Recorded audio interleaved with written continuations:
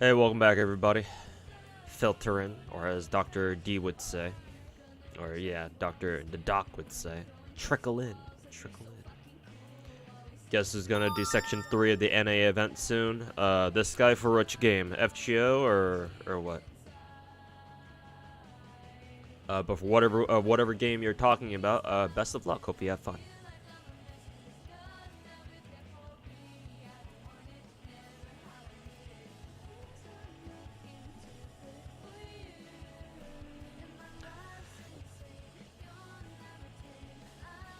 Welcome back, everybody. Like I said,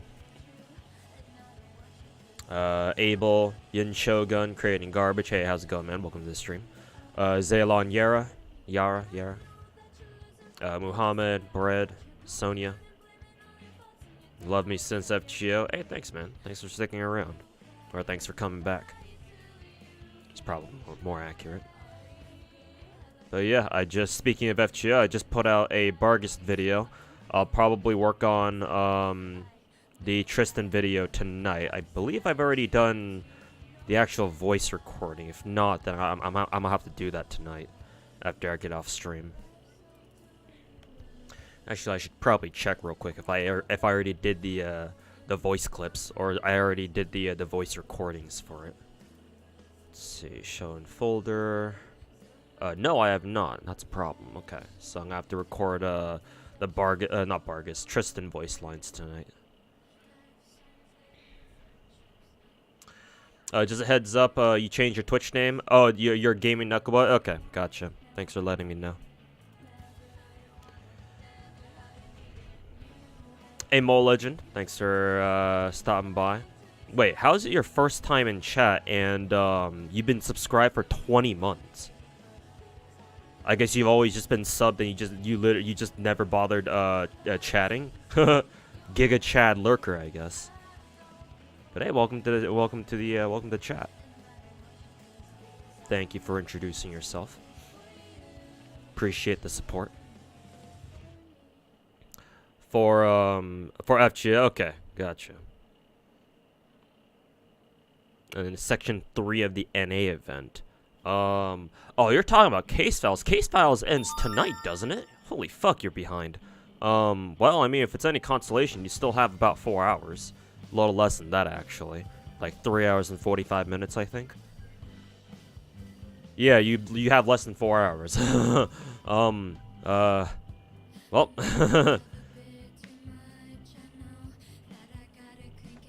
Good luck.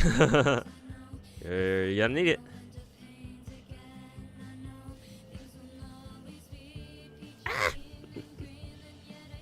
Yeah, you just been lurking. Yeah, figures. But yeah, thanks so much for all your support, man. You didn't even bother. You've never typed in chat before.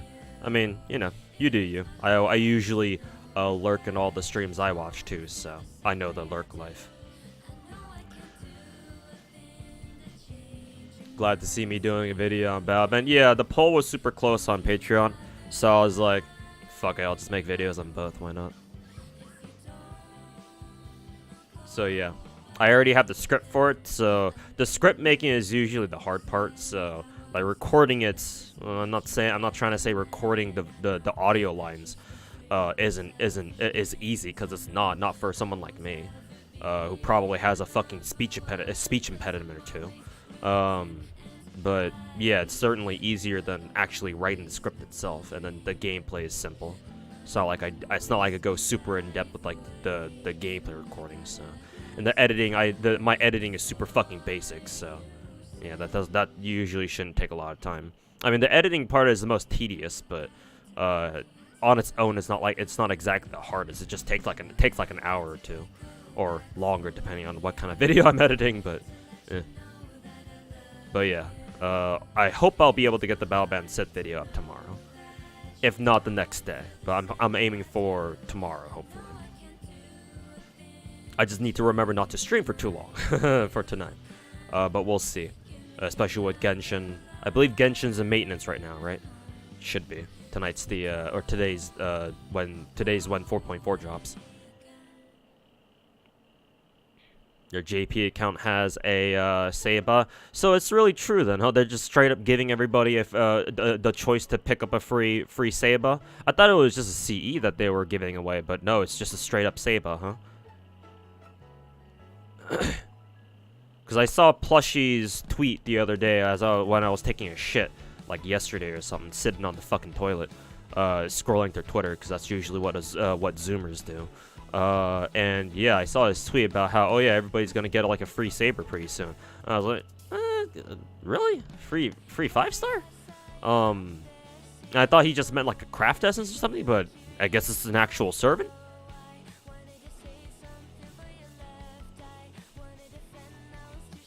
What's the plan for today? As the title says, I believe Genshin is in maintenance right now, so we're gonna spend the next 2-3 hours, however long it takes before for the servers to come back. So we can roll for Shenyun to do a couple reacts. Like I want to react to a Fob Master tweet from that he put out the other day, and make that into a video, because my YouTube content plan now is to try to make as much React content as possible. That's because that's just kind of the meta right now. I mean, technically it always has been. And so because I've got some momentum from my Gacha Addict video, I do want to try to capitalize on that. Yeah, actually, where's the Gacha Addiction video? Yeah, that Gacha Addiction video is still actually rolling pretty, like, it's still got some momentum. Like, I think it was only like a day or two ago when that video hit 100k views, and it's gotten another 8,000 views since then. So yeah, that Gacha Addiction video is still on a roll technically. I think the algo is finally starting to taper off a little bit, but it's still got some momentum, like I said.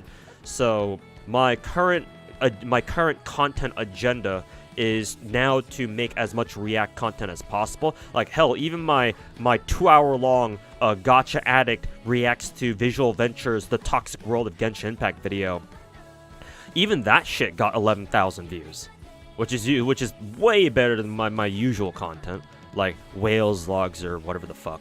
So yeah, like React content is like the way to go. And so I'm gonna try to do some shorter form React videos as well, instead of just like me fucking talking yapping for 2 hours. Which, I mean, some people are into that, I'm sure, but yeah, I'm gonna see if I can do some shorter form ones too. Well, shorter in quotes. We'll see how short it really is, just because of how on and on and on I can go whenever it comes to me trying to explain myself. Yap. I'm gonna become the next rogue killer with how much I like yapping while reacting to shit.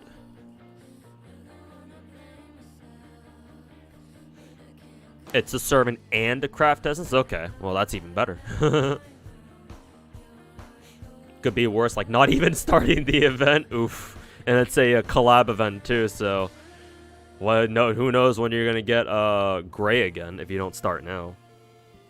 I mean, even if you start now, I'm not even sure if you can even get all the way to the end where at least you can get Gray permanent, but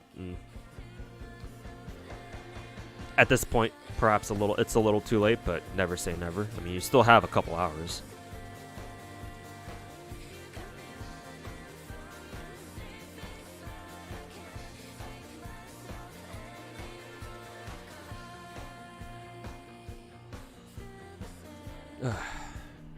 Meng Zheng came out today on Ethergaze, and no, I'm not gonna pull for him.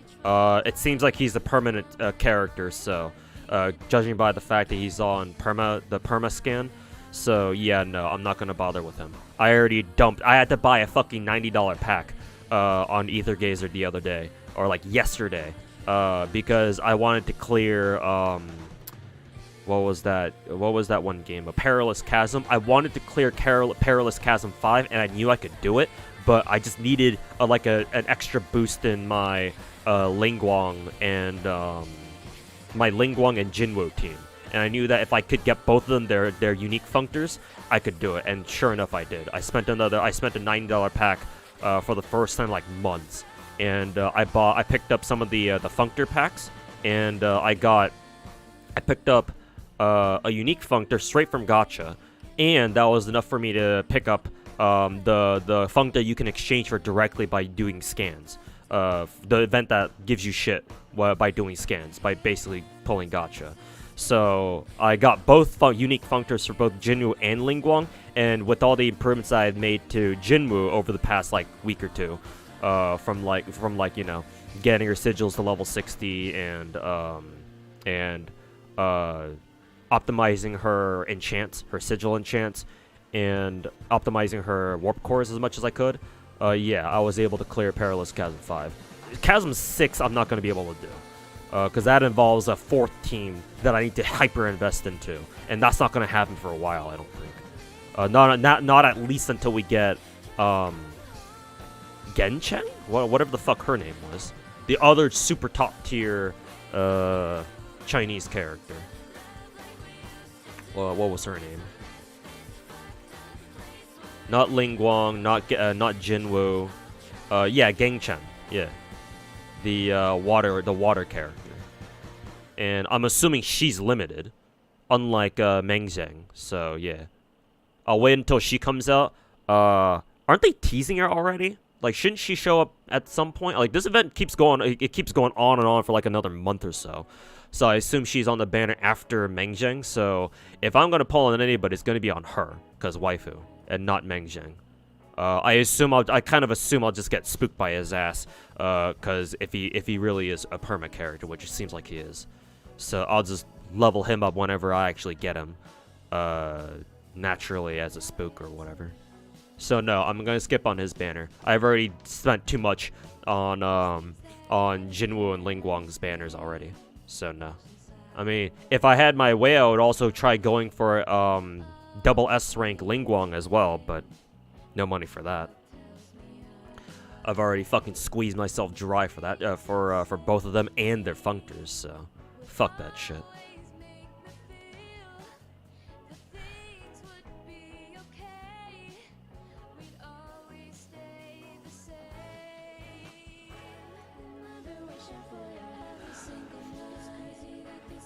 Hey, Ken Claudio, welcome back. Sorry for ignoring YouTube chat. Let me try to read some stuff from YouTube chat. As I pull up my gachas. Today will be a multi-gacha day, and I'm opening up all my gachas in it accordingly. So for those of you guys who are newer to the stream, and you haven't seen live what my stream can look like, the pure gacha schizo autism that I'm capable of, you're in for a treat. Or, you know, visual stimulus overload.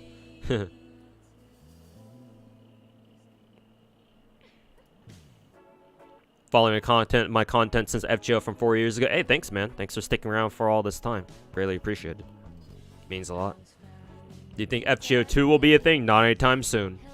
You know, never say never kind of thing, but for sure, not anytime soon. FGO's devs are in no position to be making another game right now. They can hardly keep up with FGO itself. They ain't gonna make another game anytime soon. If they are trying to, that is a really fucking retarded decision.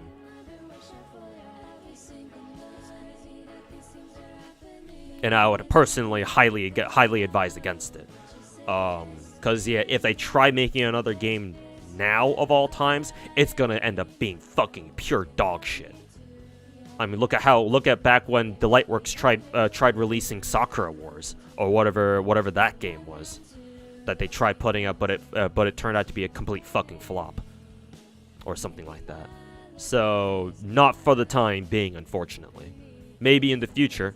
Again, never say never, but yeah, no. I don't see that shit happening for a while, unfortunately.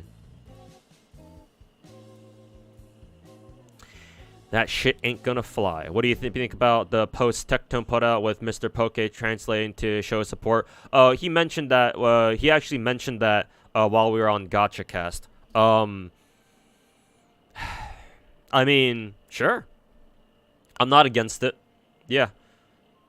Like, the Chinese, we all know that the Chinese player base is the most, like, they have the biggest shot at swaying MiHoYo's opinion because, again, they're their home audience. I keep saying this, and other gacha content creators, from what I can tell, also understand this. the Chinese player base have the best chance of changing the game. And so us foreigners, right, who wouldn't have a chance in hell otherwise, the best we can do is show our support and we show our solidarity with the Chinese players who also want to see some sort of change in Genshin Impact's management / direction / whatever you want to call it. So, yeah.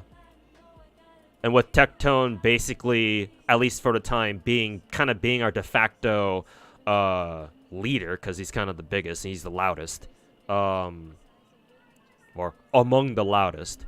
Yeah, somebody had to do it.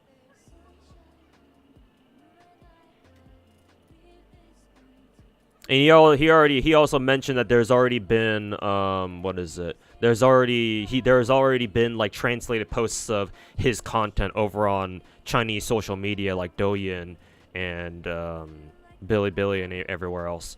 You know, basically, you know, showing that sort of support already. And so yeah, he mentioned on GachaCast on 2 days ago on Sunday. 2 days ago, right? Today's Tuesday. Yeah. Saying that, yeah, he kind of wants to do something like that, so there you go.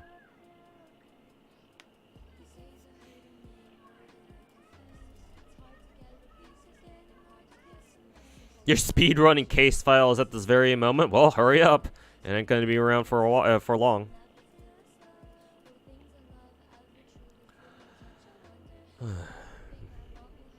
Hey, welcome back, everybody, for those of you shuffling in now.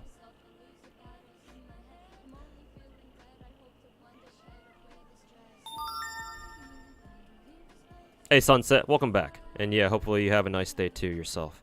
Mine's going okay so far.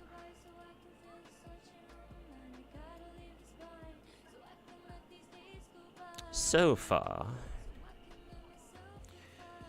Can't wait to go through the remastered Fate. Yep. That was pretty huge news. Fate, remastered Fate with official English on PC too. Sheesh.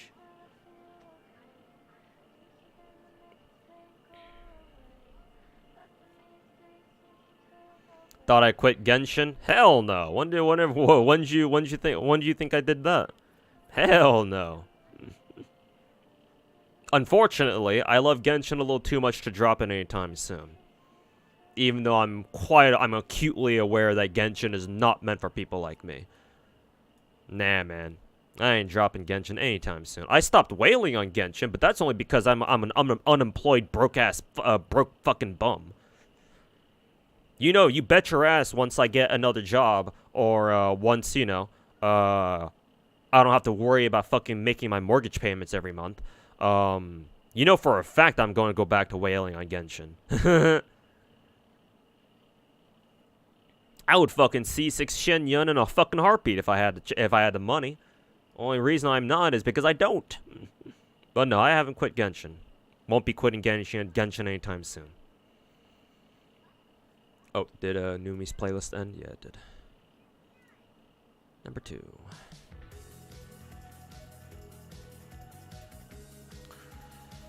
What other games do I need to open up? Oh yeah, Snowbreak and Star Rail, I think.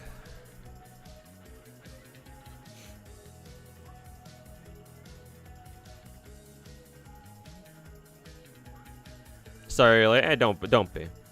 I'm just trying to catch up with chat right now. Techno was actually cool on that cast. Yeah, when he's talking with other people. He tones it down a little bit. I still think that, unpopular take, because I know a lot of you guys may not have the highest opinion of Mr. Techie, but, kind of a hot and spicy take. I think Tectone is still a decent guy. He just acts this way he just acts the way he does on YouTube and social media because, you know, that's how you farm views, man. I mean, he's admitted it himself multiple times on stream, I'm sure, that some of the videos that he makes or some of the posts that he makes on Twitter are purely just to farm reacts or just to farm content or, yeah, to farm, you know, interactions. So, when he's with other people, he tones it down a little bit. I mean, you can still see his, you know, you can still see where he's coming from, but he tones down a little bit, at least. little bit. Like, that's why I don't have, you know, this vitriolic hatred for him like some people seem to. Because I give him the benefit of the doubt that, yeah, a lot of his stuff is, you know, just for the content. Of course, you know, nobody's perfect. I'm sure he has his own skeletons in the closet, so to say. I mean, who doesn't, though? Anybody on the internet always has to have some sort of skeleton in their closet. If that phrase even makes any fucking sense.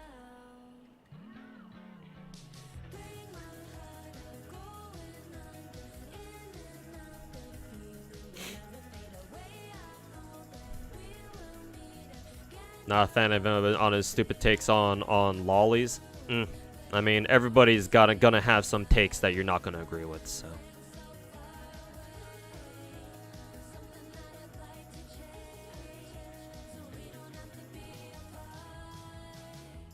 Farming reactions is cringe. You know what's also cringe? Not having enough money to pay my fucking mortgage bills.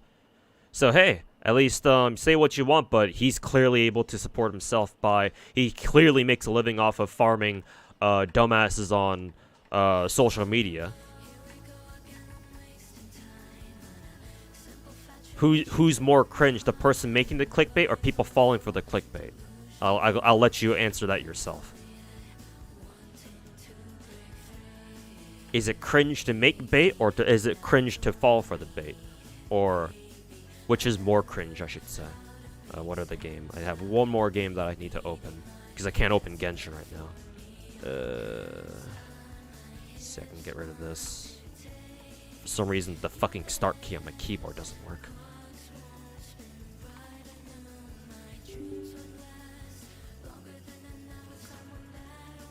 I'll pull up Star Rail.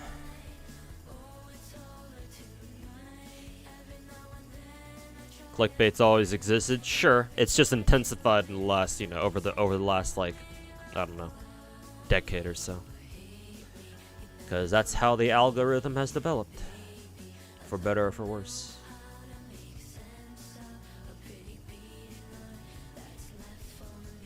Hope more people discover you from the Gacha cast.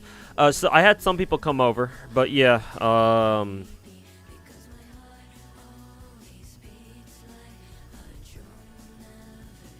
maybe over the next couple, but yeah, collabs alone aren't going to boost my numbers that significantly. Everybody, I still need to work on my own content. Namely, you gotta have your, I gotta like establish my own pipeline of content, and that's how I'm gonna get more and more people to my shit, to my content. Collabs will help definitely, but like introducing, I'm a new face to a lot of people. Even if a lot of people know who I am, it's like, well, to them, I'm not really a prevalent content creator, so they're not really gonna care. They're just gonna keep watching whoever they have been watching. No, I gotta go out and put out my own content, and that's kind of what I'm aiming to do, especially after my Gacha addiction video did really well, and continues to do well. To be fair, to be sure. What kind of profession did I have to whale in the past? Just a simple 9-to-5 office job. It wasn't anything complicated, or it wasn't anything special. Before I got into whaling on gachas, or before I got into gachas in the first place, I didn't really spend on much, so I had a bit saved up. So when I did get into gacha, I was like, okay, I'll be able to spend this much money. And my, if not for gacha, my personal expenses are actually are very, very low. I don't usually go out and buy a whole bunch of shit. I mean, ignore the shit you're seeing behind me on my wall, but besides that, yeah, no, I would like to say that my own personal daily expenditures, or my own personal expenditures is pretty low. I don't tend to spend my money. Or at least, not at the rate at which I would spend money on something like gacha games. For better or for worse. Alright, to new viewer who doesn't play gachas as a normie, you'd like to see content on what my daily routine is like, maintaining dailies on all my games, love my stream. Oh, you came just at the right moment, because you're about to see what my stream can look like when I have all my gacha games open, well, almost all of them. I don't have Genshin open but that's only because it's on maintenance right now. And I believe it should look something like this. Let my stream cook for a bit. Yeah, there we go. Genshin would be in that black box on the right side, but yeah, it's in maintenance right now. Actually, I could pull up Genshin anyway. You would just be staring at the loading screen though, but I'll just leave it alone for the time being. But yes, this is what my screen can look like. These are all my gacha games loaded up all at the same time. Let's see, make the Ether Gazer screen a little bit bigger.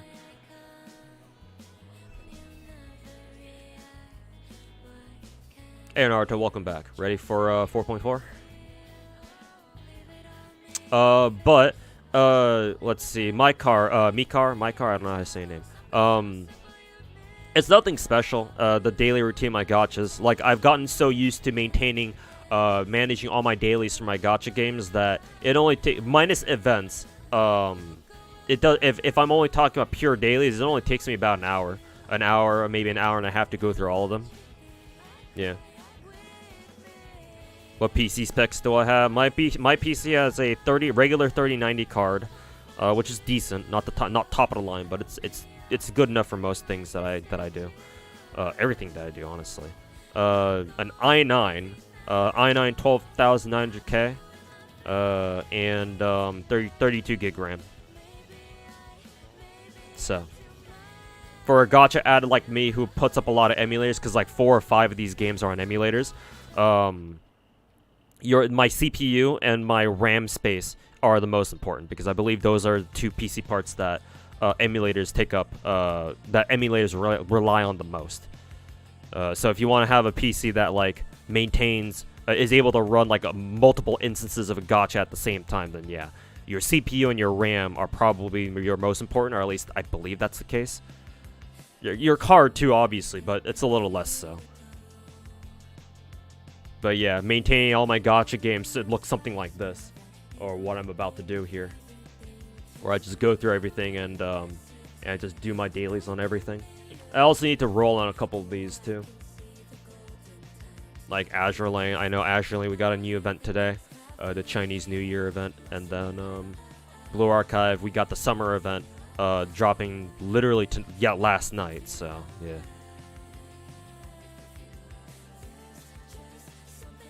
But yeah, it's nothing special. I just go through everything and just clear them out.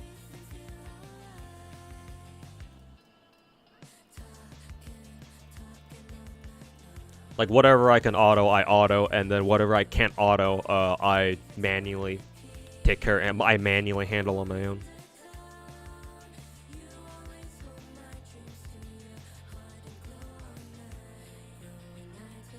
But yes, anybody who's new to my stream and who's gotten into my content over the past like couple of weeks because of either my Gacha addiction video or my appearance on Tectone's Gacha podcast or GachaCast podcast, yeah, this is what my stream can look like sometimes.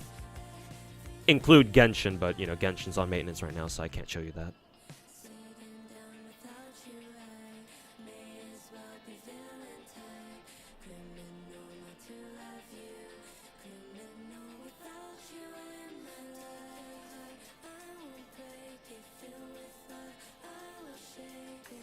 When do you think NA will get do you think NA will get the Face Day Night Servants tickets early? That's a good question. And I don't know if I can answer that. All I can say is I don't know. Hopefully they do. The reason why I say I don't know is because FGO has done events where they have given all the servers the same shit at the same time. The foremost example of this is back when Babylonia first launched, or the Babylonia anime first debuted. The Lightwork, I think they were still known as the Lightworks at the time. DW gave all the servers, including the NA one, the new Babylonia Mystic Code at the same time. So technically, we actually got the Babylonia Mystic Code 2 whole years early. It was okay because the Babylonia Mystic Code wasn't anything like, you know, I mean, it's good, but like, it's not fucking Plug Suit 2 levels of good. That and Plug Suit 2 is, you know, lore related, so It would have been very weird for us to get something like that early. But the Babylonian Mystic Code, they given to everyone for free, or they gave to everyone at the same time, even to NA, and we're 2 years behind, JP at least.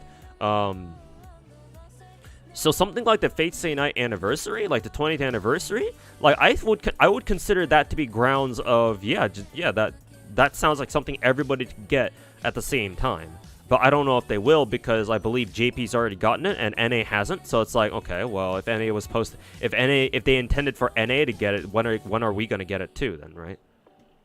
And yeah, it'd be really weird for them to give this to us 2 years later, because it's like, okay, how do they justify this? Right? It'd be kind of awkward for them to be like, oh, this is the 22nd anniversary of Fate Stay Night, so here's your free saber, basically. It's like, okay.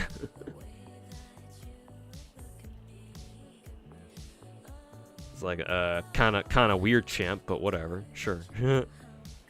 So I don't know. I don't know what to tell you.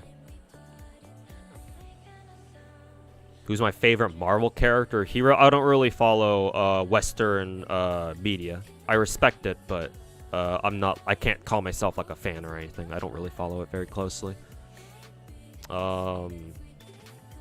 Since you said Marvel, baby. When's Marvel? I don't know.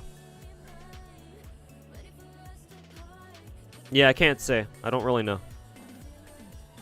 Got into my content from my YouTube video. I'll stop playing Genshin since the Simeta update called "Come Here to Live Vicariously Through You," because you can't get back into the energy or stamina system games. Yeah, no, I feel you, man. I fucking feel you. Yeah, stamina system games, especially gacha games that have them.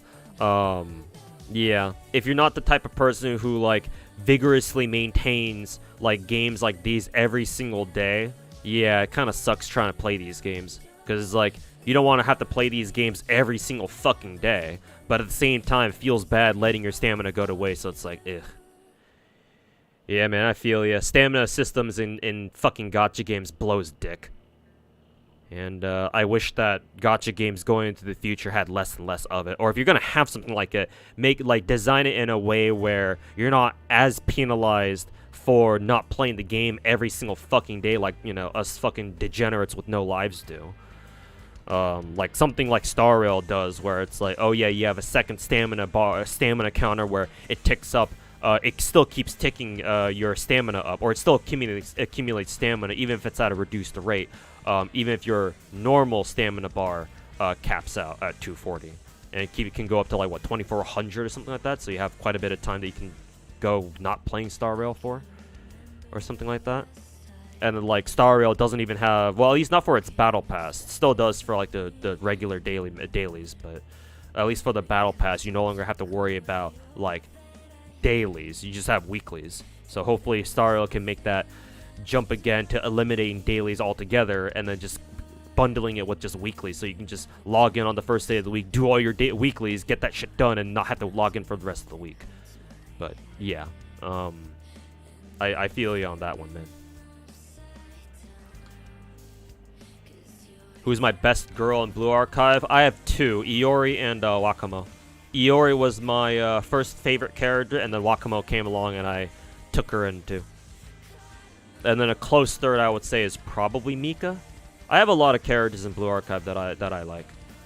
They mainly most of them involve them having big ass fucking tits, but I would say those three. But Iori was my first favorite character, I would say. Thanks for your advice on the PC specs, and yeah, you came here from the Gacha Addiction video. Yeah, man, that Gacha Addiction video is doing fucking numbers, bro. I didn't expect, like, I was hoping for it to do well, but I wasn't expecting to get that many views at this point in time.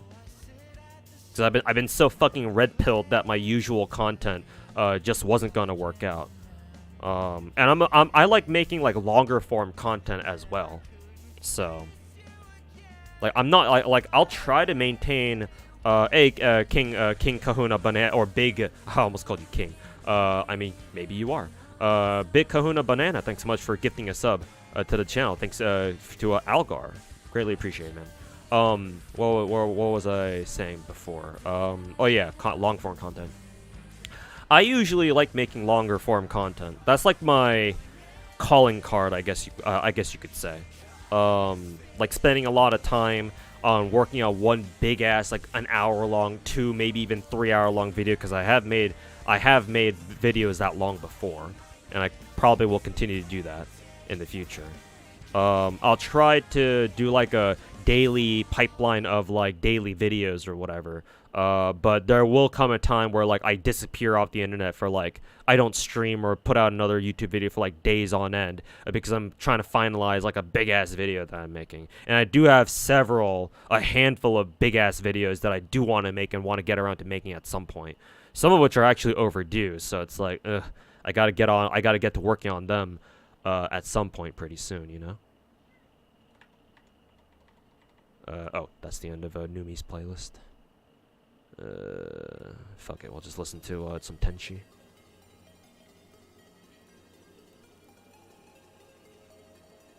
What do you think about Genshin Awards? Heard they didn't budge and doubled down on giving 3 polls. So here's my honest reaction to that. I respect it, and it's for reasons that you may not expect.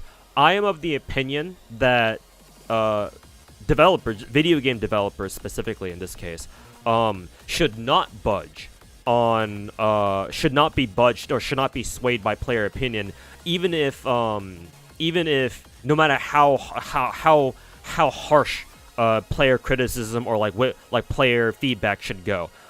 Some things they should give on, but I still respect that MiHoYo is kind of standing their ground here and trying to maintain their course. I can give them respect. I can give them respect for that instead of buckling to pressure, especially because this time around it's from the Chinese player base that's trying to pressure them into changing whatever. I mean, to be fair, they might treat they'll probably still treat the Chinese player base better. They'll probably give them more rewards than us foreigners will get, but you know, that's just kind of how it goes, unfortunately. But I can at least give them respect for them standing their ground and not wanting to budge on this.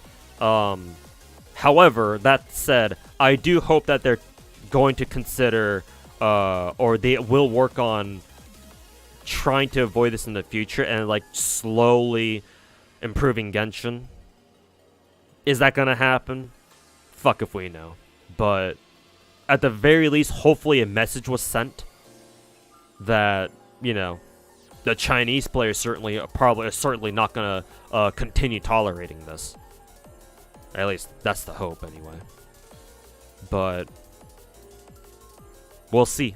Again, I've mentioned before about in regards to the whole CN controversy, the Chinese server controversy, that that Gacha games can afford to have this like this fucking, you know, volcanic event like this, like volcanic controversy like this. Like we had one over here on our side during what was it, first anniversary, and then now China had one on their side in the last couple of weeks. Like Genshin can afford to have one of these.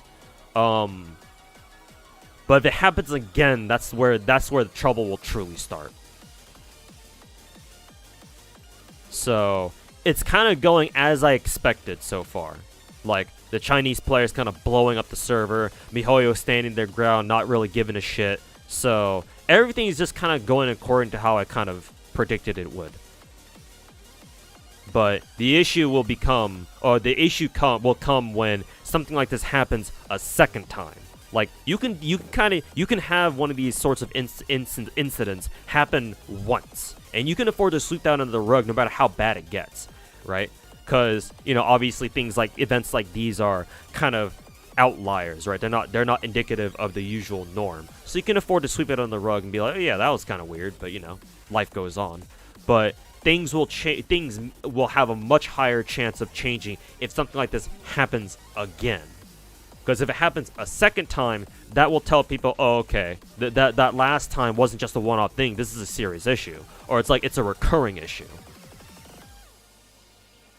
And so the next time it happens, there should be a much bigger chance of something actually changing. And even if it doesn't, the next time it happens after that, things will get worse and worse and worse from there. Is what I'm trying to say.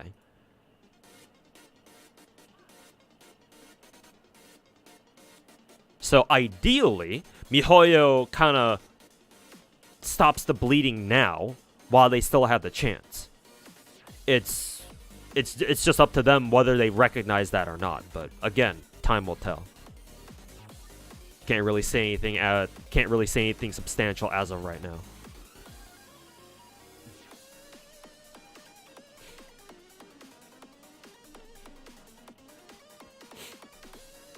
Star Rail anniversary is gonna be something, all right? Oh yeah, yep, In a couple of months, we'll see, or just in 2 months actually, 2-3 months, and we'll see what kind of spectacle, so what kind of fireworks show we'll have then, in more ways than one. Also, Mykar, sorry for missing your Twitch Prime sub, because I was in the middle of like rambling. Thank you so much for the brand new Twitch Prime sub, man. Greatly appreciated. And yeah, thanks for stopping by from my Gacha Addiction video or wherever you found me. Greatly appreciate the support. Thanks for sharing your Amazon, your Twitch Prime with me.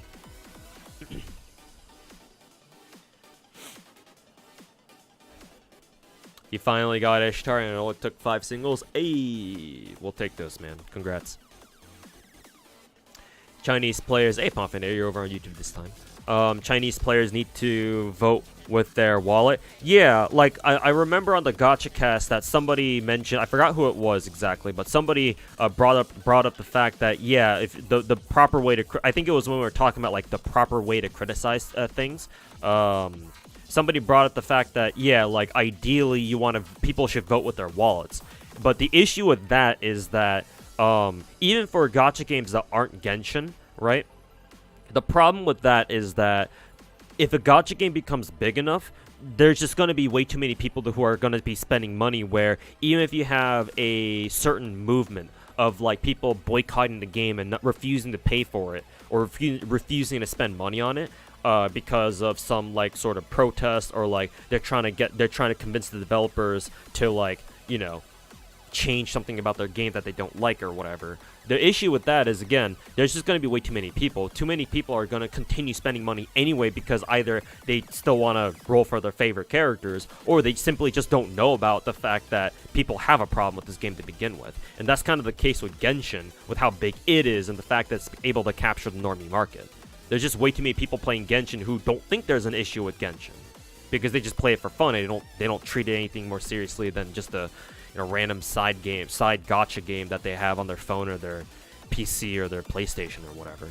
So, yeah, that's the issue with spending money. Now, for the Chinese players, there's enough Chinese players where who do take it seriously, where if they all stop spending money, then yeah, MiHoYo will certainly feel it. So they have a chance of doing it, but not really us Westerners, because us Westerners as a whole, generally speaking, don't really spend as much money as like the Asian crowd does. So it's kind of how it is.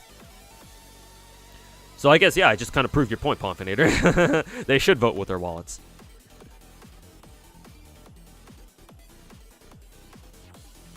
Good reason for pressure. Yeah, I just don't quite agree with how people go about it, because you know, people on the internet never have good ideas about how to adequately convey their demands or their concerns about anything, because it's the internet. Why would you be courteous?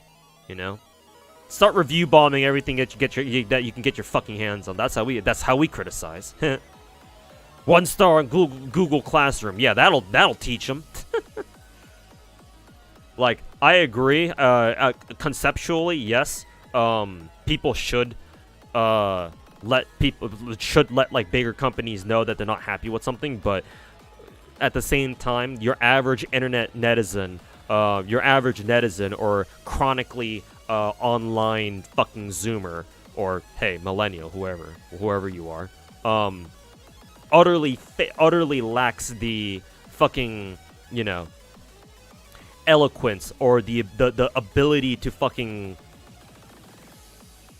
coherently voice their demands. Like, your average person on the internet is simply incapable, is too retarded to be able to form some sort of, like, constructive criticism about something that they don't like. And usually, if you try to ask them to do that, they'll usually just fall back to the usual internet tactic of, you know, throwing out random racial slurs and review bombing a random fucking app on the internet. So, in practice, that's how it should be. Or in theory, that's how it should be. In practice, people are fucking retarded. But the people are retarded. If you guys know that reference. Could you summarize the Genshin issue going on? Basically, the Chinese players misunderstood something from a Chinese live stream preview for the upcoming Lantern Rite event that we're gonna get tonight, actually. And they mistook the developers giving them 3 intertwined fates, which is basically 3 poles, as like a reward for the past 3 years of Genshin. And so they started fucking rioting on the internet, on Chinese internet.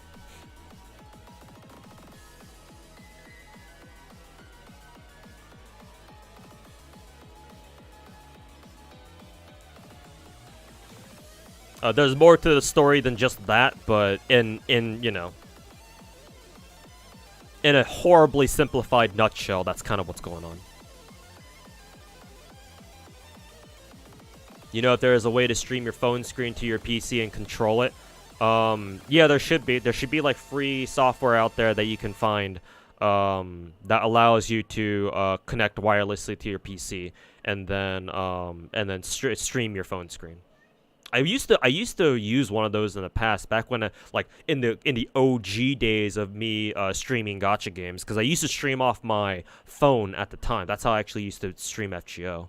I forget what that program was called. I would have to boot up my my previous PC to check what that software is called, because it's been literal years since I last used it.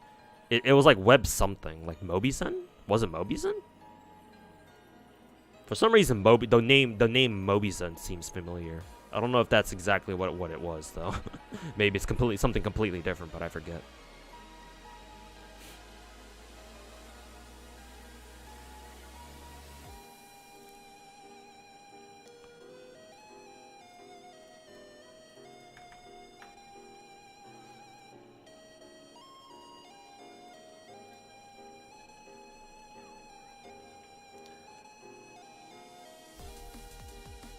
When does a server open? Usually 7 p.m. Pacific.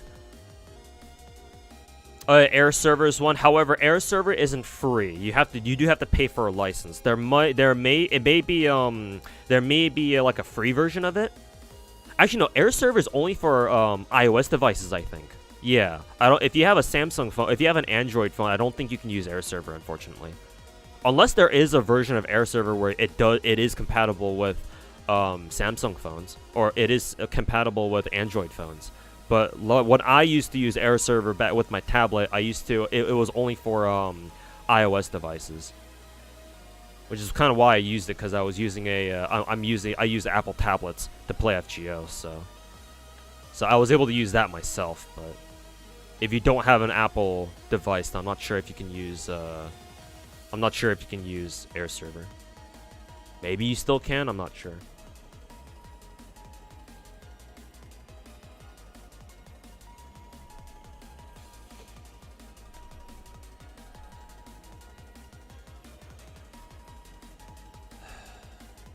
I've ever tried Lost Sword or heard of it? Yes, I've heard of it. I've actually played it for about a month, but I stopped playing because something about the gameplay just didn't really click with me. So, I ended up dropping Lost Sword. Yeah, like, for someone who has the name Toho in their name, yeah, it's like, why don't you play a Toho gacha game? But yeah, something about it just didn't really resonate with me. I did see Mighty, the VTuber, Hosho Marin Sencho, like recently, I think earlier last week, she was doing a sponsor stream for like a new Toho gacha game of sorts. I have no idea what that game is about. Seems to be kind of like a side-scrolling bullet hell shooter kind of game, which I suppose is on brand. But yeah, I started playing that. Not sure what that game's about though. But yeah, I did try Lost Word for about a month. Didn't really click with me, so I ended up just dropping it. You look into Limbus Company at all, or do you only play Coomer games? I don't just play Coomer games, though. To be fair, all my gacha games can be considered Coomer games in one way or another. Well, maybe except Arknights. Arknights usually doesn't have like super Coomer skins. Some of them are pretty Coomer though, but the entire game isn't usually regarded as Coomer.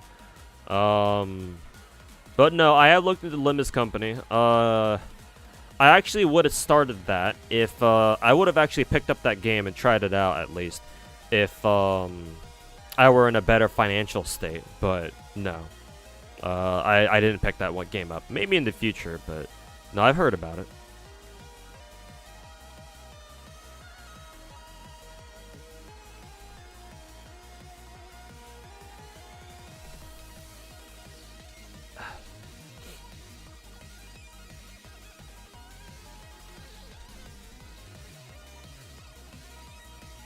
You quit Genshin because you don't want gacha games, gacha game devs who don't respect their players. I understand that sentiment. Yeah, I do. It's just that the brutal reality of gacha games as an overseas player, as an American, playing, you know, gacha games that are all developed by Asians, I just kind of accept the fact that my voice will literally never be heard. It's just how it is. So, yeah, I get where you're coming from with that.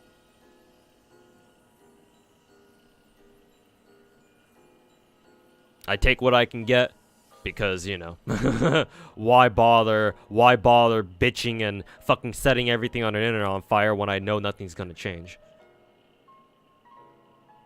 So hey, it's good that the Chinese players are fucking rioting, because if not us, then them. It'll be them. The goated multi-screens are back, yeah, for today.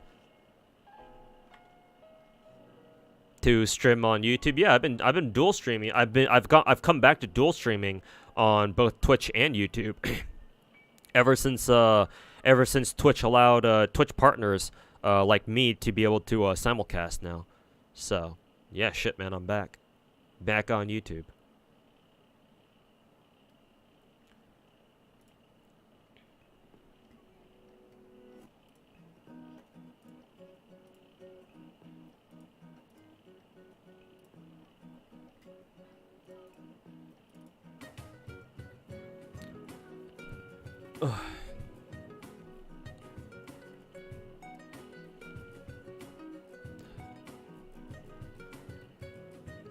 Excuse me.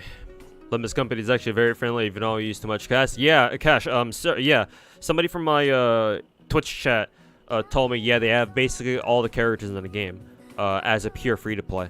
The only characters that you can't get as a free-to-play are like a small number of like gacha exclusive characters or something like that. Since I don't play Limbus, I don't know the details of that, or I'm forgetting the details. But yeah, that's what I've been told. And he's kind of like a one of my longer time subs, I think, if I recall correctly. So yeah, I trust his judgment off that. So yeah, apparently Limbus Company treats you pretty good.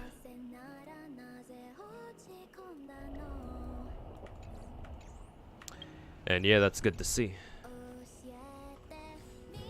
Let me go do a quick run of a quick 2 runs of Simulated Universe while we're waiting. What the Chinese players doing? Currently they are rioting. Actually, I don't know if they're still rioting. They could be.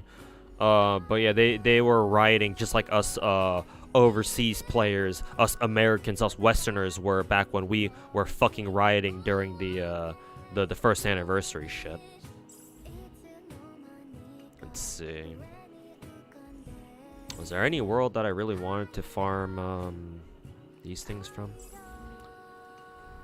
We do have Black Swan coming up soon. Perhaps I could go into 2-piece Glamoth, maybe? I don't know.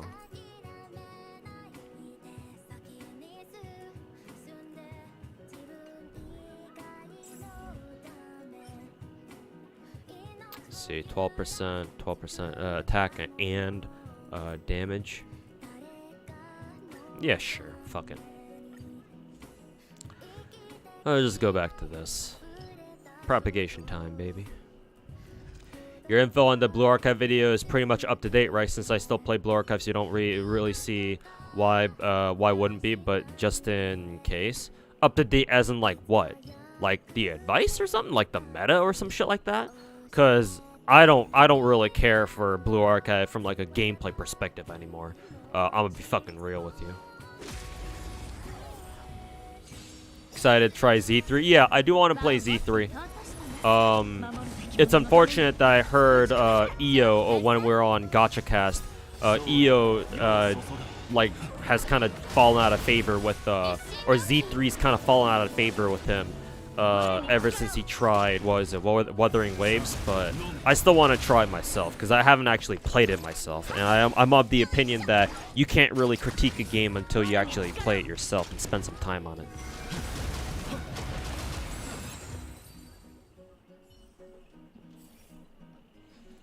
We can go for a hunt. Let's see. Goddamn. Shitty fucking Blessings, the video game. Let's see. Their speed increases by 16% for 1 turn. Sure, fuck it.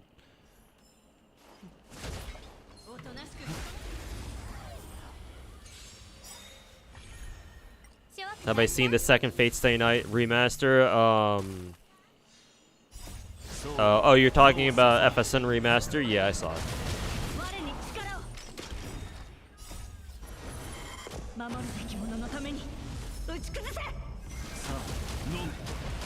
Yeah.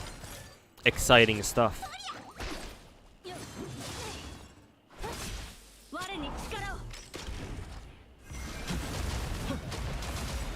Is your thing just standing there not playing anything? Well, I mean, you see what I'm doing now. But to seriously answer your question, I'm actually the type of person where multitasking for me is actually, it doesn't come naturally.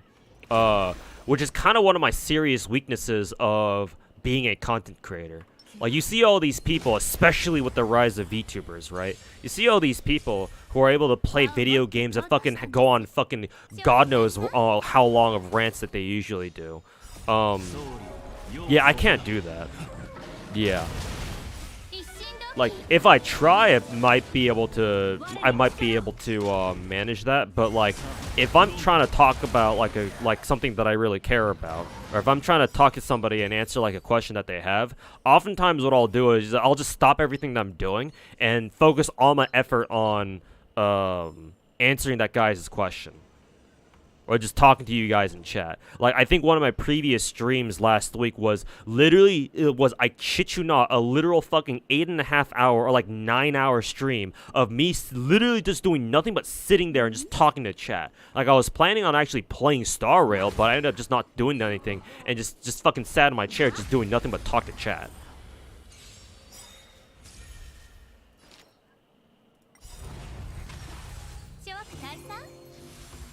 No, that's just how I am. And I'm sure I'll do it again, too. What server do I mostly play my games? What if there's like a global server, I'm playing that.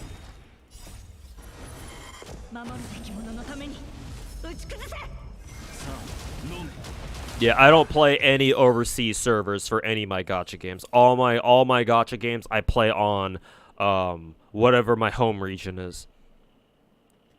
If there's an NA server, I'm playing that. If there's no NA server, I'm probably not playing in the first place. Like, for example, I know Girls Frontline 2 is out right now for China, right?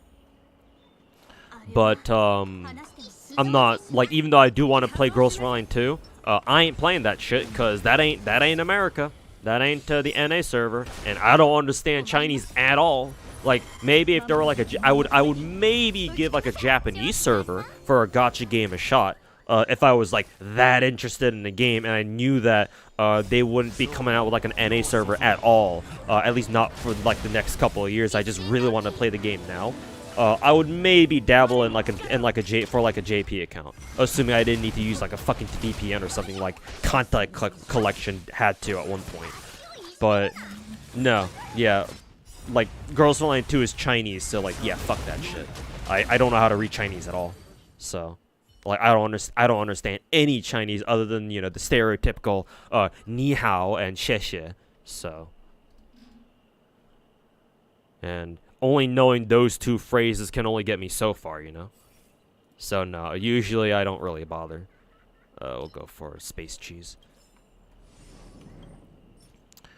Do I want to spend my tokens now on Glamoth? Do I want to run, do I even want to fucking run Black Swan on Glamoth in the first place?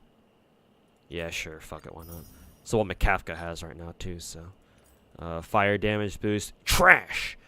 Quantum damage. Of course we get the quantum damage boost playing out with fucking crit rate on the wrong set. Fuck Koyaverse games. Stupid shitty ass relic and artifact farming systems. Fuck you. Fuck you. Abundance. The abundance one actually wouldn't be bad. Technically. Oh, here's a propagation. Hey, we got our first one. I actually don't know which one I want to take. Probably that one. Fuck you. A Zatsudan stream, ain't nothing wrong with it. Yeah, I mean, VTubers do it all the time. Why can't I, you know? This is discrimination against flesh tubers?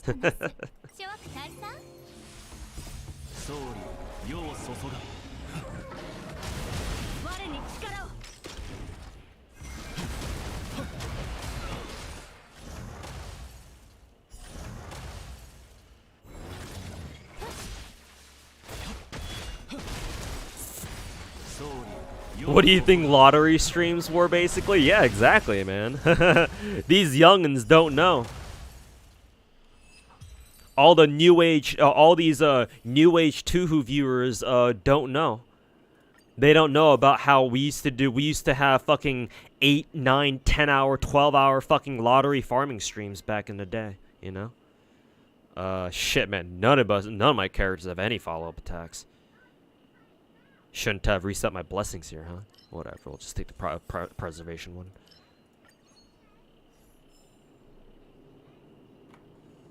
But yeah, man, I was fucking doing, what is it? I was doing Zatsu streams before they were cool. Kek. EHR planar is technically best in slot, but Glamoth is way more efficient. Okay. Gotcha. Oh, I just realized there's no more music. I need to make a standardized playlist for like VTuber music, so I can listen to, so I don't have to keep tabbing through songs individually. One day I'll get off my lazy ass and do that, but today is not that day. Ha ha ha ha ha. Back in the day, was it really that long ago? I mean, it feels like it, doesn't it?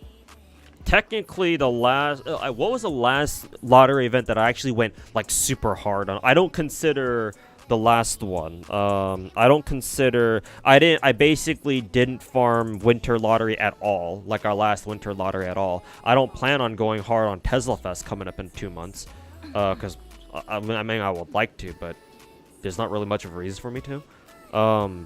And like I think I farmed what was it, Gilfest 2 last autumn, with like all the apples that I had at the time. But I wouldn't consider that my usual pace of farming. Like I only ended up with like what, barely like 100 or so boxes. So I think legit the last lottery that I actually went hard on was 2022 winter, pretty sure. Yeah, that's the last one I remember going like super hard on. I think that was the lottery where I actually farmed 2,000 boxes, right? And I was still on my old setup, my previous setup, before I moved into this room. So yeah, that was the last one. Like, and that shit was over a year ago at this point. So yeah. Have you ever wondered about putting guide videos on YouTube? I have put out Star Rail character guides. They didn't really pop off, but I do want to go back to doing them because I do want to make a Ruin May guide for Star Rail. I have made a Yelan character guide, but that didn't really do well. But that was like a long time ago. I'm open to going back to making individual character guides for Genshin again. For sure, what I want to do is I want to do an updated how to play every character in Genshin Impact video, because that video actually did really, really well back in the day. Like, I think right now if I look it up, actually, yeah, let me look it up. Let me see how many how many views my how to play every character in Genshin video has right now. Because last time I checked it, it had like 106,000 views. Or 160,000 views. So let me check how many views it has now. Yeah, it's about the same. Because yeah, the algo for this video kind of died off. Yeah, soon after it was posted. So it only has like 166,000 views now. But yeah, that video actually did surprisingly well. But I think that was more because when it hit the algo, people clicked on it. They just tabbed immediately to like their favorite characters. They just watched those segments and they just fucked off. I think that's basically all they did, which is fine. That's how YouTube viewers are, especially with those kinds of like longer videos where like it goes over like every single character in the game. That's kind of to be expected. But I mean, hey, that video did do well for all for all that matters.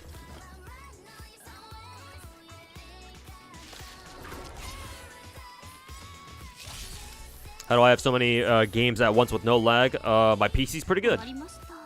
Yeah.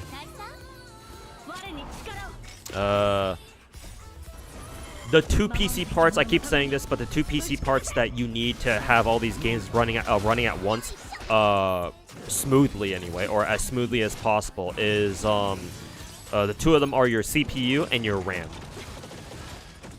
Mainly CPU, but having a lot of RAM doesn't hurt either. Yeah, my CPU, my current PC CPU is pretty fucking good. It's like what, an i9 12900K.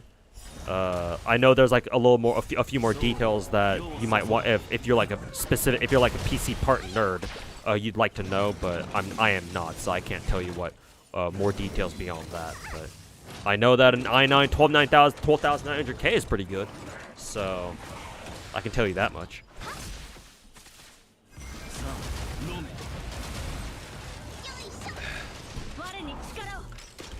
No way, that was me. Yeah, the how to play every character in Genshin.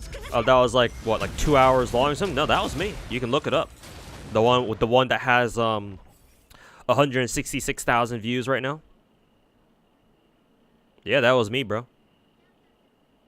Like that's like my usual kind of content. I love making those kinds of videos. Those longer form videos that like take up like an hour or two of your time. Yeah, those are my shit. And the specific reason why is because only I can make those sorts of videos. Only I well, not just me. I'm sure there are other people out there, but as far as like content creators go, the only person who can feasibly make videos like that is me, because not only do I whale, but I also fucking level up every character in the game. So for Genshin, I'm realistically the only content creator who can do something like that. Because name me another content creator who's gone this far on his Genshin account to the point where they have every single character in the game. They have them all at max level. They have them all with their own gear, and they have them all with their own BIS weapon or near BIS weapon, right? I'm sure there might be one out there, but as far as I can tell, there's no one. None that I know personally. Tectone doesn't do that. I don't know if Fobmaster does that. I don't know if Braxphone does that. Any Genshin CC, yeah, who can you name? Like, I feel like I'm in a unique position to make videos like that, where videos specifically along the lines like, oh, here's a video on all the characters in the game, and here's how you play all of them, right? I mean, technically, any Genshin CC could make a video like that. They would just need to borrow footage from other people for characters that they don't have built. But as far as like getting your own footage goes, right? There's only me. So, yeah. I made that video because I'm the only one who can, realistically. You had a lot of views 5 years ago, 500k views. Yeah, for my older videos. I think my most popular video was like that one how to min-max FGO video. So, yeah. That was way back in the day, though. Back when FGO was the only god. Well, this was before the days of Genshin, though. So, yeah. Pal World stream when? Not sure. Not sure if I want to play Pal World. I think I'm fine watching other people play it, to be honest. How much RAM? 32 gigs.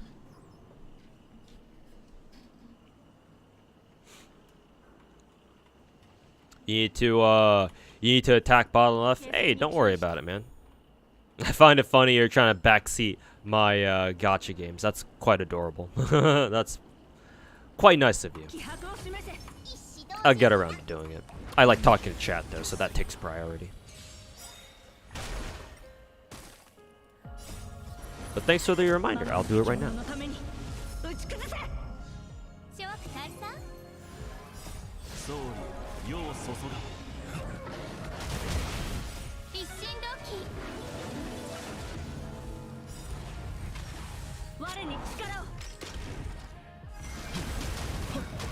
You can only see somebody doing that. They use like a the PS server for like a private server for testing or something like that. Yeah, exactly. Yeah.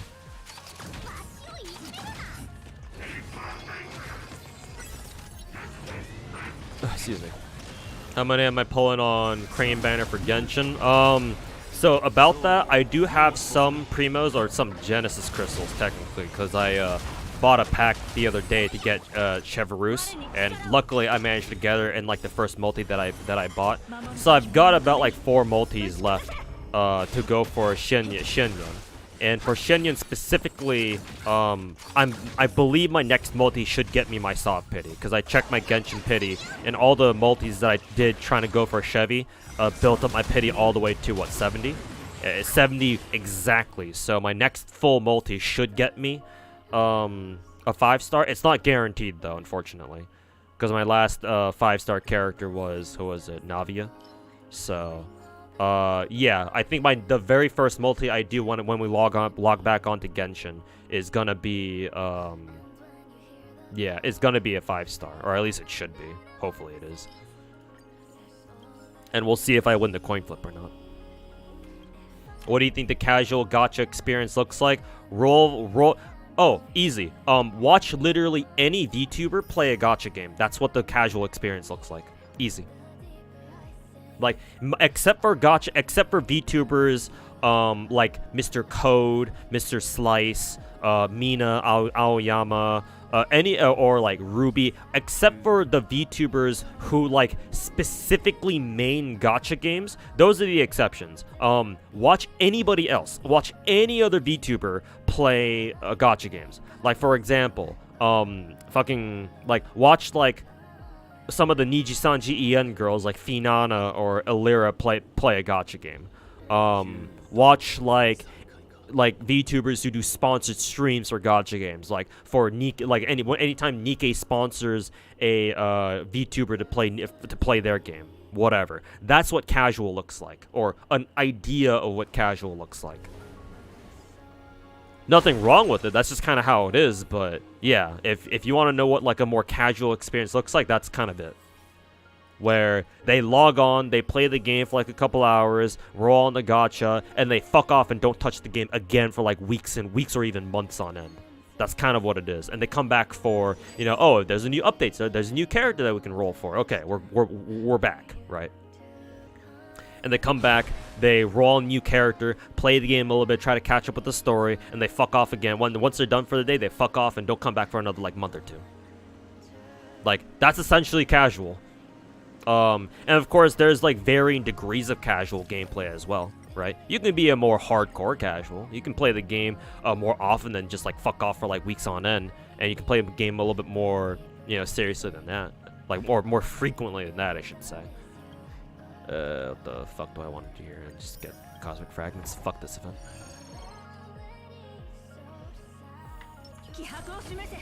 Blah. Close to pity? Yeah, Naruto. I'm at 70 pity right now, so my next multi should get me soft pity, hopefully. Unless I just get absolutely dicked, which could happen still. I'm feeling risky. Let's try going for a third thing. A character provides healing. Fuck it, why not?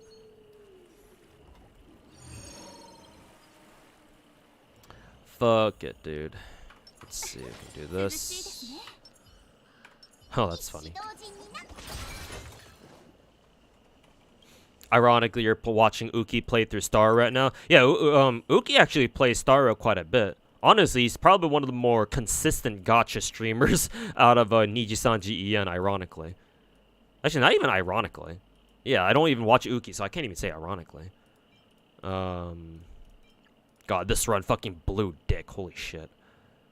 What the fuck do I want to level up here? Can level up this one, I guess. Character's basic attack crit rate. Would have been nice if we had a general crit rate buff, like the one that Hunt gives. That would be nice.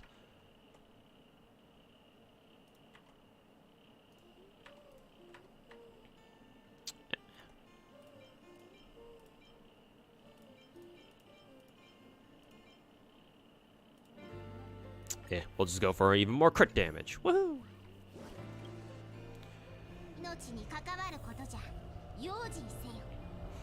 Fuck whoever said you aren't allowed to stream FGO past like Babylonia. Oh, you have Lozangle to thank for that. Yeah, you can say it, man. Fuck Lozangle. Yeah, I think that's fucking retarded too. I think that you should be able to stream however much you want.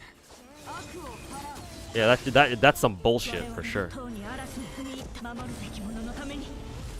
You're casual, but you have 2 phones to speed up your mobile gacha, your gacha gameplay. I mean, that's fair. Yeah.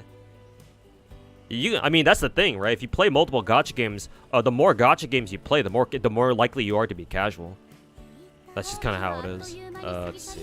Daniel ultimate first. Yeah, just kind of how it is.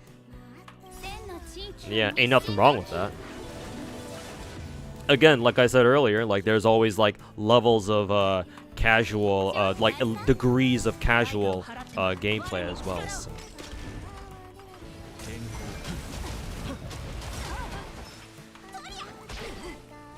Am I gonna prioritize Black Swan or Hanabi? I'll roll for both. I'll try to get them both.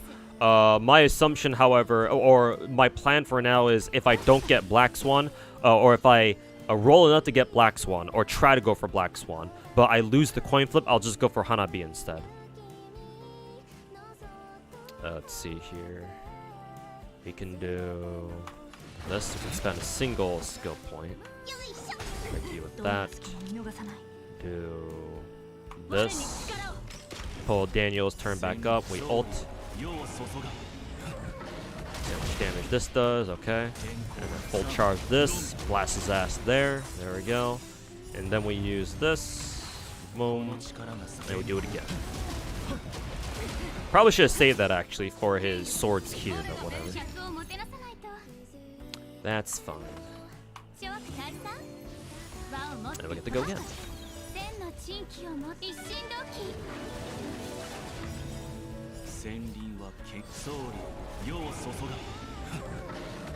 You think you're experiencing true gacha brain rot because you're enjoying FGO? Oh no. Oh no. It's over. It's so over. It's so over, bros. Let's see. I'll just do a double charge here. There we go. It's so over, bros. And then we'll do a double charge here. Because we can destroy that last one over there. Let's see. Guessing game. Oh, got the right one. Now.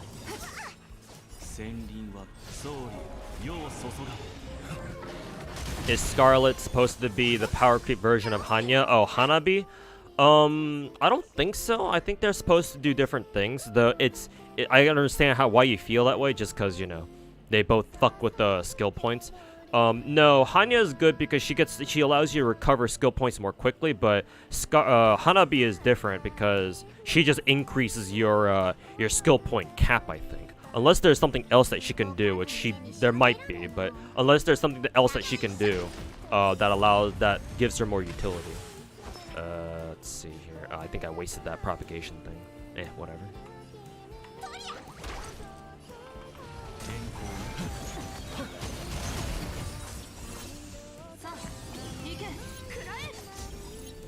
I think I'll use Bailu's ult here just to protect Tingyan, just in case she keeps getting smacked by something. You buy the new skins in Genshin? I'll try to, yeah. I'll see if I want to buy them first, though.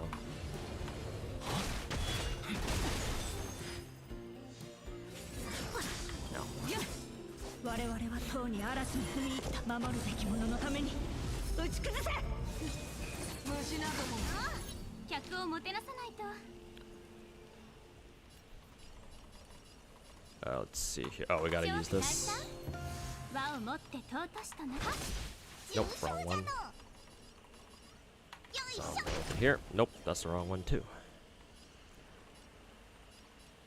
Let's see.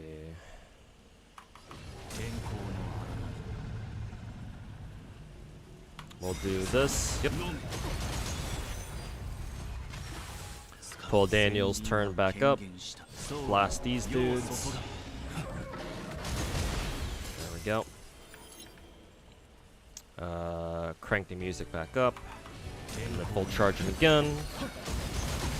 There we go.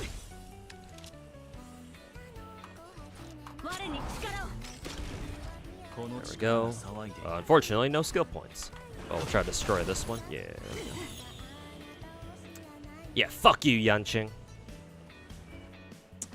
Ooh, he's barely one energy off.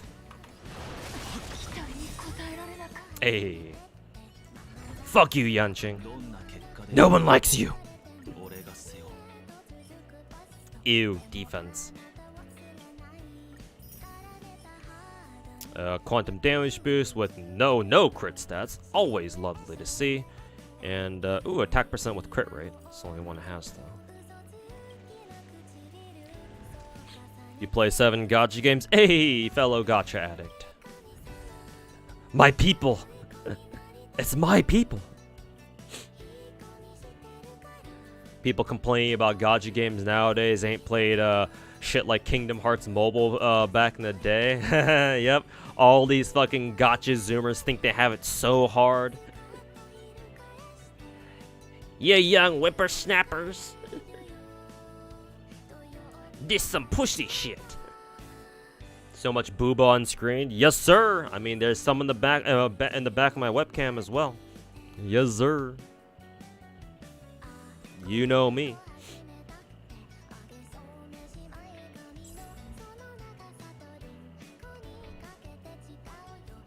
Let's see. I believe I can pick up the Immersifier coins here at least, and go back into another run of this shit.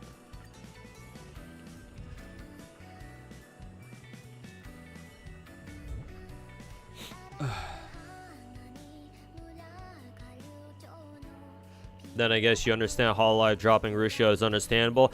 Hey, if it makes you feel any better, people, at the time last year when Rushia first got dropped, when I didn't understand just how shit of a person Rushia was, or is, yeah, I was pretty upset with Hololive as well. But that was only because I didn't understand the full story. Like I said, later I had an IRL friend who does like to kind of poke around like the behind the scenes shit especially with corpo VTubers like Hololive, and I had him explain the situation to me, and now I was like, oh, okay, all right. Well, that's how it is then. Shit, man. But yeah, karma catching up to her and shit, I guess. Are you gonna? Did I pull up a Ui? I actually want to do that on stream, Clefty, before Genshin goes live. But yeah, I want to do that. I want to do my Azure Lane pulls on stream, and I want to do my Blue Archive rolls on stream. Though I do want all the summer characters. I already pulled Ui. Actually, yeah, because last night after the patch, directly after the patch went live, I used my free pull, my free multi, and I instantly got Summer Ui, which is fucking amazing because that literally never happens.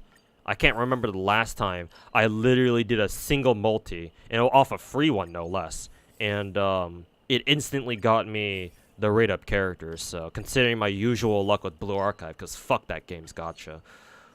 Yeah, I'll take what I can fucking get. That'll probably mean I have to go. I'm gonna have to go to full fucking pity for Hinata, but well, it is what it is, I guess.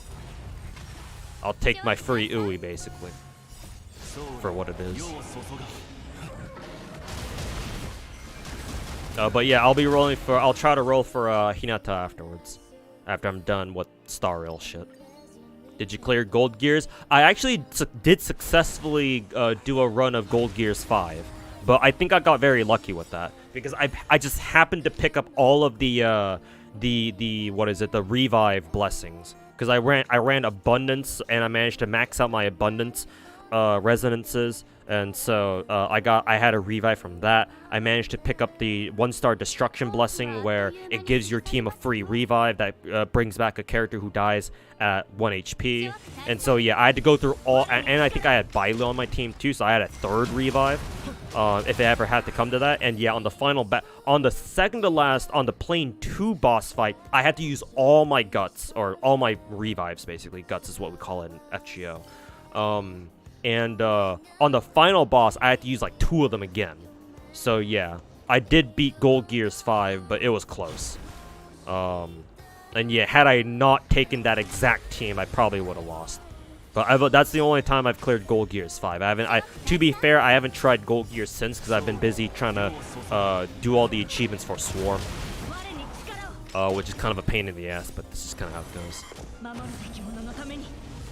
How can you grind PR priority in Azure Lane effectively? Oh, well, I say it's easy, but I've been playing Azure Lane for fucking 5 or 6 years at this point, so yeah, of course it'd be easy for me. So some tactics you can do in Azure Lane to grind PR more effectively is make sure you decide on a farming team beforehand and put them in your dorm, either your 2nd floor or your 1st floor. 2nd floor if you haven't unlocked your 1st floor, whatever. Because putting your ship girls in in the dorm gives them a faster stamina, or it gives them faster morale boost. They regen their morale faster if they're in a dorm, especially if you have food going on. If you also give them food, I think. Though I'm not exactly sure on how much more morale they get when you have your dorm fully docked with food or whatever. That might just be for like XP or something. I don't know. But if they're in a dorm, basically they get faster morale boost. So that means that you can farm with them for a long time, and then they'll come back faster with max morale again if they're in your dorm. So put them in your dorm. The reason why the morale is important is because if they're at max morale, they get like a 20% XP boost, and that counts for priority XP accumulation. Try to get one of your ships who qualifies for priority experience MVP, because MVP also boosts your XP. That also counts for PR. Especially if you're grinding for a backline, a main position ship, right? Like a battleship, a carrier, or not pocket battleship. Pocket battleships are frontline. So battle cruisers, battleships, carriers, your capital ships basically, or your light carriers even. If you're farming for any ship like that and their priority, make sure like your flagship XP also counts for that too. Like if you've ever wondered why priority goes so much faster for your like carriers or your battleships who are in priority, that's why, because they usually get MVP. Your flagship anyway, and flagship bonus XP also counts. So like the easiest priority boost to farm for an Azure Lane are the main battleships, or your battleships, your battle cruisers, or your carriers, because you can just stick your most powerful like backline ship as flagship, and as long as they get top damage, they get MVP and their flagship, and that all stacks, including your dorm morale, your max morale dorm thing. So those are like the 3 things that I can tell you to min-max your XP accumulation. And just try to get all the boats that you can, to level up your priority boats. Yeah. Like the easiest ones are, like I said, for like your backliners. But if there's any priority boat that just takes XP from any position, as long as they're the same faction, then yeah, it should go by pretty fast. Actually, I don't think there's a single priority boat that allows you to farm XP from like all positions at once. It's usually only just the backliners or just the frontliners, which is why Vanguard priority boats are a fucking bitch to farm for, because you don't get a flagship bonus XP from them, because frontliners can't be flagships. And it's a lot harder to get them MVP unless your name is Tashkent for some reason, because her turret goes burr. Fucking Tashkent, the fucking MVP stealer. Lover. Oh, we can take this preservation buff. That's good. But yeah, that's what I can tell you about priority farming. Some priority boats are just gonna be harder to farm for than others, because yeah, they're gonna be like German boat. I remember back in the day when we first got priority, the German boats are a fucking bitch to farm for most people, because most people didn't have like all the limited time German boats. Because back in the day, like year 1, year 2, most of the German, the elite and SSR elite boats, or yeah, elite or SSR German boats used to be limited. So back in the day, like if you didn't have them, like good luck with your fucking, common ass German boats that you had to farm with. Nowadays it's a lot easier, because a lot of the once limited, the X-limited characters, they're now permanent, so they can kind of always show up on your gacha rolls now, thankfully. But yeah, back in the day, back in my day. How are things? Hey, Nuclear Forgot, welcome back. How are things? Looking a little better. My content creation careers now finally start showing a few signs of life again. Thankfully. And then, yeah, IRL stuff is there's some hope in the distance, but I'm not, I'm not counting my eggs before they hatch, or however that saying goes. But things are going a little better. I'm in a better mood today for sure than I was for most of the month at least. The Narushia NTR story was wild. Yeah, man, that could be an entire fucking anime on its own. Real life, like they say, real life is sometimes weirder than fucking fiction. Hanya is just a speed damage boost buffer, while Hanabi is a side grade to Baranya for DHL and Shinchi. Yeah, exactly. Not that Hanya is bad, obviously. She has her place, but yeah. I would expect Hanabi to be a little bit more impactful. Because, 5-star privilege, Keck. Also, NACL. Hey, what's going on, man? What's going back? Welcome back. Just fired me a couple gachas today, too. Yep. Your humble gacha farmer, hard at work doing his gacha farming. You know how it is. I'll take this hunt boost, actually. I think this one's pretty good. This one doesn't really matter. We'll take this one, I guess.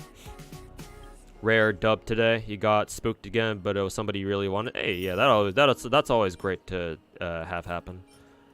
Like, I'm always happy whenever I get spooked, and it's somebody that I didn't have already, so. Or at the very least, I'll take spooks for characters that I need e-lifts for to begin with, so. That's fine. That's fine, too. It always blows when you get a fucking spook and it's not really somebody it's somebody you already have, and it's like you didn't really need them, or you didn't really want them. It's like, ugh. I'll take the fucking Eligma anyway, I guess. It's like, fine.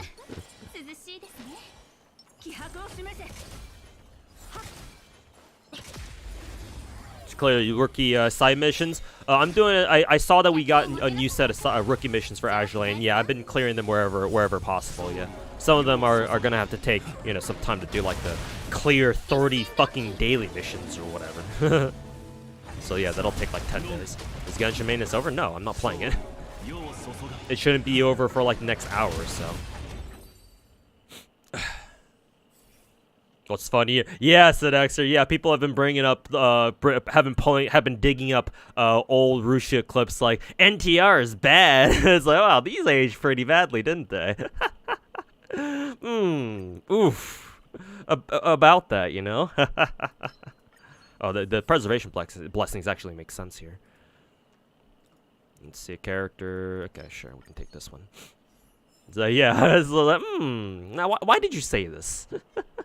Now, why would you say this? Oh, right, yeah. Fucking warp trotters are fucking hard to catch when they start running.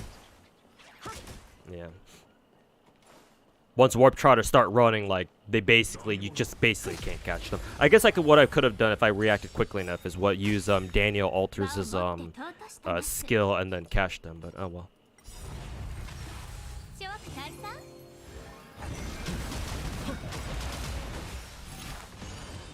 She's more a speed booster than a skill point giver. I see. I don't have Hanya, so I haven't really used her, so unfortunately. Wish I did. Hanya is a 4-star, right? So I can technically get spooked. I should check shop if she's there. She's probably not though, cause she's so new. But you never know, so. What are my thoughts on Elon Musk's Neuralink chip and the possibility of playing gachas from inside your brain? Hey, I mean, if it's like the gateway to us having like full dive virtual reality games, like kind of like the shit you see in like SAO and shit like that, then yeah, I'm all for it. Obviously, this kind of technology is very fucking new and experimental. I don't think you should expect what is it, like a mass production value, like that's deemed fit for like mass consumption kind of thing to like happen anytime soon. But I mean, hey, you gotta start somewhere, right? So like personally I'm excited, but I understand that that's not going to be available to like regular ass consumers like us for a long time. But for the future's sake, yeah.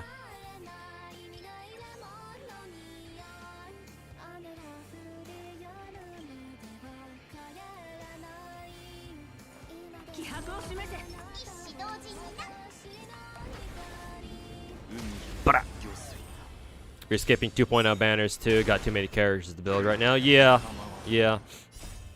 And not to mention, like, with all the potential characters we could get throughout the entirety of the 2.0 patch cycle.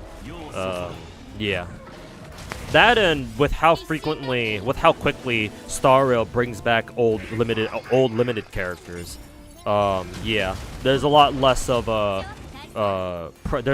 pressure to try to roll for characters now, to be fair. You can get Hanya from events later down the road. Okay, that's cool.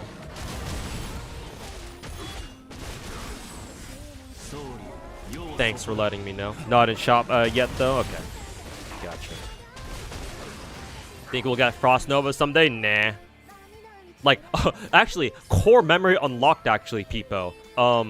That reminds me of this one dude back with I'm talking like this was like 2 or 3 years ago, I think. I want to say 2 years ago. Like when I was streaming in my old setup in the other room, I remember this dude when I was streaming Arc Knights, or like an event or something. Somebody came to my stream and started talking about how he thinks that Frost Nova is definitely gonna come back as like a playable character or something. And I remember telling him at the time, like, yeah, I don't think that's gonna happen. And he just kept going on and on and on about how like, oh, there's no way they can keep Frost Nova dead forever, right? I'm just like, so, yeah. About that. It's like, well, it's been 2 years. Frost Nova still ain't back, so it's like, I don't know what to tell you, man. I really don't. You know? Why no propagation? Oh well, whatever. 1, 2. I should have gone for the fucking 3-star one, actually. Fuck. Whatever, it doesn't really matter. Frost Nova 3 DP blockade and his Juster Corsa just drop her fucking half decomposed corpse on people. How morbid. Oof. But no, realistically, we are not getting Frost Nova. Like, she's dead.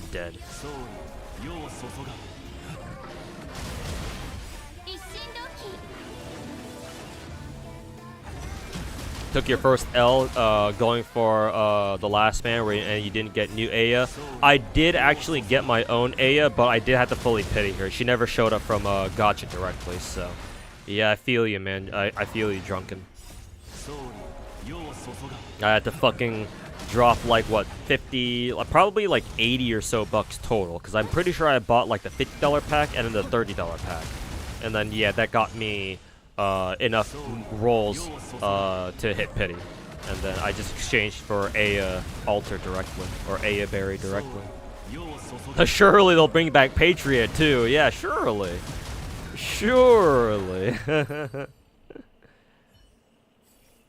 Clueless.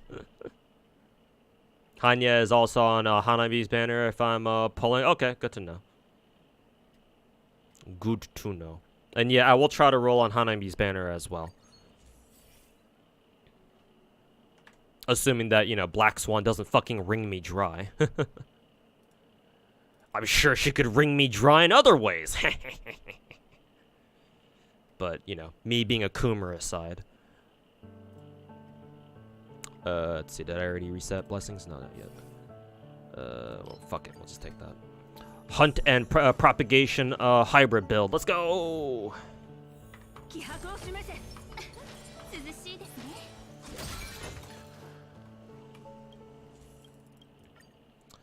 Let's see which blessings we can enhance here. Excuse me.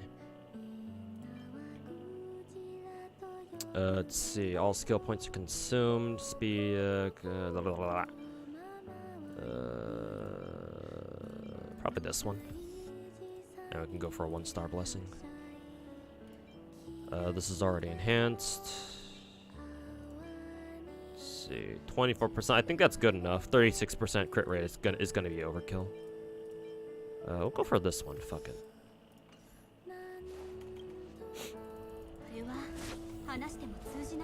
Alright. Yanqing, I've come back to kick your ass again. You? A Coomer? I couldn't... Wow, I couldn't tell, dude.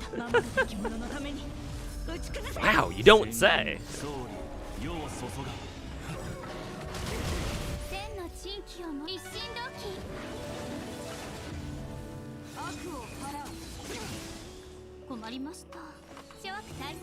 You don't say. You really hope Black Swan and Sparkle, given that 2.0 will be a week extra longer, that'll be more time to be able to get her. If that's true, then yeah, hopefully. Hopefully so, yeah. Let's see, okay, yeah, and then we use this.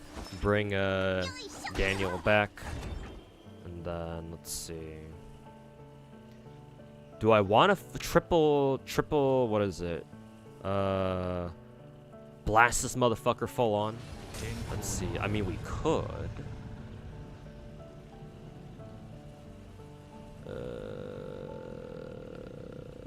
Yeah, fuck you.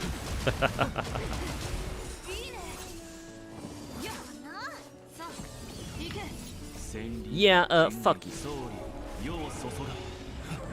The big fucking titties on my screen are only for the most wholesome of reasons, right? Yes. Yes, they are. How did you know? Wow, how did you know?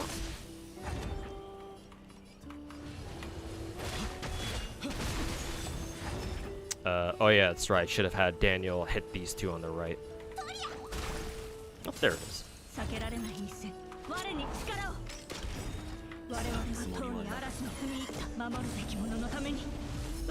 February is gonna be a Kuro game month for you because Alpha CW comes out on Global PGR and Wuthering Waves CBT. You also got Wuthering Waves. Oh, are they already sending out CBT codes? If so, then yeah, I didn't make it then. because I didn't get any email that I saw anyway. Unless this is my spam folder, but I checked my spam folder recently for business reasons, and yeah, I didn't see shit from Kuro Games. So yeah, I'm going to assume I didn't get beta access again, like usual. Wow. Tuhu not getting CBT access? Wow, couldn't have guessed that myself.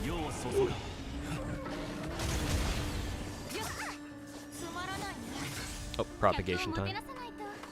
Actually, I kind of wonder what happens if you do propagation on somebody who already has, who's already CC'd. Oh, they just get the turn back immediately. Yeah, fuck you.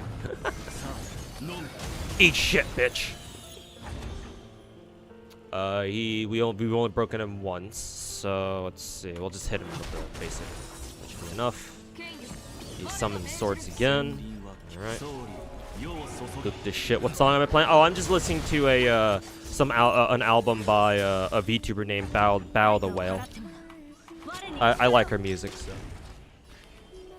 you can just look up Bao the Whale on YouTube and then look up some of her songs. Okay, the one on the right was imaginary. Ooh, I do not want Tingyan dying, so let's heal her up. Did he confirm 2.0 will be 7 weeks? Okay, I must have been misunderstood because I think I remember hearing that as what is it? Said the 2.0 patch cycle will be a week shorter instead of a week longer. So I was a little bit confused by that. So thankfully, nothing to worry about there then.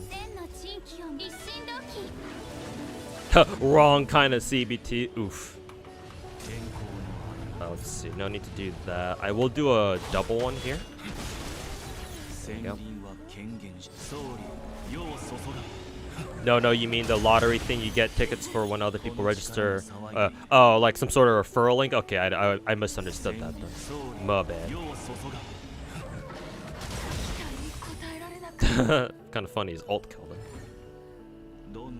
Who would I pull in Blue Archive? Oh, I haven't done my polls yet, but I did already get Summer Ui from the free multi-roll from last night. Right after. Ooh, this one's actually. Actually, no, this is pretty good. No, actually, no, it's not. It's fucking physical damage boost on a fucking Panacony ornament set. Like, what the fuck do you need elemental damage boost from? The subsets are really fucking good. Speed and effect res, perfect for a support. But yeah, like, why the fuck do you need elemental damage boost on Panacony set? Fuck that shit.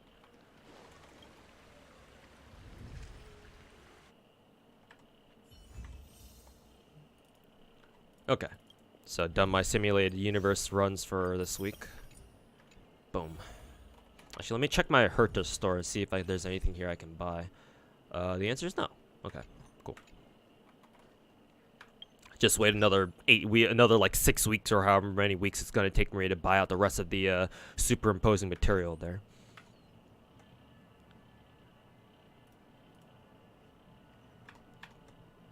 Let's see, music.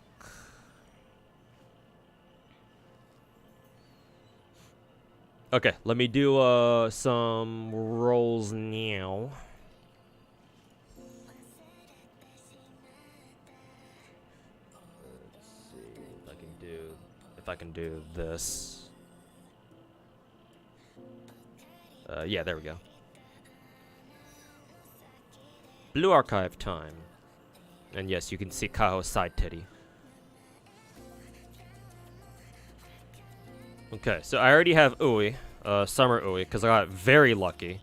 The luckiest I've been in Blue Archive in a fucking hot minute. And there you go, you can see her there. Good luck on Hinata too. Hey, thanks, man. Hopefully I don't get fucked by Blue Archive's usual gacha luck, because my usual gacha luck is not good. At least it hasn't been for, like, the past, like, I want to say 5 or 6 months. I don't remember the last time I actually got genuinely lucky on Blue Archive gacha. Aside from, like, literally last night when I first multied Summer Ui, so I don't have to worry about getting her at least. But I do want Summer Hinata. I want Summer Hanako, but she's not going to be out for another week, because I think she shows up on the 8th. So, I think I should have enough, especially with all the free recruitments that they're going to give us. I should have enough for Summer Hanako. Oh, actually, chat. For Blue Archive, the 100 free multis that they're gonna give us for Blue Archive Summer, for the summer event here. Like, I assume these accumulate, right? Like, it's not like one of those things where it's not like Arc Knights where you have to use your free roll every day, because if you don't, it's gonna get wasted. It does accumulate, right? Because like I find it kind of hard to believe that they're gonna give you 10 free multis and be like, no, you have to use them every single. Actually, no, they could have done that. They could have been like, oh, you have to use them every day. They stack. Okay, yeah. But they do stockpile, but you can't use them on Summer Hanukkah. Fuck. All right, well, that shit that kind of blows then. So I assume, well, we have 90 multis, so I can afford. So I need to get Summer Hinata within, what is it, 11 multis? Yeah, 11 multis, I think, instead of the full 20, because I would have 10 free. I would have 10 free multis to go. Yeah, then we'll do 11 multis then. So let's see. Actually, since I already did a multi on Ui's banner, because you can see I already have 10 recruit points. That means I only need to do 10. Okay, yeah, we just need to do 10 then. Okay, then that's perfect, because that means I have enough to guarantee Summer Hanako then. Yeah, when she shows up next week or something. Okay, we'll do 10 multis then. Which I suppose includes this free multi for today too. So that's even better. Alright. Actually, we'll pause the music, and then the world's worst fucking gacha music. You think it sounds all cheerful and shit, but no, it's a fucking nightmare. It's a fucking nightmare.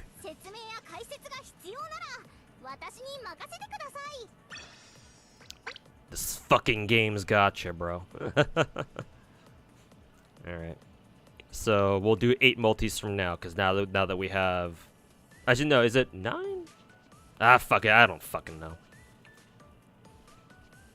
So we have 8 more multis to go. So yeah, no, we still do have to do, what, 10? 10 multis, I think? Yeah, we still have to do 10 more multis, right? Yeah, because we would have, since I already used today's free multi, yeah, so we'll do 10 multis with actual paroxysms then. You legit hate Blue Archive's gacha music? The torture. The fucking torture. Ugh, the minerals. The fucking minerals. Why exactly does Blue Archive have summer in the middle of winter? I mean, we've been playing gachas for long enough for you to know that, Pomfinator, right? Unless you're just memeing, which I assume you are. Yeah. Summer in the middle of winter? Keck W, dude. Seasons? What are seasons? I mean, it makes sense for Aussies, I guess. If you're down under. Which bandit did I use the Grand Assault 10 pull on? I forget. Probably on, like, I don't know. I forget who the last character I tried pulling for before this banner even was. I know that the last Blue Archive character that I actually spent on, like actual money on, like I actually had to buy a fucking pack for, was Bunny Toki, which is kind of funny because Toki means bunny in Korean. So as a Korean, we're literally saying bunny. But yeah, yeah, Bunny Girl Toki was the last Blue Archive character that I actually legit spent money on to get. So, but after that, I forget who.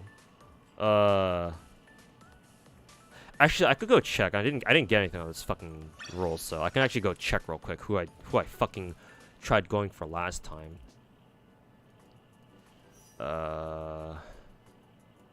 Do I remember who it was?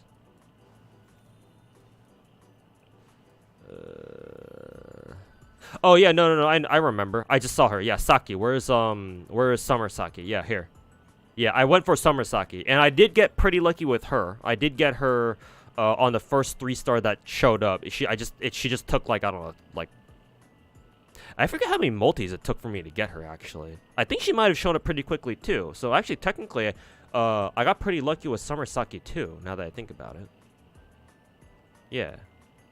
But yeah, no, Summer Saki for sure was the last character I pulled for before this.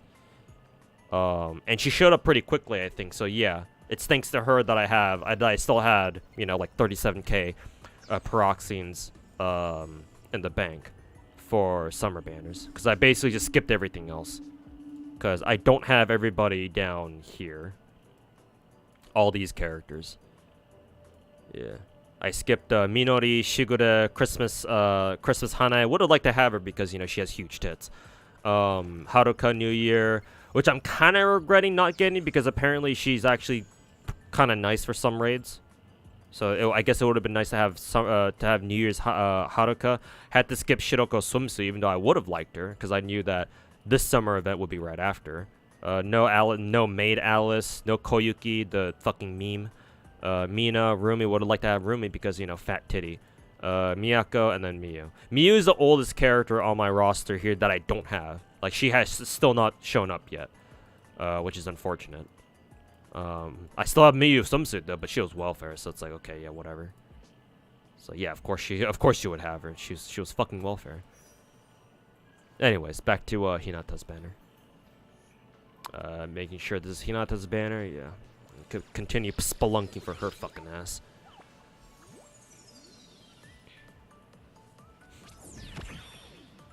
Never know why. Maybe it's because it's a Nexon gacha game. Well, I don't blame you for thinking that. However, Blue Archive gacha is shit because of its rate up.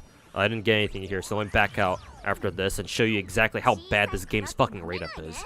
Blue Archive banner gacha, a banner, is trash because of this reason. Technically speaking, it's actually got a pretty generous, well, I say generous, but it's still pretty good. At what, 3%, right? I believe it's, where does it say exactly that, why does it keep fucking scrolling back up? Why does it not want to scroll down? What the fuck? Okay, there we go.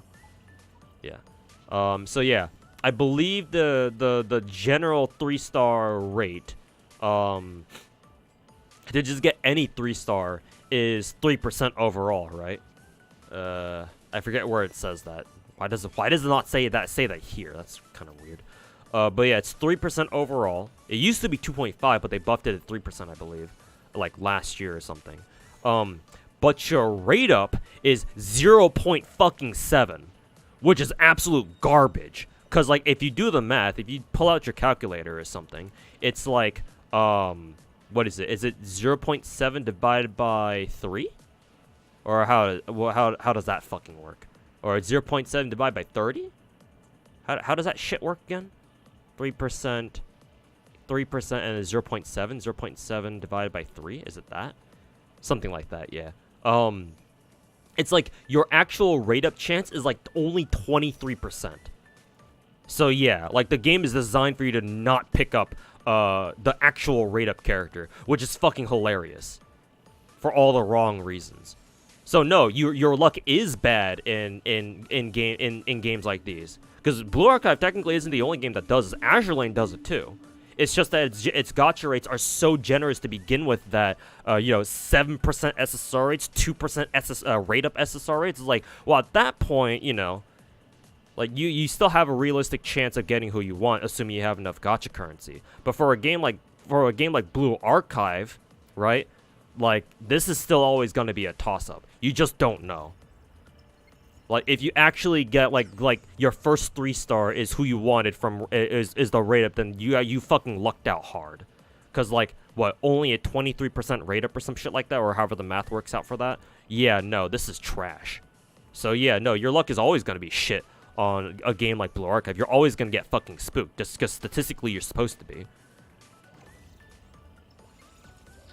So yeah, Blue Archive gacha can go fuck itself. I don't know, giving you nothing but blue, but blue tags or blue papers. Where's my fucking pink paper, you little bitch? Yeah, min rolls like these, Keck W. You skipped Shiroko? Yeah, because I knew that I wouldn't have enough to roll for her and all these other summer girls. Yeah, hell no. Min roll, min roll. Playing gachas in South America where the seasons never align. Yeah, exactly, because all these gacha games are based out of are made by devs who are based in the northern hemisphere. So, oh, here we go again. Time to have a summer event in the middle of fucking winter. Or have a winter event in the middle of fucking summer.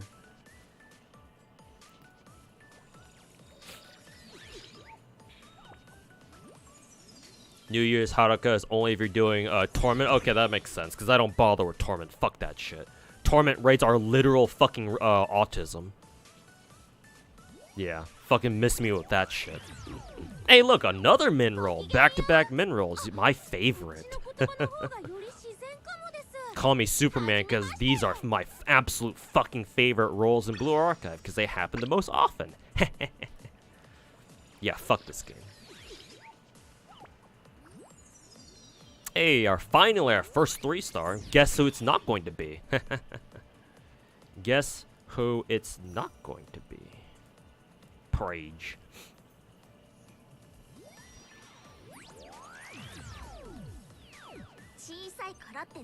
When you're permanently abused by FGO, any other raid is better.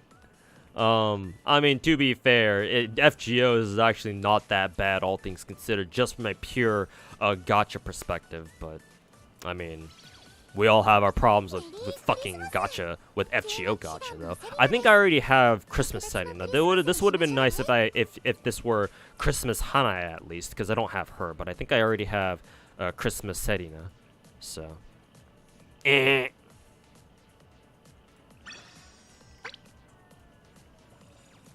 Blue Archive, more like blue balls. My favorite. My fucking favorite. You can roll a Christmas character during summer. Yeah, because she's permanent. She's a permanent character. Yeah, kind of funny, but the Blue Archive's definition of limited characters is kind of strange. But, you know, it is what it is.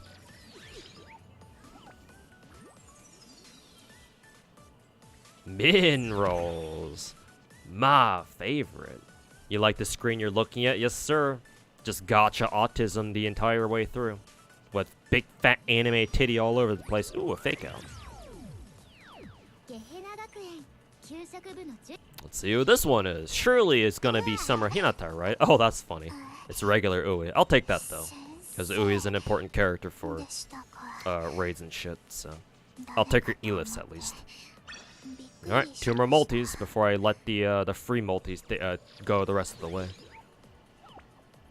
Off rate up, definitely Blue Archive. Though we do have another 3-star here. Let's see how much, we'll see what this one gets. Is my Ui 5-star? Yeah, bro, she's not even 4-star. Though I think with those Elifs, I think I can take her to 4-star now, but bro, she's not even 4-star right now. You'll never complain about me holding 50-50 again. Oh no, you will. You still will.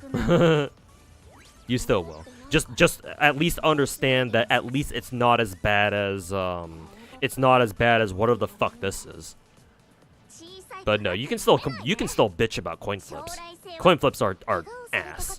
But I mean, at the very least, you can call them fair. Actually, no, fuck calling them fair. Gacha's never fair. Ooh, new character. It's not Ui though, or it's not Hinata though. Okay, it's forgot her name. Mina? Yeah, Mina. Alright. Somebody new at least. And initially I did want her too, so I'll take this as a dub. Yeah, I'll take her.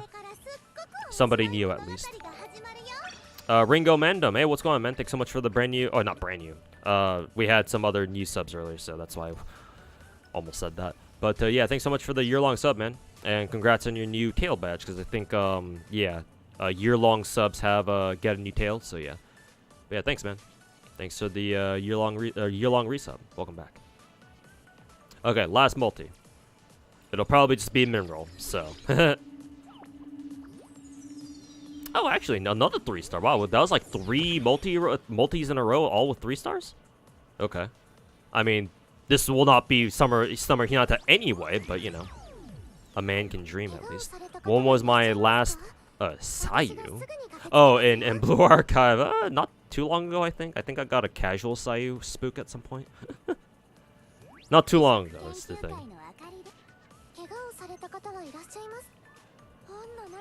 Hacking in Blue Archive? Yeah, hacking so I can give myself a whole ton of spooks. Yeah, surely.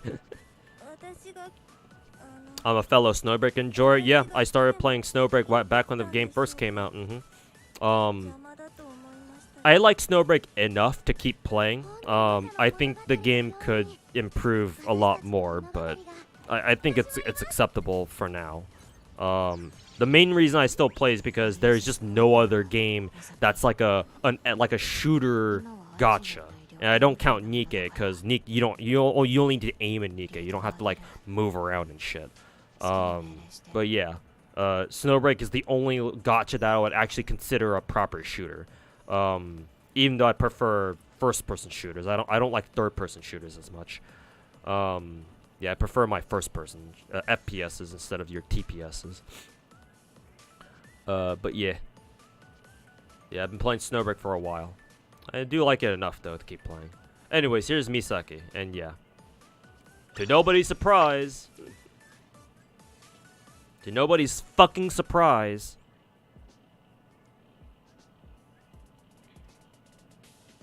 Great to see you play Nikke as well. Yep, I like Nikke a lot. Oh, I just realized that my Nikke screen was kind of getting crapped out because of how big it was. But yeah, Blue Archive rolls in a nutshell, basically.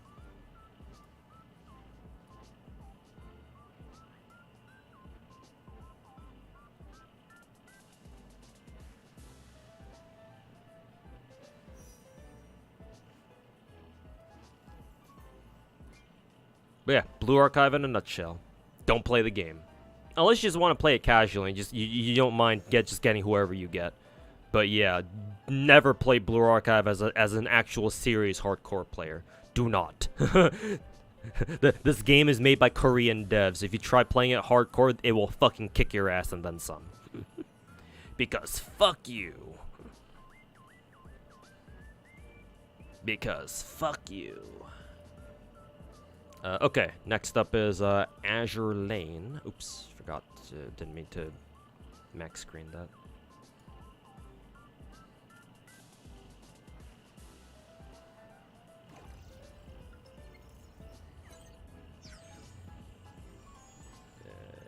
Get your ass up here. Ah.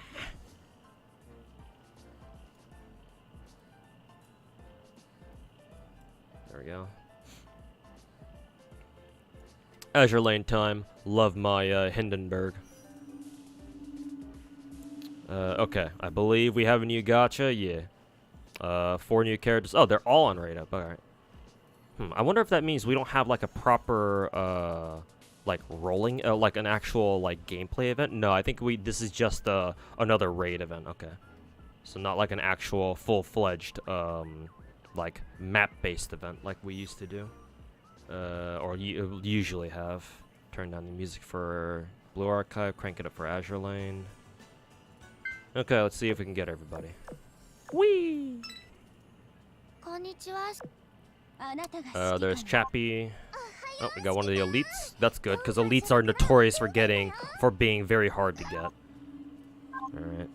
That's one elite down. We have, what, 2 more to go? Looks like we only have 1 SSR. Okay. Oh, there's the SSR. And of course, we will lock her. Master Tire. Go for the rest. Nope. So we already have the SSR. We already have the lion girl, Hupen, I think is her name. Yeah, it looks like it. All right. So we just need the elite mommy, Qian, and the elite lolly, the dragon lolly. Lungwu, okay. Whee! Oh, there she is. There's dragon lolly. Alright. And lastly, we just need Qian then. Let's see how long it takes to get Qian. Because elites Kek W.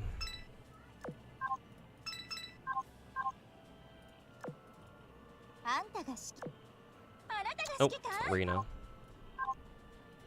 Any gacha that won't kick your ass if you're playing hardcore, like games that will actually reward you for being hardcore. Well, Star Rail for one.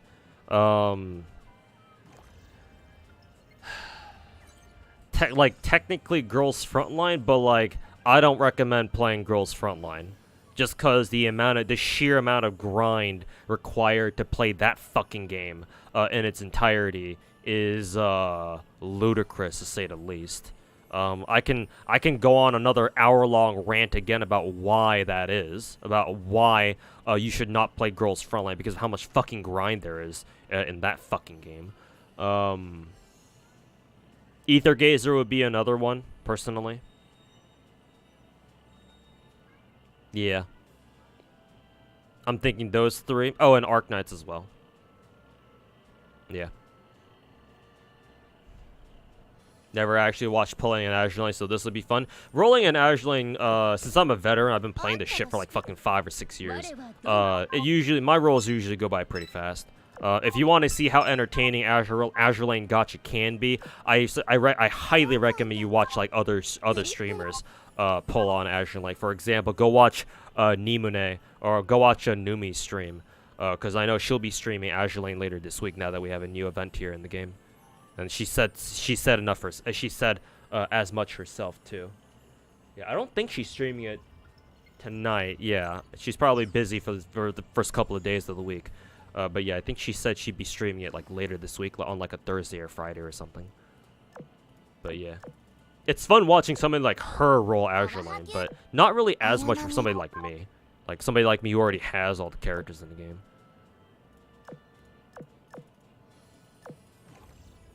Oh, okay, we got everybody. We got more copies of the Dragon Lolly carrier or whatever she is. Dragon Lolly character, blah blah blah. Another John. Okay, got everybody now.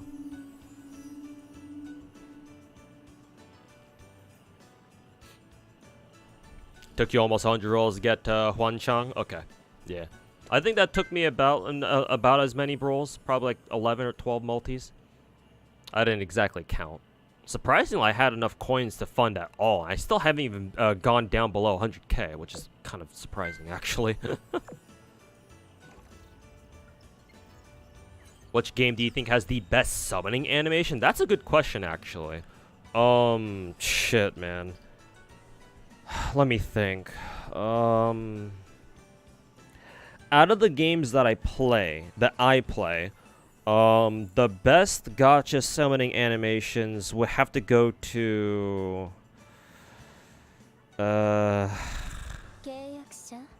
as much as I hate to admit it, FGO is up there. FGO, Arc Knights,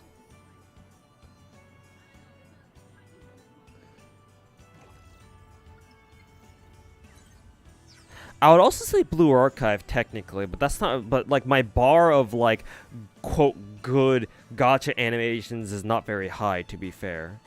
So yes, unfortunately, I would count Blue Archive like the pulling animation because it is cute. It's kind of what the game's all about. At least at first glance. So Blue Archive, unfortunately.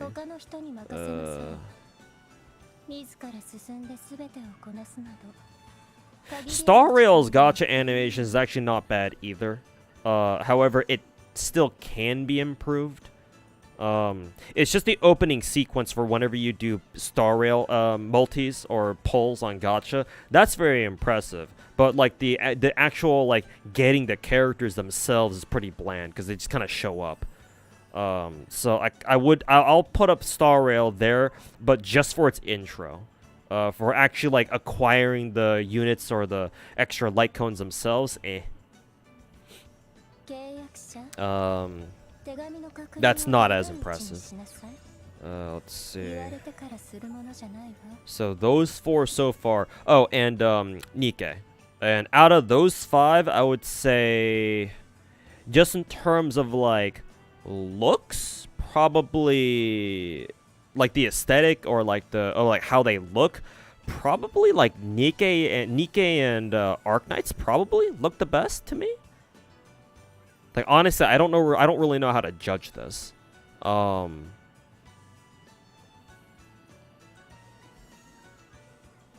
I would say for sure in terms of just straight up animation itself, Nikkei takes the cake. I think for sure. Yeah, just the sheer amount of effort that they put into like the gacha animation for Nikkei is pretty mind-boggling. Like compared to all the other gacha games that I play. The more I think about it now. So, have you seen the new Atelier gachas and gacha animation summoning animation? No, I have not. I'm not doubting that there are other better gacha animations out there. Like, even though I play like fucking 10 different gacha games, there are more than just the 10 that I play. So of course there's always the chance that there's a gacha game out there that has a sick ass summoning animation. I mean, to be honest with you, your gacha if you're making a gacha game, you should have a really sick ass gacha like summoning animation. Because, like, considering gacha is, like, one of the main things you're playing the fucking game for. So, yeah, you should make it look as good as possible. Like, games like Nikkei understand it very well. So, yeah. That's how it should be. That being said, I still have a soft spot for, like, for example, FGO summoning animation, because FGO is still the only, is it the only one? Technically there are the others, like the construction gacha ones, like Azure Lane or Girls Frontline that don't do this. But FGO's summoning animation does not tell you if you've gotten a 5-star or not. It always leaves you guessing, right? With a lot of these new age gacha games, well, I mean, Arknights isn't really new age, I don't think, but like it still came out before Genshin. But like ever since like Arknights, I would say, right? Every gacha game that I played ever since Arknights, starting with Arknights, I should say. Every gacha game I play, when you like do a multi-roll, right, it tells you what you got, or it doesn't tell you what you got, but it gives you like, oh, you got a 5-star here, or you got a 4-star here, shit like that, right? Arknights does that if you open up the bag and it's a fucking gold bag, right? Or not the 5-star gold bag, but the 6-star gold bag, right, with the flames and shit coming out of the bag. Genshin does that with the whole, like, you know, the comet turning gold and shit to tell you got a 5-star. Blue Archive does that when you pull a 3-star, right? What's the 7th gacha game that I played? Nikkei? Yeah, Nikkei. Nikkei tells you that with the gold flash when the gears come together when you first, you know, slide the gear up or down or whatever. Tells you, like, flashes gold if you got like an SSR. Star Rail does that with when the ticket you put into the machine like turns like all chromatic and shit. You can tell, and the music gets more intense. Ether Gazer does that when the fucking the space rings or whatever the fuck that is turns gold. Snowbreak does that too. All of these gacha games do like, especially newer age gacha games, they tell you if you've gotten a 5-star or not. And I kind of miss when gacha games like FGO and Azure Lane and Girls Frontline used to be like, no, we're not gonna tell you what you got. Like, sometimes we will. If you know what to look for, especially in FGO, but actually in Azure Lane and Girls Frontline, you can't really tell. Yeah, there's no real telling what you got. You'll only know when you actually pull the character. But it's kind of like that in FGO, where doing the multi itself doesn't tell you what you got, right? It doesn't tell you, oh, you got an SSR here or whatever. But individually, right? For those of you guys who play FGO, you know this, right? You've either seen or you've gotten like those the rainbow flashes, right? I think the rainbow flash in FGO remains like the sickest thing, the sickest animation I've seen in any gacha game, at least as far as like their summoning goes. It's so fucking sick, right? Because you don't know when it's gonna happen, and when you see it, it's like, oh my god, there it is, right? It's a fucking hype-ass moment. Mystery is cool, but not wasting time is also cool. That's fair. That's fair, yeah, because that way content creators can do viewer polls as well. But I feel like from a pure mystery perspective, yeah, FGO's gacha just kind of takes the cake with all its, like, you know, different animations for when you get a 4 or a 5-star. And besides, if you don't want to deal with all your gacha pulls, you can just skip through FGO's pulls too. You just need to keep tapping the screen. So it's like, you can still save some time. Like, the ideal gacha the ideal gacha animation, I think, should be something of a cross between those two. All you see are blue bags, Keck. What is the horniest Azur Lane skin? Oh, there's some really fucking horny ones out there, dude. I don't know which ones.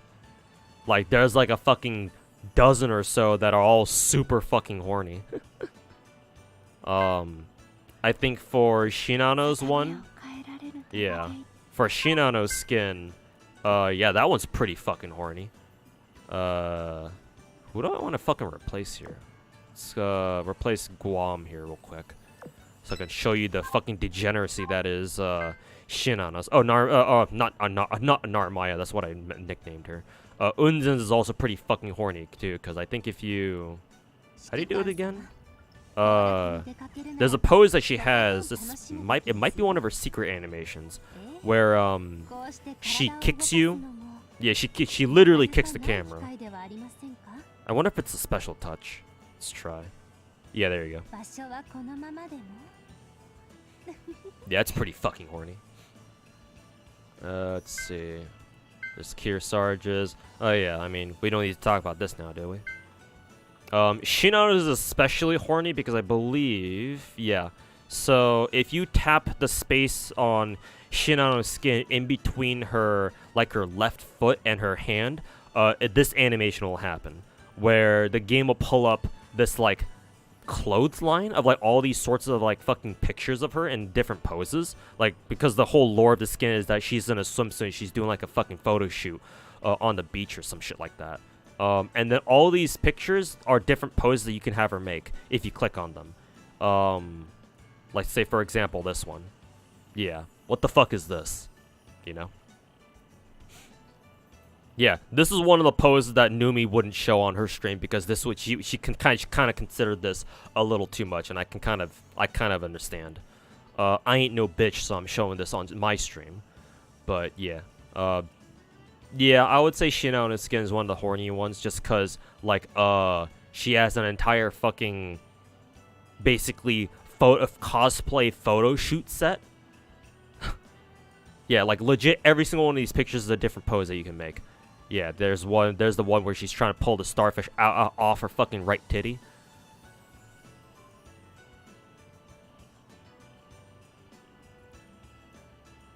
Yeah, no, this is probably one of the hornier ones for sure. And yeah, there are other examples of like super fucking horny skins too. Someone gotta draw a womb tattoo on that? I mean, if you know where to look on the internet, I'm sure somebody's done that. Yeah, I'm sure somebody has. Yeah, like I said, every single one of these photos is like a unique pose that she does. Let me wait for one of the pictures that I saw earlier, just passed by. Is it this one? Sure, let's try this one. Yeah. This one's pretty fucking horny. And then, yeah, of course, we have the legendary, where's New Jersey? We have the legendary New Jersey skin, because of course. Why would you not have this?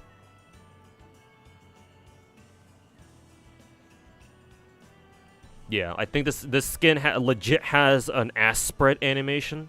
I'm trying to remember how to trigger it. I mean, you can literally move her fucking right ass cheek. Something like that.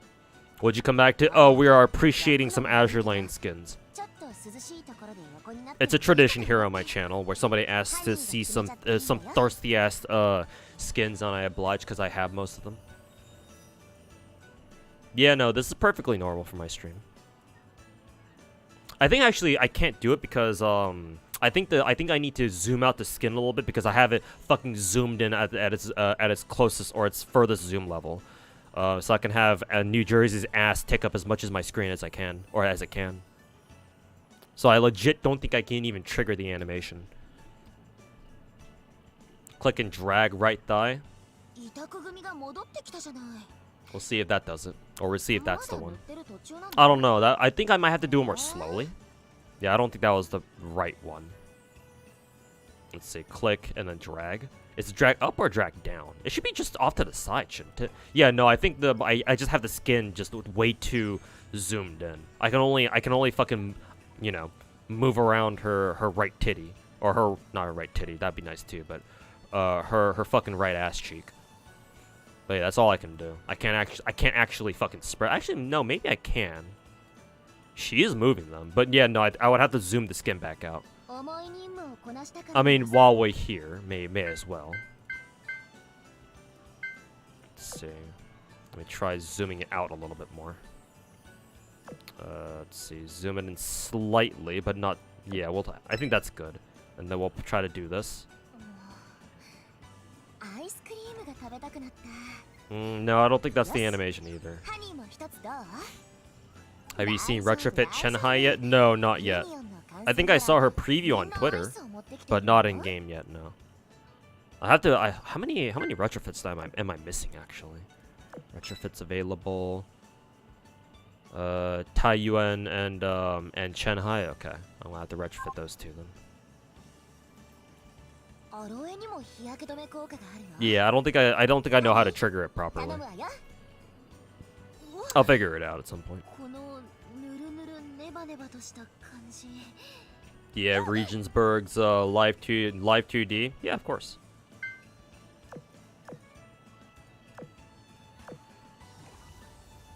Let's see. Ironblood, yeah. Draco, yeah.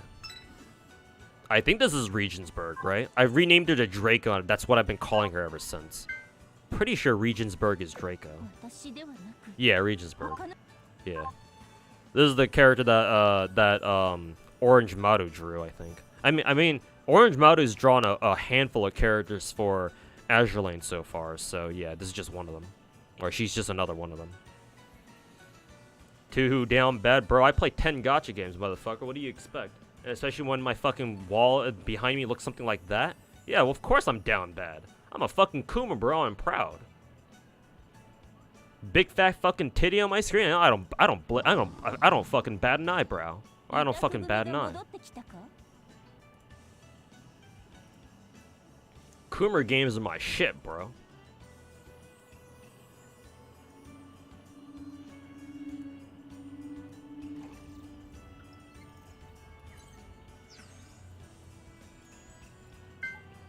Does retrofitting a ship give you live 2D? No, unfortunately it doesn't.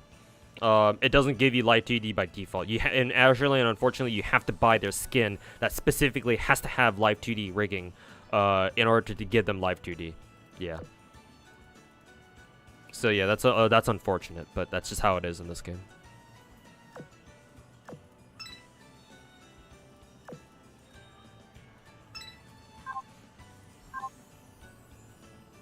I forgot that Drake's skin wasn't live 2D. Imagine if it was.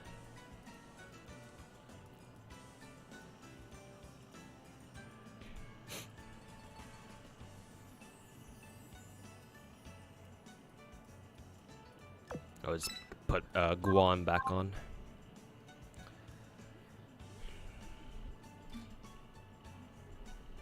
If you weren't weirded out, you'd be impressed. I'll take that as a compliment because yes, you should be weirded out by this. But then again, anybody's dedication to anything, if it goes far enough, should weird you out. Anybody's sheer fucking autism to one thing in particular, in my case, gacha games, yeah, that should be fucking weird because this is not normal. Nothing about what I do for my gacha games is normal, so yes, you should be weirded out. But, you know, I just want to let you know where I'm coming from.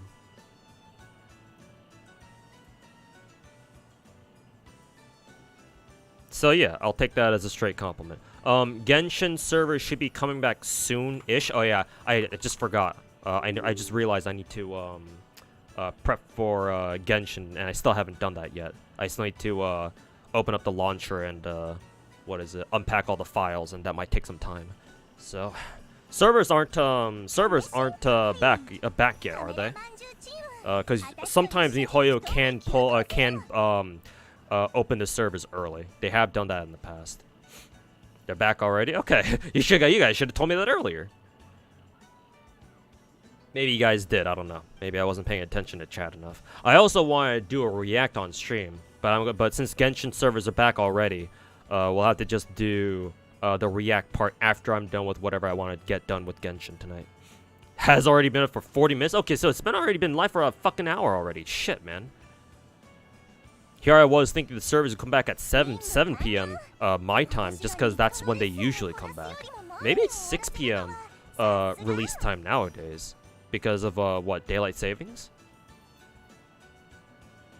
Yeah, probably. Because I think the previous patch as well, for 4.3 also, the servers went back live at 6 p.m. as well. So yeah, maybe they haven't adjusted for daylight savings time. Just said like, fuck it, we'll just open the servers an hour earlier or whatever. Just thought I knew. Nah, bro. I thought it was at 7. Because that's when that's when the servers usually come back. Nah, I had no clue. So yeah, I'm updating Genshin right now. To be fair, I should have been updating Genshin a long time. I should have updated Genshin a long time ago. Like I already downloaded the preview I already pre-downloaded the patch, but now I need to get my launch to like unpack all the files and shit. And I have to do the whole data verification shit when I actually try to get into the game proper too. So that might take a while. Daylight saving strikes again, which is weird because even when us Americans got switched over to when DST first hit, even then I think like the first couple of Genshin client patches, they still put out the servers at like 7 p.m. and now they're putting them at 6 p.m. It's kind of throwing me for a curveball. Maybe it was always 6 p.m. I don't fucking know. Whatever. Downloading Genshin now. Came back to tell me, but he got a little distracted. Yeah, don't blame you. I wonder why. How could this have happened?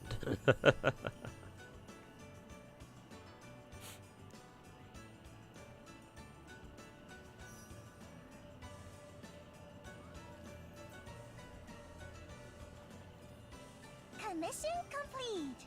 カメラまんじゅうチーム、私と一緒に不当へ急行せよ。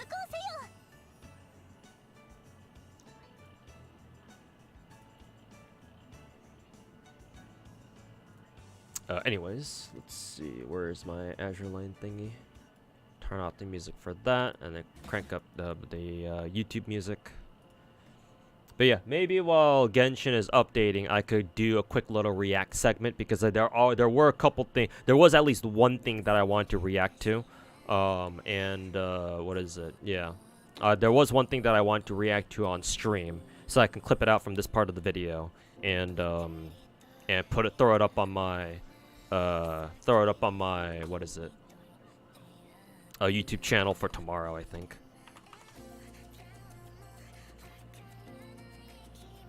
Let's see.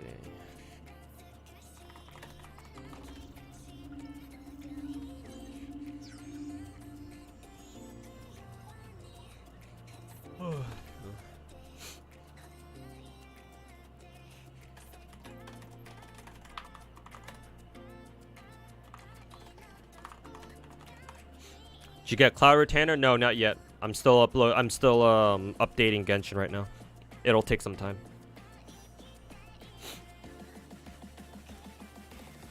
Wish Crow and Nikke was a better character, like gameplay wise or like story wise.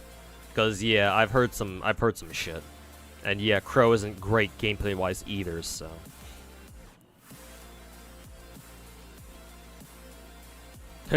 Ku's other name is Mario. Then what's your name? Luigi. Is your name Luigi Mario?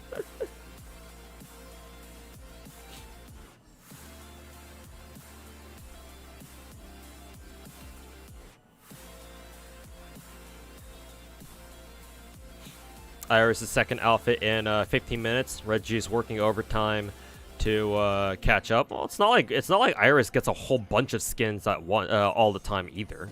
Like this is what barely her second costume or whatever, or her second alternate outfit. Unless Red Juice has other VTubers that he also maintains, like draws alternate outfits for. But for Iris specifically, I think this is barely her second outfit, because I think it's what there was Iris 1.0, then 2.0, and then her New Year's kimono or kimono outfit. Like what other outfit does Iris have? But oh yeah, thanks for letting me know. I'll try to tune into Iris's costume reveal.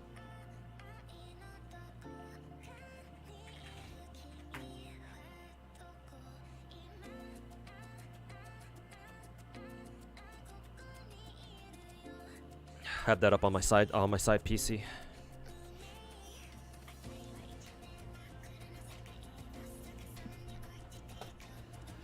Okay. Yeah. Oh, actually, Genshin's almost updated. Never mind. I was going to pull up something to react to. Actually, I should probably pull it up anyway. Get it, prep it for a react segment after I'm done with Genshin stuff for today.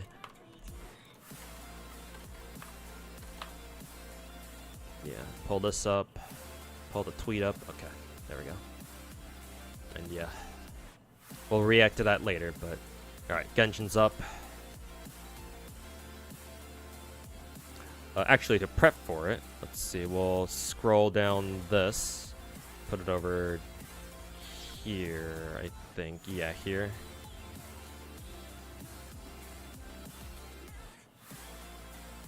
Like that, and then make Nikke's window a little bit bigger. Fill the void down there. And then, yeah, we'll have Genshin. Once it's fully loaded up, I have Genshin over here.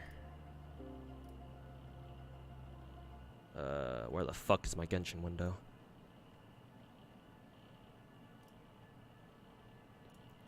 Genshin? Oh, Genshin. Ah, there it is. Here we go.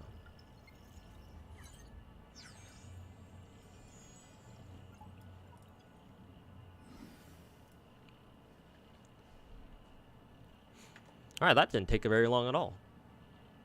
Normally it would take longer.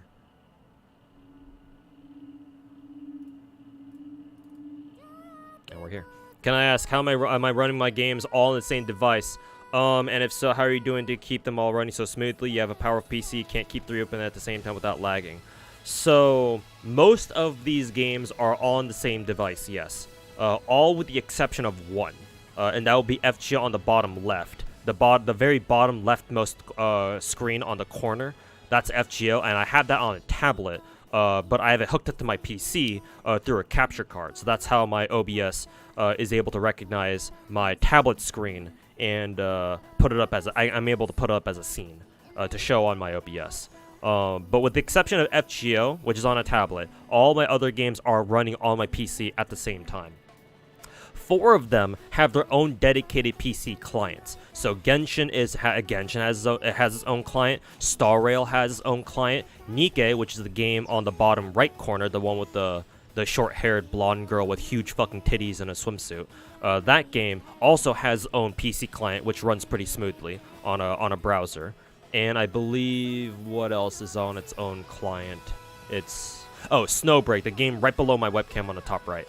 That game also has its own client. So when games have their own clients, naturally they're a little easier to run for your PC because you don't have to deal with like emulators and shit. But all the other games you see besides those 4 and the one on the bottom left are running on emulators. So 5 of my games you see here are all running on emulators. The other 5 are running on either a separate device like a tablet, or they have their own PC clients. But 9 of them are all running on the same device, which is my PC. For the emulators I believe use CPU and RAM power most intensely, or those are the 2 PC parts that they rely on most for, to run smoothly. I have an i9, 12th gen i9, like 12,900K, something like that. I don't know its exact specs, but I know it's pretty good. And I have 32 gigs of RAM. I'm also using LD Player as my emulator, and from my experience, LD Player has treated me pretty well. I haven't really had any major issues with it. Some minor gripes here and there, but that's much better than my experience with like other emulators, like say for example BlueStacks or Nox. Like LD Player has been the first emulator that I've actually used very seriously for all my gacha games. And yeah, I can vouch for it personally. It's very easy to set up too, especially for someone like me who doesn't really know who wasn't really familiar with emulators before I tried out, you know, LD Player. Like I used to use Nox for like some gacha stuff, like Azure Lane and Girls Frontline stuff, but like it was a fucking pain in the ass to set up and try to figure out. So I never really used it very much. That being said, I do seem to have a little bit of lag on my Genshin client. That's probably gonna iron itself out a little bit. But yeah, this is a lot of games to run at the same time though. This is not normal. Back when I got this PC like last year, it used to run all these games smoothly, perfectly with no lag. But as time has gone on, I've noticed that yeah, it sometimes shows signs of struggle.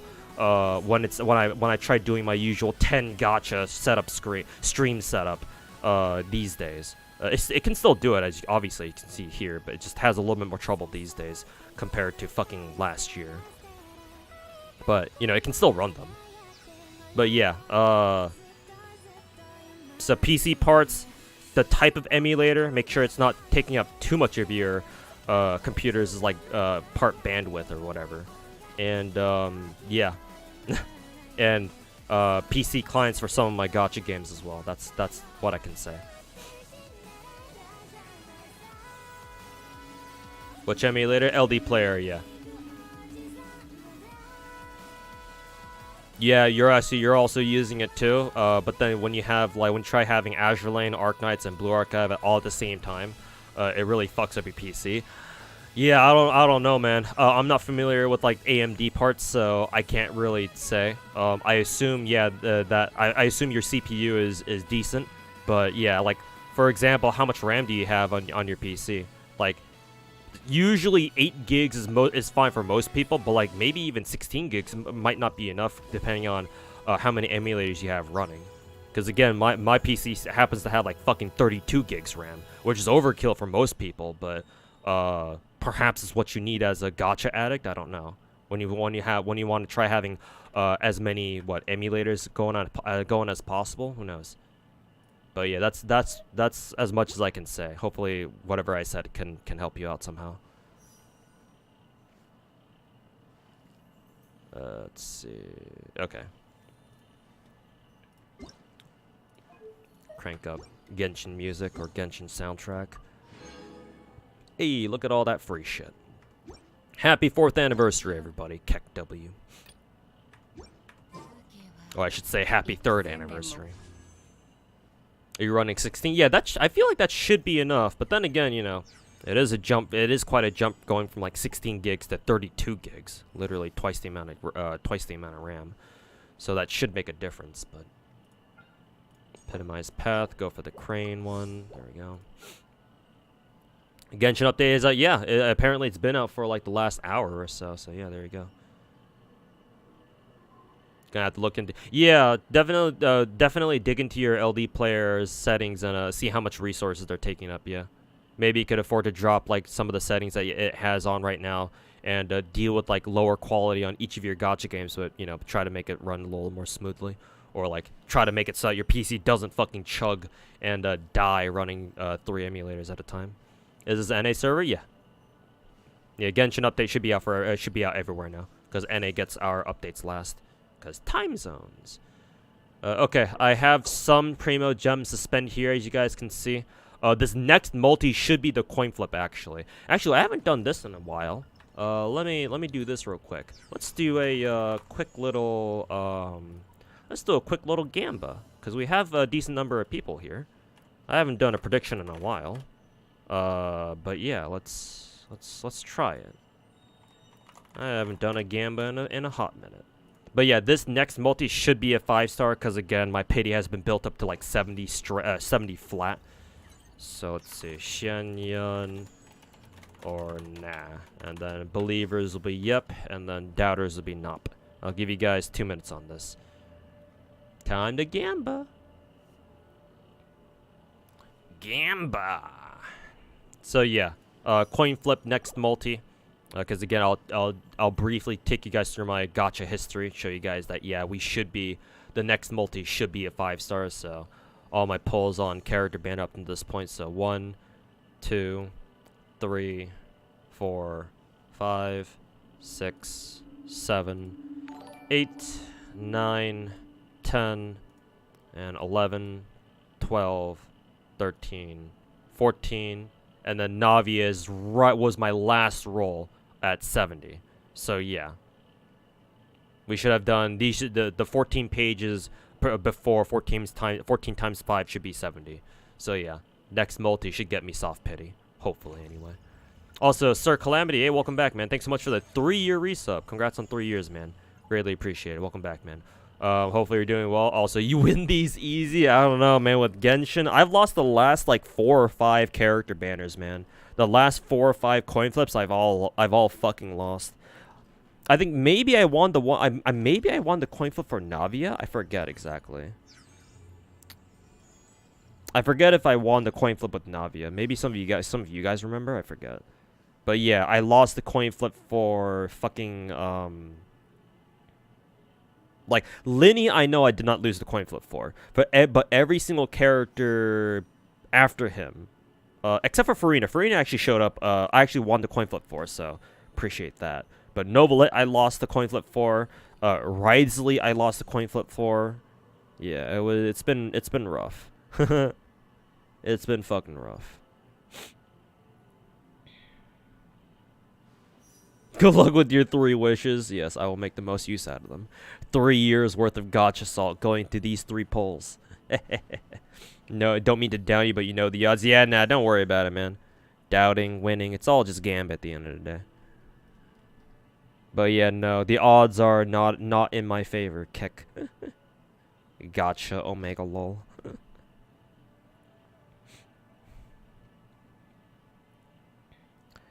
They have summoning lines now. What, like the characters in Genshin? Oh yeah, 3 years fucking late. I suppose better late than never. You would have thought they would have put something like that in the game when it first came out. But you know, incremental improvements. Am I right? Fucking summoning lines. First time summoning lines in Genshin Impact. Wow. Just realize you're actively playing 3 gachas, and you might go for 4 if a Wuwo is good, which most likely, as far as we know, it should be. Surely this is fine, right? Yep. Surely there's nothing wrong with playing 4 gachas at the same time. Time? What is that? Where did all my personal time go? Where did all my money go? Wish you good luck with the polls, man. Hey, thanks, man. Okay, Gamba should be done. Alright. Best of luck to the people who gambed. And best of luck to me for winning the fucking coin flips. So, here we go. Yep, there it is. So, yeah, chat. This is not a completely, like, luck-based multi. Again, just want to reiterate. This is a... my pity was built up to 70 up until now. So, yeah, this is kind of... I kind of expected this to be a soft pity. So yeah, there it was. We had a free skin selector. Oh wait, you had to buy a PS5 and it's China exclusive. Keck. Yep. Good old fashioned exclusive. So that's 1, 2, 3, 4. Oh, hey, free Charlotte. Or not free Charlotte, but hey, extra copy of Charlotte. I don't have her C6, so that's actually useful. 5. All right. All the rolls afterwards, they are soft pity territory. Here we go, chat. There's 6. 7. Ooh, yep, there it is, chat. There it fucking is. The pain. The pain. There it is, chat. Gacha can go fuck itself. You know the odds, chat. I warned you. I fucking warned you. It is what it is, boys. So we can just skip the rest of that. We all knew the odds. We all knew that was gonna happen. There we fucking go. Hey, Player Zero, thanks for wasting 20,000 points. Your sacrifice will not be forgotten. At least not Chi-Chi. I mean, I have all the permanent characters in Genshin already C6, so yeah, all these extra perma copies are not useful to me whatsoever. Fucking Mona's C6. Who the hell else is permanent? Jean is C6. Chi-Chi C6, naturally, of course. Why wouldn't she be? Keking was already C6, of course. Surprisingly, Tignari is already C6 too, and I only rolled for one copy of him back in the day, back when he first came out, and he's already C6 at this point. Well, it has been like a year and a half now, year and a half. Day is obviously C6. I went for C6 right out the gate when she first came out, so of course. And D-Luke is C6. Yeah, all the permanent characters are C6. So yeah, don't really want permanent characters, or don't really want to get spooked. It hurts so good. Yep. Isn't Dehya bad? If you've been blue-pilled by the Genshin community, yeah, she is. But I'm here to red pill you, almost literally. No, Genshin is not bad. She's great. Matter of fact, I would almost consider her meta for Abyss whenever you have annoying ass enemies like those consecrated beasts show up. But no, I can go into a side tangent about how good Dehya is when she's actually properly built. But I'll only do that if you guys actually want me to, because I am your local Dehya stan. I genuinely don't believe that there's any other Genshin content creator who has a stronger Dehya than I do.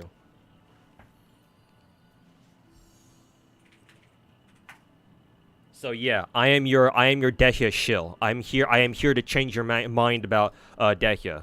However, the problem is basically Dehya's main problem is that she has way too high of an investment cost for her to actually be viable compared to other characters. That's the issue. It's not that she's bad, but it's just way too expensive, and there's so much opportunity cost that goes into investing the Dehya that you might as well take all the resources you would have put into Dehya into another far more effective character like Nahida, for example, right?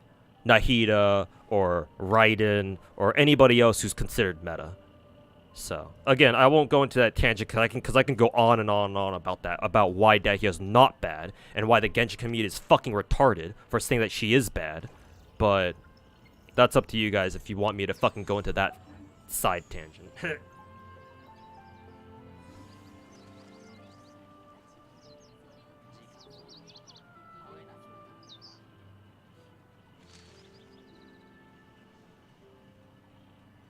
Damn, so many VTuber streams I want to watch right now.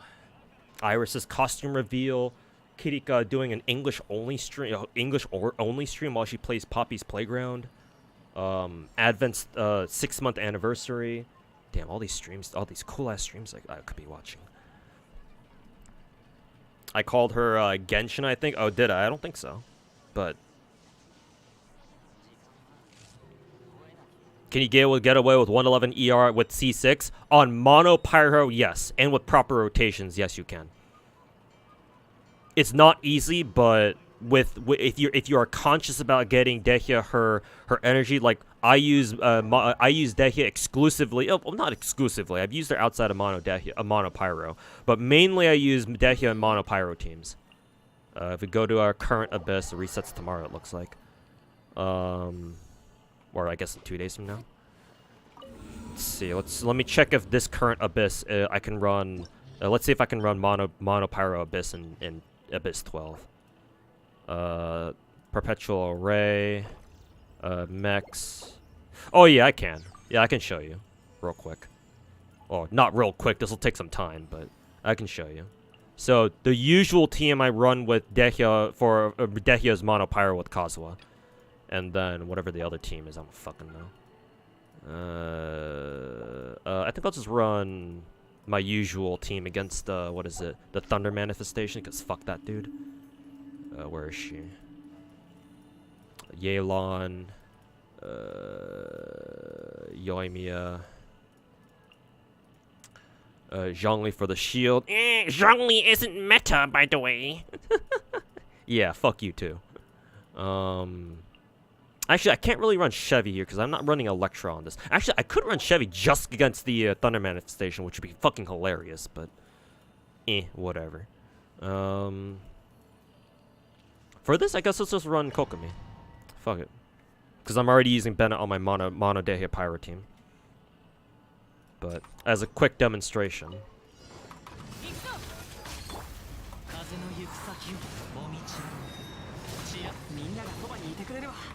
He missed that one, that's kind of an issue.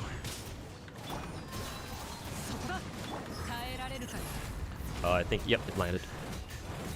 Is she inside Bennett's skill field? I don't think so, but it's okay. She was hitting for 50k anyway, so I don't really care.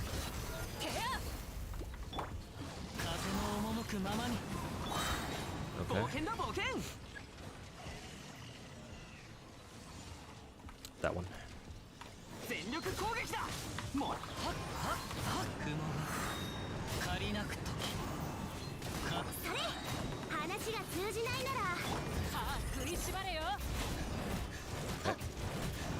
She's outside of. Actually no. Bennett's skill. Bennett's ult field already expired, so that doesn't matter.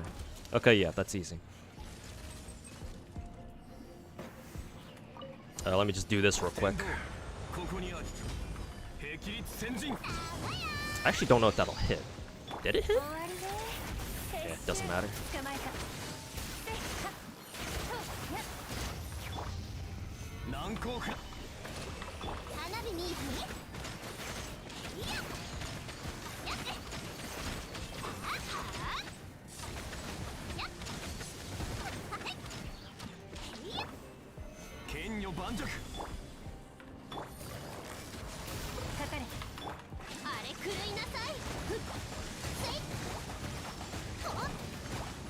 I have infinite healing. Fuck you.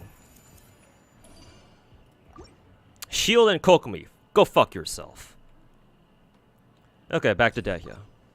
Back to why we're here in the first place. Does Kaza get enough energy from this? No, unfortunately no. So I have to wait for this. Pop this. Unfortunately, not enough energy. So there's the 111 energy that becomes a problem for Dehya specifically. Yeah, because of that. So it's kind of awkward if Dehya doesn't get her ultimate off of her last rotation from like a previous floor. That's her only issue. Only having 111 or however much energy cost. But that's okay again. As long as you're conscious of your rotations, it should be okay.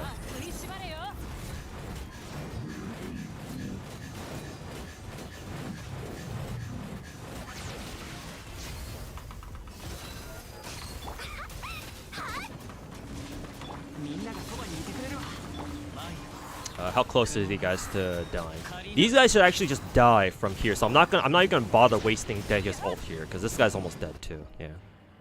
There he goes. So yeah, we should have Dehya should be fully loaded going to round 3, so that's good.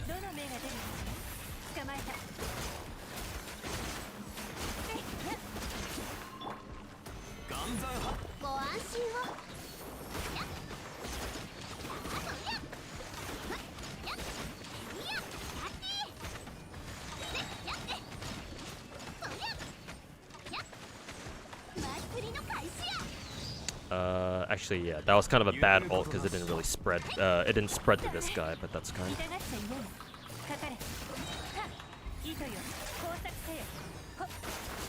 Wait for that guy to die. Should have killed that guy earlier, to be honest, but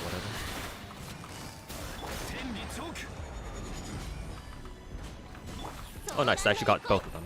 Oh, bad rotation.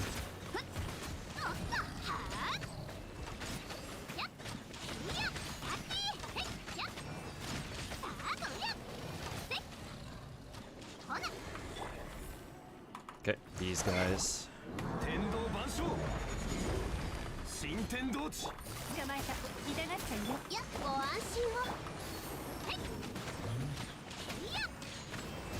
Oh, I forgot to use who is it? Yelan's ultimate. That's fine.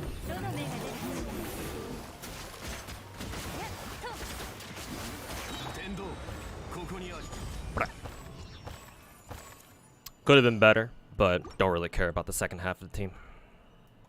Because I care more about this team. Alright, this one's the trickiest because this is against the Tulpa dude. The problem with the Tulpa dude is that he repositions. So if he repositions on his first attack, or his first couple of attacks, that's bad because that forces me to move out of my Bennett's ult field. I think for the first rotation, they should be fine. It's the next it's their second rotation that is going to be more of a toss-up, depending on if the Tulpa dude teleports away to a different part of the map. But even then, it should be fine. Unfortunately, here, I don't think I'll be able to swirl Pyro, unless I just put so much Pyro on this dude that Kazuha fucking swirls, oops, didn't mean that, swirls Pyro anyway, but usually it'll be Hydro.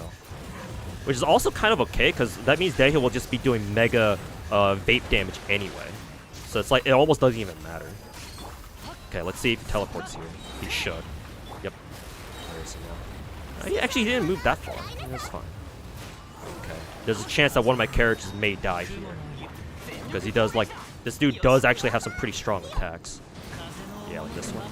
So there's a chance that one of my characters will get hit on rotation, and sometimes they'll just straight up die. But yeah, no, that's just kind of how it happens. Or that's just kind of what happens with the Mono Pyro Dehya. And I'll just finish just for the sake of completion.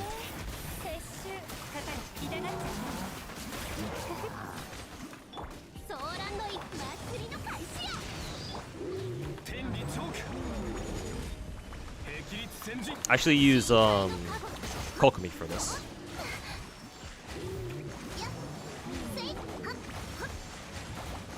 DPS Kokomi, fuck you.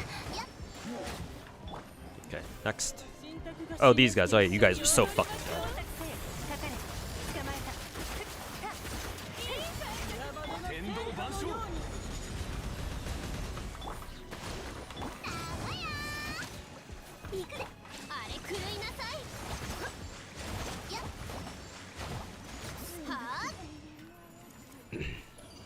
Big Dick Zhongli is too good. Yeah, fuck everybody who says Zhongli isn't meta, he's bad. Well, some of them actually don't say meta Zhongli is bad per se. It's just like he's not meta. But yeah, fuck them anyway. Zhongli isn't meta. Yeah, suck my fucking dick. What artifacts am I using on Dehya? I can show you my full Dehya build. I mean, of course, why wouldn't I? 4-piece Vorukasha.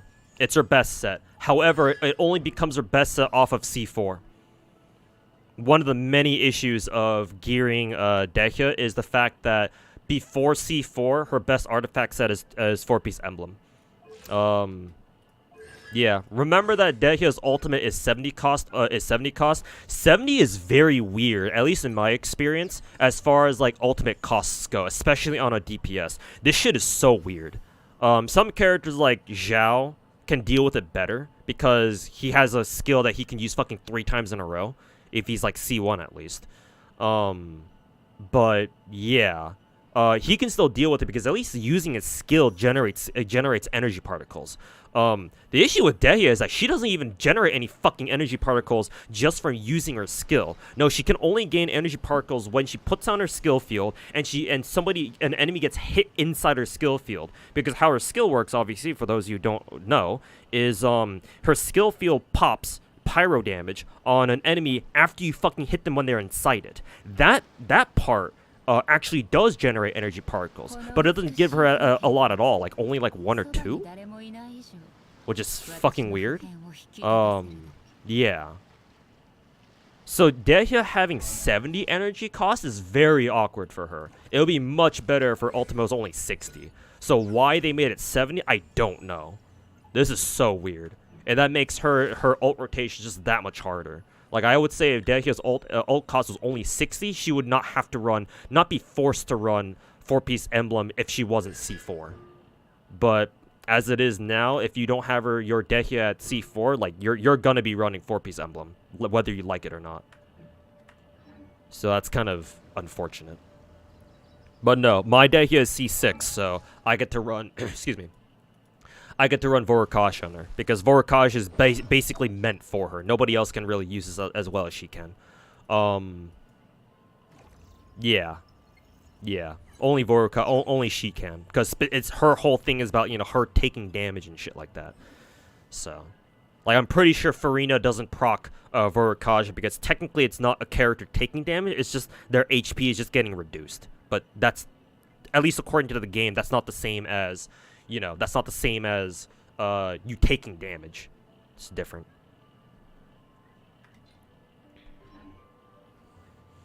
Can Shinyan and Dehya be like, go for like a plunge damage meta? No, I don't think so, because there's already another Pyro Claymore character in the game who has a thing for plunge damage. Guess what his name is? So it's like, even if you try using Dehya for that, if you have D-Luke, why the fuck are you using Dehya, you know? I mean, I guess you could try, but like D-Luke is like just such a more natural choice because he actually has something for plunge damage, right? Whatever that was. Yeah, I forget where he gets his like plunge damage from, or his like plunge damage perk from. Maybe it's like off a constellation or something. I don't know. But yeah, it's like, you know. Oh, what did I get for my Gachi? I got spooked by a Kaching, so yeah.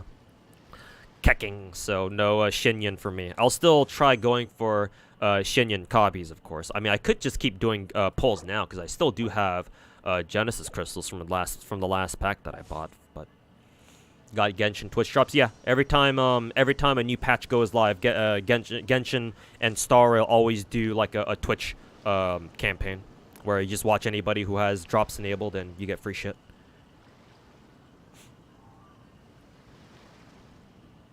What they did to Dehya was the most disappointing fucking shit, but love to see you making her shine because of it. Yeah, like, I saw Dehya's potential early on, and I knew I could make her work. The issue is that, yeah, just her investment is just, like, why? Why would you build Dehya when there are so many other better characters that you could build?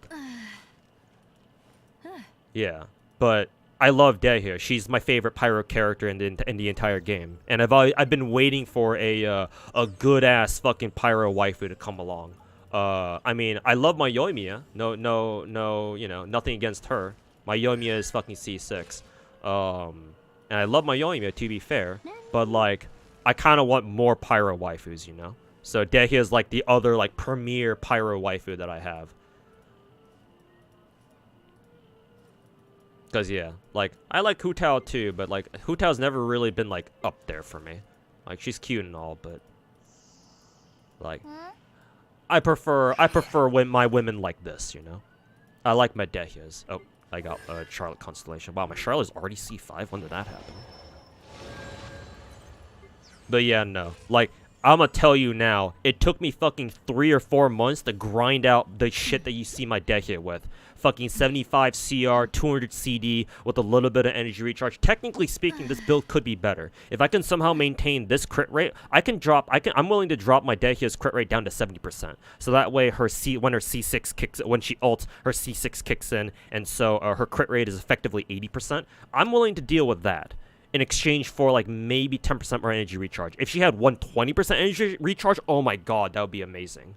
With the stats that she has right now. Or at the very least, at minimum, 70-200 with 120 ER. Like, that would be the dream build. Because that means my ult rotations are so much smoother. I would have to worry so much less about Dehya's fucking rotations. But, like, it took me 3 or 4 months, 4 months to get to this point. To give her all these artifacts that she has now. Like, bro, look at how many fucking Vorukasha feathers and flowers I got. Actually, no, I don't have that many flowers. But feathers, man, dude, all these feathers I leveled just for Dehya, just to see if I could get the right one. And ironically, this one was one of my earlier ones, and this ended up being the best one for her anyway. Yeah, I've got a feather that looks like this with 14% crit rate. I mean, technically it's double crit. Almost 40 CV, but not quite. Actually, is it 40 CV? 28, 28.8, 28. No. Actually, no, I think it is. It's 40 CV, isn't it? It's like 40.5, right? 28. Yeah, 39. Yeah, it is. 40.5. 40.5 CV. So this is a 40 CV relic artifact right here. This is also double crit, just not as good. Also double crit. This is fucking 31% crit, or this is 16% crit rate. Almost 40 CV. Again, it's like 36 or 37. Another double crit, again, not as good. This one is, yeah, almost 40 CV, again, another double crit. All these feathers I leveled just for Dehya to see if they could roll, like, the exact right stats I was looking for. This still ended up being the best one because it was the only one that had energy recharge on it. None of these other ones had energy recharge, and I needed an energy recharge, substat. So, this is the best one I had. And again, it was one of my earlier ones. All these other ones came after it, after the one that she has now. And all these just for Dehya. Fuck, man. And I didn't get these. I didn't get her to C6 like through like spooks or anything. I got her C6 day one. She was my Dehya last year was my very last Genshin character that I C6 day one, the last one. And ever since then, haven't really done the same for any other character because I can't. Triple crowned as well. Yeah. Yeah, you bet your ass I poured my fucking heart and soul into my Dehya build. My hype for Arlecchino? Yeah, sure, man. Our next Pyro wife, I believe she's Pyro, right? Yeah. She just, it's just that D-Luke just has the highest plunge multiplier for whatever reason, I say. He just randomly has it. That's funny. Any real talk of how strong a character is in Genshin is really talking about the level of investment they require. I don't quite agree. I agree like maybe with like 60% of it. The reason why I don't fully agree is, well, you see this character right here, Raiden. Raiden is one of the strongest characters in the game. Like, theoretically, she should be easy to build, but the issue with Raiden is that min-maxing her gear is so hard, right? Because either, like, actually, this goes for both, a whale build, like if you have her gacha weapon, or, you know, if you're free to play and you want to give her R5 catch. Like, either way, gearing out Raiden is fucking hard as hell. Because, like, how do you give, you need, with Raiden's build, you need to figure out, okay, if you're Raiden C2, right, so she's capable of doing damage, or more damage, I should say. I'm sure even at C0, she can still do a respectable amount of damage. The issue with Raiden is, how do you give Raiden, who's, again, one of the strongest characters in the game, no one's doubting that, how do you give Raiden a great crit stat line with a ton of energy recharge and not fucking want to, you know, unalive yourself trying to do so in fucking emblem domain? Like, are you fucking serious? Like, how many horror stories have you guys heard about people just wanting to look for like a proper, like, just one good double crit energy recharge artifact? Like, bro, where's my original energy recharge artifact that I had for my right? Oh yeah, this one. I had this one ever since Emblem Domain first came out. This is one of my first artifacts that I ever got from energy from the Emblem Domain. Double crit with like fucking 2 rolls in the defense percent for some reason. Yeah, it would have been nice if it went to attack percent at least. But my Raiden had this for 2 years, or like a year and a half or so. It's only been like relatively recently that I finally fucking like, I think within last year, like the second half of last year, that I finally managed to grab like a better, like a marginally better double crit energy recharge substat, or energy recharge artifact for her.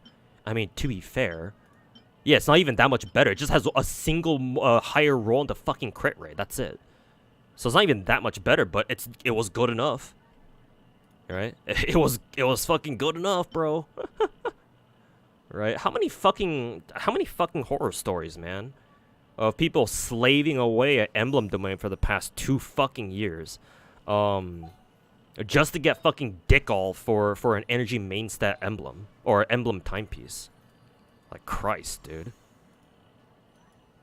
So yeah, like I get where you're coming from with that, but no, that's not the entire story. Some characters are also to be fair a lot easier than others, right? Fucking Kazo, for example.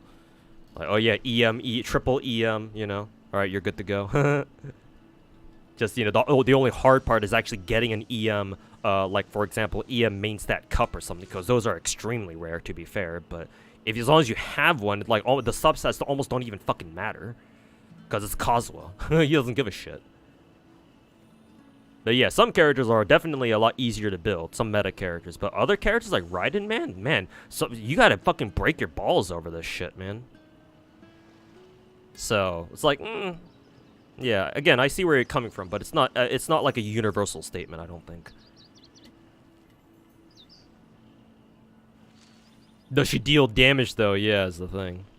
How do you fucking build your Raiden to do damage and, you know, have a lot of energy recharge? Cuz yeah, if she doesn't have like if she had like a what is it? A crit stat main weapon, yeah, it'd be a lot easier, but like how do you pass up engulfing lightning or catch? Like they're just too perfect for her, you know? Yeah, give her Vortex Vanquisher, yeah. I know just the thing, chat. New meta build for Raiden, fucking Vortex Vanquisher R1. Hell yeah, chat. We're about to change in meta with R1 fucking Vortex Vanquisher Raiden builds.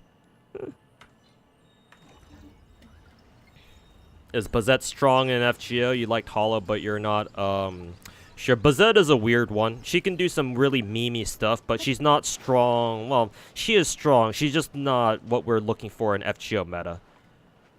She's more a fun character to play around with and abuse for like challenge quests. Like you can do some really nifty stuff with her and some really hilarious stuff where enemies just attack Bazette, anybody on your team, and Bazette just kind of counterattacks them to death. But as far as like farming is concerned, she's like eh.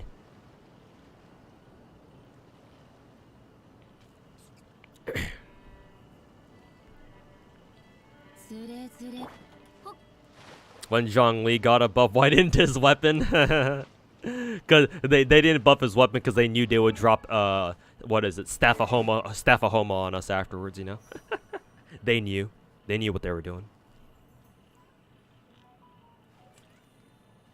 She's basically FGO Clara in the counterattack sense, yeah.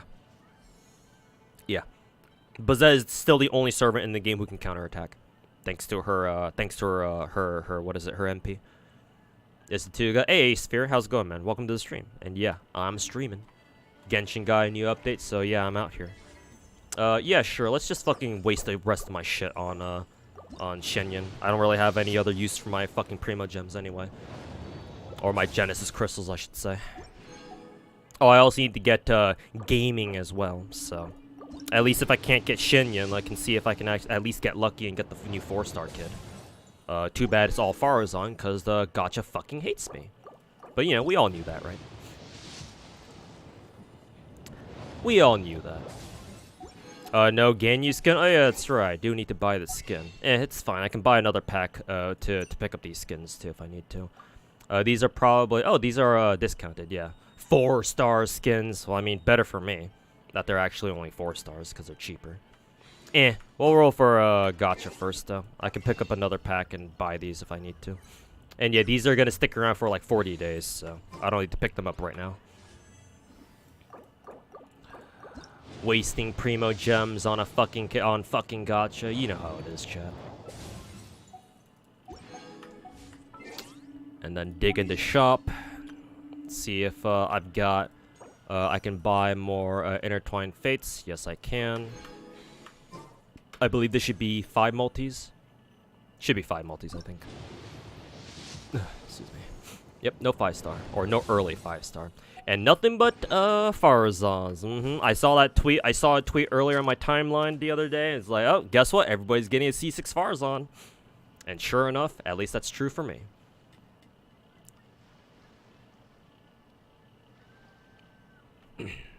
But yeah, I'll pick up the skins later.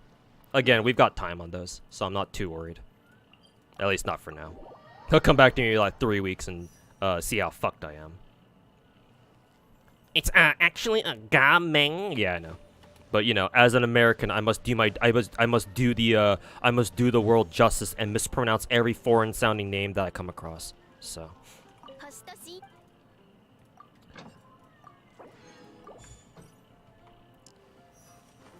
Both skins are really good. Yeah, I plan on picking both of them up anyway. I have both characters triple crown because if cryo, why hot? Why am I talking to this dude? You don't even have Shenhe yet and you're still picking up her skin? Yeah. Gotta prep for the next time Shenhe has a raid up, right? It's gaming time. Yep. Wicked.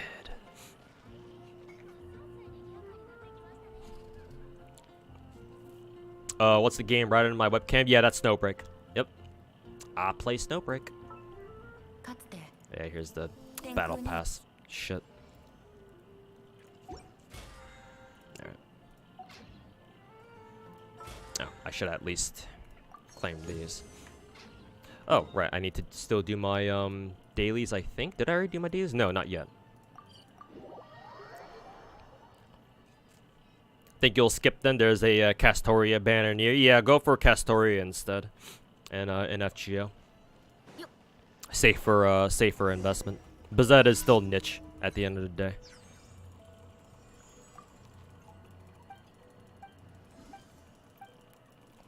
You now want Ganyu just for the skin. Hopefully she gets a rerun someday. I'm sure they... well, I mean, it's MiHoYo, so who the fuck knows? But yeah, hopefully they bring back Ganyu and Shenhe now that they have skins now.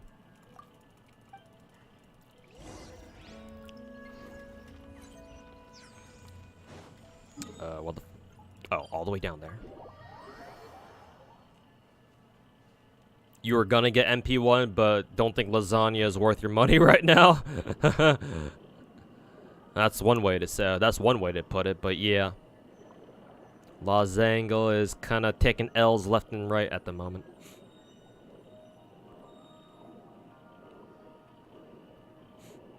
Oh, with this, gotta do this. Grab you. Whee!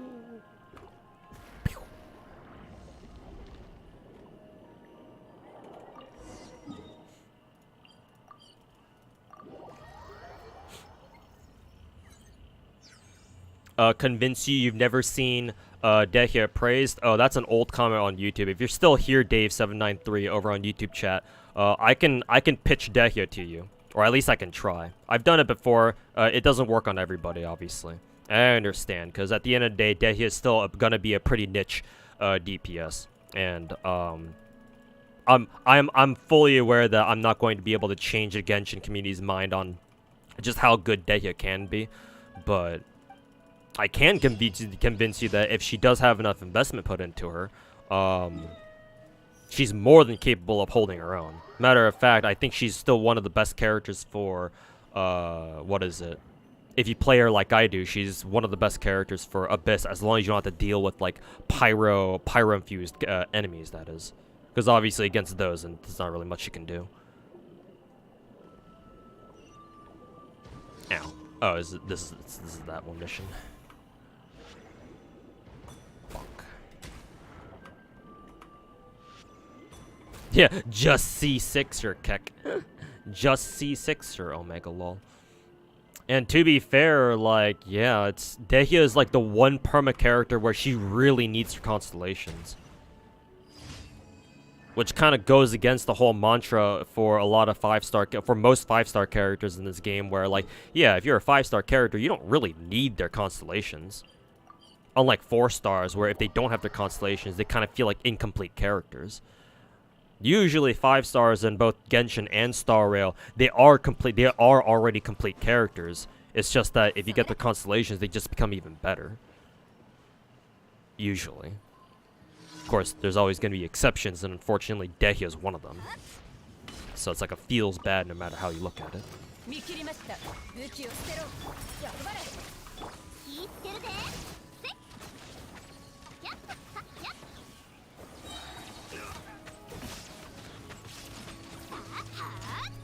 Lost the 50-50 Dehya, funnily enough. Okay, so hopefully maybe I can convince you then. Let me just get all my dailies done before I forget doing that. Dehya, more like Deadya? Yeah, maybe to the player base, but not to me. Fuck you, my Dehya is one of my best built characters. I'm gonna fucking use her. Also, oh, this is hilarious. I can just glide over to this airship over here. Oh, that's funny. Whee! It went all into EM on that one feather you got, so it's Jover. It's Jover. No! Just saw that there's gonna be a Morgan banner on right before the Castoria one. Is Morgan good? If you put a lot of investment to it, yeah. Like, she's one of the best Koi and Skya reloaders in the game. But she does have some damage problems. So unless you're going to hyper invest into her, you can pull her, but it should only be for waifu reasons.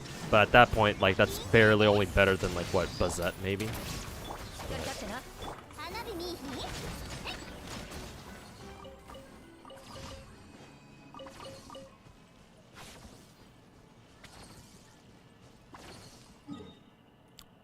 So yeah, you can roll for Morgan, but I would highly recommend, like, at least MP2, personally.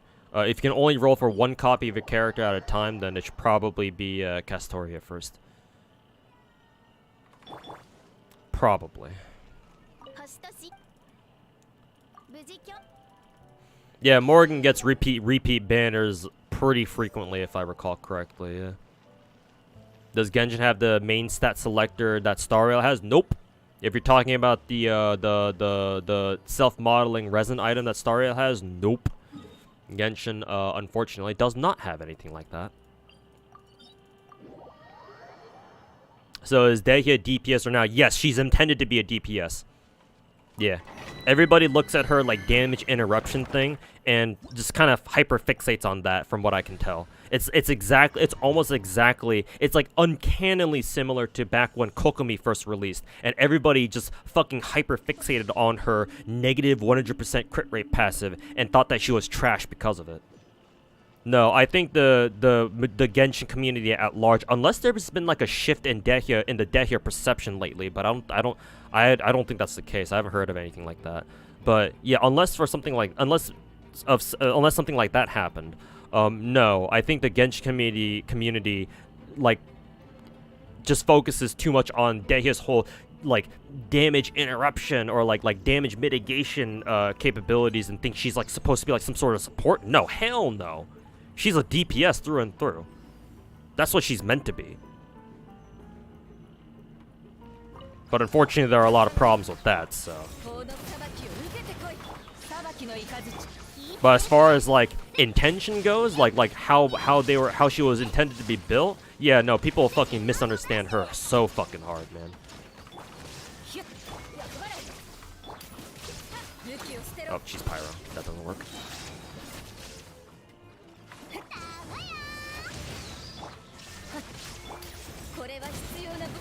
Oh, her skill isn't ready.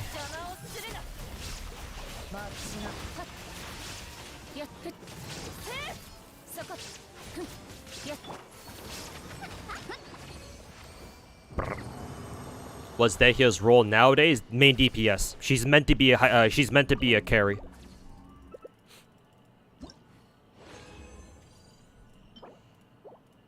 Trash as usual. Dehya is the long-term character that gets better the more you lose your coin flips. Yeah, she heavily relies on her constellations, more so than any other 5-star character. Out of all the permanent characters, yeah, that's for sure. I mean, if it's just out of permanent characters, how do you think she's going to compare to, like, the limited-time characters? Yeah, for sure. I personally would not suggest you work on Dehya until she at least reaches, like, at least C2 or something. Let me see here. I think her C1 basically means that she switches her main stat for her timepiece from attack percent to HP percent. And generally speaking, HP percent timepieces are a little easier to get, I think. And then how good was her C2 again? When she used Molten Inferno, duration created by Fiery Sanctum Field increases by 6 seconds. Okay, cool, I guess. When Fiery Sanctum exists, damage dealt by its next coordinated attack will be increased by 50%. When active characters within Fiery Sanctum are attacked. This is pretty mid, I'm not gonna lie. Like, what the fuck is the point of this? Like, the time duration increase is pretty good, but like whatever the fuck this is. If this is literally a one-time effect, then yeah, fuck that. That's kind of useless. So okay, hits once. Okay, cool. I guess you can start building her at C1 because again, her C1 changes her, or at least it should change her timepiece main stat from attack percent to HP percent. And I'm sure we can all find good HP time percent pieces or HP percent timepieces. English is hard. You ready to suffer in Blue Archive next? Oh, I already rolled in Blue Archive, man. Yeah, I've already suffered. I've already suffered trying to get Hinata, but yeah, that didn't work out, obviously.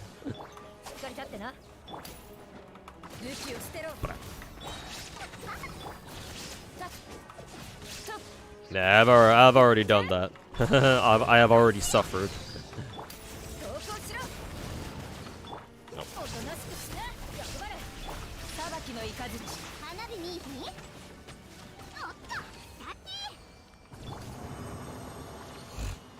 You just wish C0 Dehya was a bit better. I mean, technically C0, I'm gonna be honest, C0 Dehya doesn't really perform that much differently, at least in terms of gameplay, just using her, how she handles, compared to like C4 Plus. But like, yeah, I would imagine the damage output is just way different. Yeah.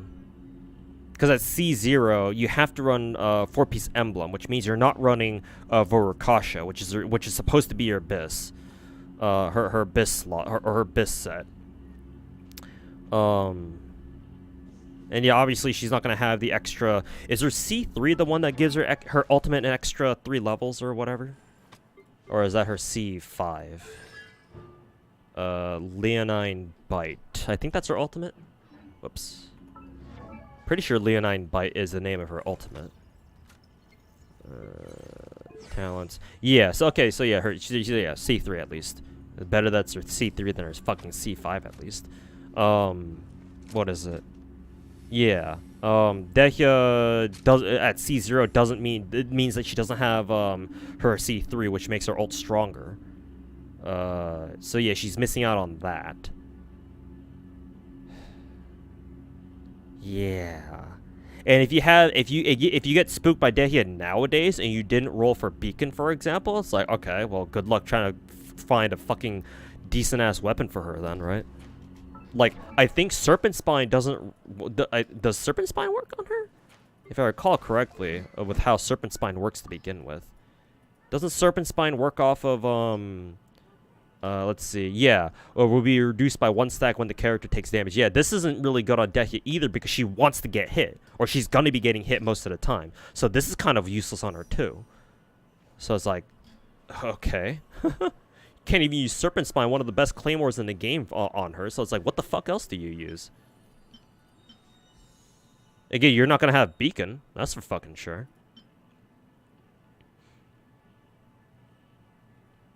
It's like maybe Verdict, maybe, but that's kind of strange. Like I guess Redhorn, but just for the crit damage stat. But I mean, you will be using Bennett with Dehya, so I guess that wouldn't be too bad. Yeah, I guess Wolf's Greystone is the Ye Olde Faithful. Yeah. Because I mean, hey, party attack buff by 40% for 12 seconds. That's something, isn't it? So yeah, I guess you could still run the Ye Olde Faithful Wolf's Gravestone. The Unforged. Keck.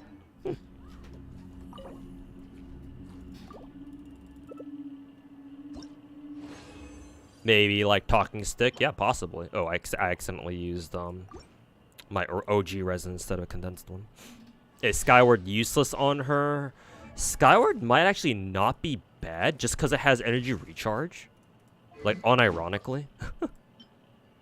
Yeah, 36% energy recharge, which is quite a bit.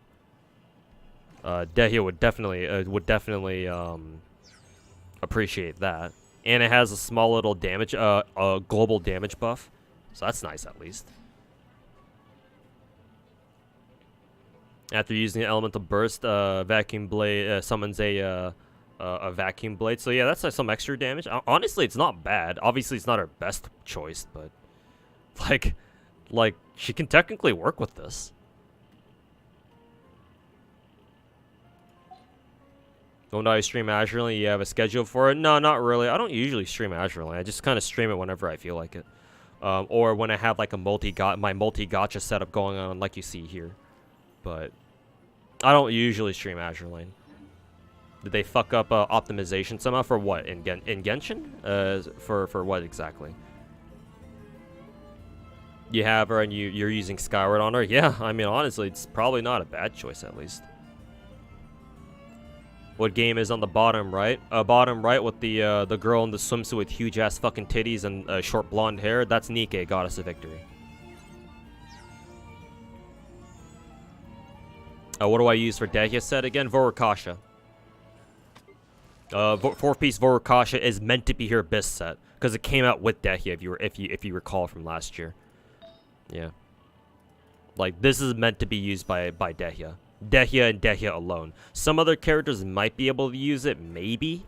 Like for example, I know at least in the beginning there used to be a kind of almost a meme build, kind of like a theoretical build at least, where you would run 4-piece Vorukasha on like Nilo, for example. I think. But no, realistically, Dehya is the only one who can really run it properly, just because of how her kit works, and how her playstyle works. So. But no, 4-piece Vorukasha. However, let me reiterate that I'm only able to run 4-piece Vorukasha on Dehya because she's at C4+. I mean, obviously my Dehya's at C6, so that's even better. But I would only recommend you switch your Dehya to 4-piece Vorukasha once they're at C4. Because C4, because of what it is, this fixes a lot of Dehya's energy issues in her kit. So only here can you actually think about giving Dehya 4-piece Vorukasha. If she's not C4 yet, you're going to be running 4-piece Emblem on her, like, basically 99% of the time. Like, unless you get, like, super fucking lucky with, like, good energy recharge substats on, like, a Vorukasha set, and yeah, right. Yeah, no, you're running Emblem. 4-piece Emblem on a C0 to a C3, a C3, a sub C3, or sub C4 Dehya. Like, there's not really even a question. What support characters should you be saving for NFGO? Because you already have Clan Dark, Reigns, Waver. I assume you meant to say Waver. And Scotty. Castoria and Clan Skya Light. You missed Clan Skya Light's last banner. You may have tried rolling for her. I'm assuming you didn't get her. So you're going to have to wait for Clan Skya Light's next banner, whenever that is. So, Clan Skya Light. Oberon has a banner at the literal end of the year, I'm pretty sure. So you still got almost a year to go. Like 11 months to go, unfortunately. Like 10 months maybe. 3070 getting some lag after TP. Oh, okay. I mean, Genshin is a big game, so yeah. And it's been going for like, what, 3 fucking years, so yeah. Not surprising that the cracks are starting to show. Mind if you give you my your code to show your Dehya and Navi? Maybe a little later. Maybe a little later. Towards like maybe the end of the stream after I'm done like reacting or something. Wasn't sure if it was like Genshin where shielding used to be so much better in every situation. I mean, shielding is still great. It's just that according to the meta, why would you shield when you can run teams like Hyperbloom and just kind of shit on everything, you know? It's not that shielding has become bad. It's always good, always will be. But yeah, according to the fucking meta heads, the meta retards, yeah, like why? Why would you bother running a shield when you could just easily run fucking, you know, Hyper Bloom, Nahida Hyper Bloom, and just fuck everybody and just not even give them a chance to retaliate? I'm surprised the Cryo dude here didn't die yet.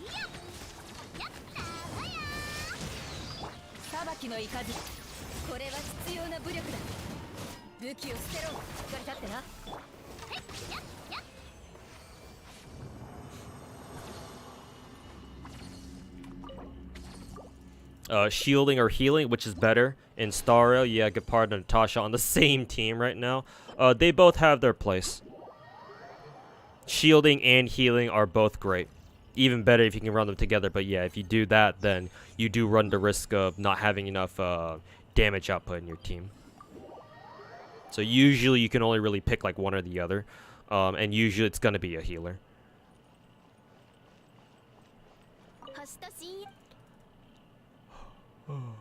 All right.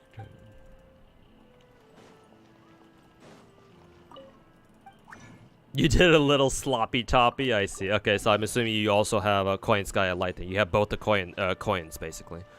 Then yeah, just Castoria, Oberon. You can pick up Merlin too, because I still consider him a challenge quest support. People don't really use him for farming though. That's usually going to be Coin Sky Light's job.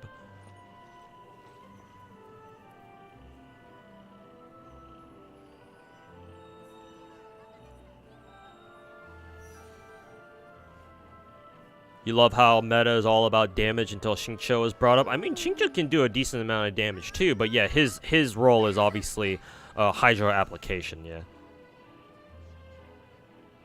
Because yeah, like if you're a support and your job is just that good, if you're just that good at your job, then yeah, the meta heads will kind of be forced to acknowledge that that yeah, like yeah, you are good, you are kind of cracked. But I mean, to be fair, like Xingqiu sets up it sets up his other teammates for even more damage through, you know, Hydro-related reactions, so that's understandable. Like, hey, need I remind you guys yet again, that Kokomi exists? Do you have a built alloy? Yes, I do. Funnily enough, there she is. Fucking Friendship 10. 1 to 2 crit damage ratio with a decent amount of energy recharge. She has her own R5. She has her. No, I was about to say R5. Oh, that's not right. She has her own Amos bow. Almos bow, however you pronounce that. She has her own 2-piece Noblesse and 2-piece Blizzard Strayer artifact set. Constellations Keck W. And she is at max talents minus crowns. So yes, I can actually use Alloy if I really wanted to. I have used it for Abyss before, actually.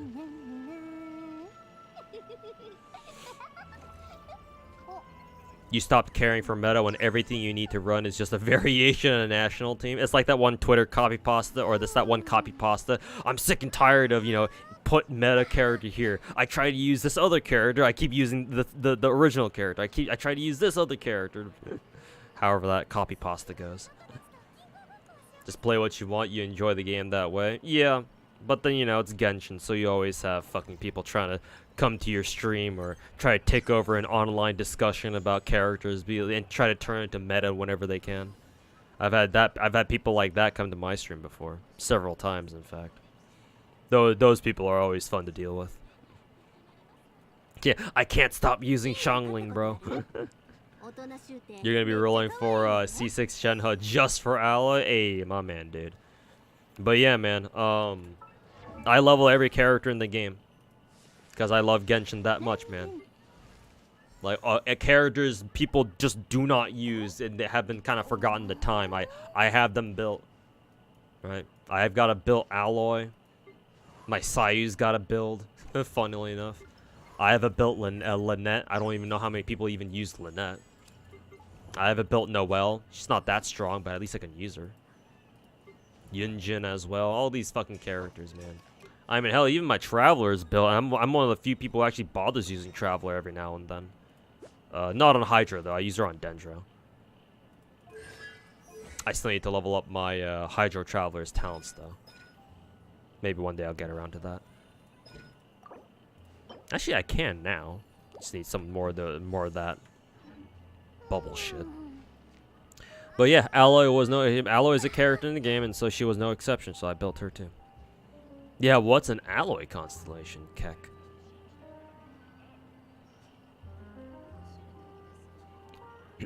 Normal Tamamo is good as well, right? Yeah, but only if you're actually gonna go full arts meme, like me. Like, arts teams are, in my opinion, the strongest team in the game for like challenge quest stuff. But if you're not gonna use arts teams, as she's intended to be used for, then yeah, no, like Tamamo's not really gonna do much for you.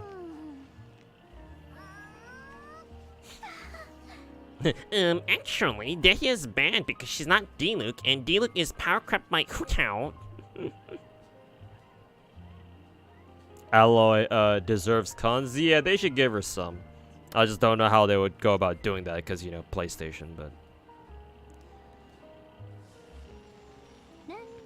Dendro Traveler is so tight. Yeah, she's clearly the best Traveler. Dendro's clearly the best element that Traveler has. Yeah. Because Dendro is kind of cracked. Not the voice, yeah. Actually, I can do a pretty good nerd voice. I mean, I am a nerd, so fuck, man. If I couldn't do a good nerd voice, then fuck, dude. Oh, this is the new region expansion. Oh, this is really cool. I thought the it was legit a new region expansion. Holy shit. I thought it was gonna be like a separate realm or some shit like that, like a teapot realm. But no, we actually finally have a this is actually super fucking awesome. I didn't expect this at all. Because I didn't see any leaks on my Twitter come up on my Twitter timeline that was like, oh yeah, here's the new region. This is where it's gonna be. Like I was just under the impression that it would just be like a separate region, like say for example, like the Golden Archipelago events, where it's like it has its own map, but it's not part of Kavot's like actual landmass. No, it actually is. Holy shit! I'm actually kind of this is actually pretty dope. I want to go explore now. Let's go. I'll at least go unlock the what is it? Unlock the unlock the statues at least. That's really fucking cool. I was wondering if they would what is it? I was wondering if they would eventually, like, you know,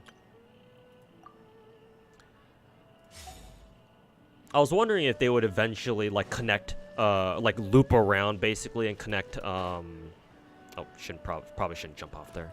Would loop around and connect Fontaine to back to like Liyue somehow, and shit, man, they did it, the Mad Lads. This is really fucking cool. Let's go check it out. Is Aloy playable? I mean, she still works. Yeah, she still works, but yeah, she's just like, yeah, like why would you use her? Like, she's cryo. Imagine using a cryo character named Aloy in a game that has Ganyu and Shenhe in it. Like, are you fucking serious? But yeah, I mean, if you really love, for like the 3 Aloy mains out there, goated goat gaming included, yeah, it's like, oh, okay, so, oh, that's cool. There's like an actual transition, kind of like that. Has its own transition and shit. Huh. If that's the case, then like how is it possible that we can see into the region then? Lore shit. I don't fucking know. Hope they expand Mondstadt next. Yeah, where there's like supposed to be like this whole northern region to Mondstadt too, isn't there? Like the northern port or some shit. We still gotta figure out where the fuck Varka went. Is March 7th worth leveling up? In Star Rail, personally, I think she's a good early game character, but as for like end game, when it comes to like end game shit, little less so. Like she'll hold you up for early game, but I think you'll drop her to use other characters. To use more offensively oriented characters. You'll notice that this is a thing for a lot of gacha games, where early game, when you first start a gacha game, or when a gacha game first comes out, defensive tactics and defensive playstyles and defensive kits and all that, they work fantastic for early game. Because early game, you don't really need to worry about like doing enough damage because you know your characters aren't that good yet.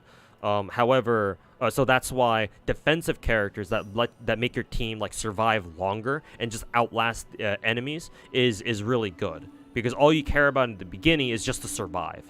But as the game goes on, you know, you get more characters who can do better shit, especially like offensively, and your account should just get better, right? You level up more characters who are capable of doing more damage. You level up you give them better gear and stuff like that. So as the game goes on, meta always shifts from defensive tactics to more offensive, and you focusing on, oh, how do I clear content more quickly? It's always like that. So March 7th is kind of like the, now that I think about it, March 7th in Star Rail is kind of like the epitome of that sort of phenomenon in gacha games, right? March 7th is a preservation character, and preservation characters are usually, you know, more defensive in nature, right? You know, shields and all that. She freezes people, right? With her ultimate, or has a chance to anyway. And so, yeah, like she's great for early game, but then as you go on, you realize that, well, that's all March 7th really does. So, like, she doesn't really support your team offensively, except for like maybe her follow-up attacks, maybe, but like they don't really do a ton of damage. At least I don't think they do. Maybe she can, but yeah. Anyway, she's great for early game, but she does fall off later as you transition to more offensive play styles and you level up your characters. But it's a natural fall off, just how she's designed. That's just how games go. Who are you, lady? I have no fucking clue who you are, but that's okay. Okay, we're just in the middle of fucking nowhere. Oh, we just got instantly teleported all the way over there. Okay, cool.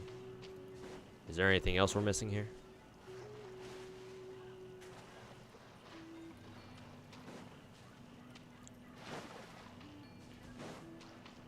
We now have this awkward black hole. Yeah, this part. I do think that this place will be pretty significant because, like, yeah, why the hell did we go all the way around, right?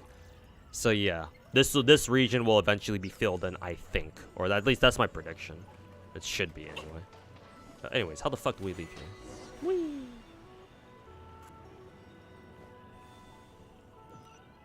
Probably best as a Clara support. Not even every lazy devil. Actually, yeah, not even.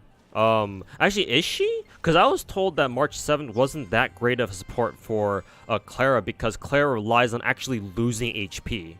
And she can't do that if you have Clara backing her up. And actually, no. It wasn't her skill that people had a problem with. It's March's what is it?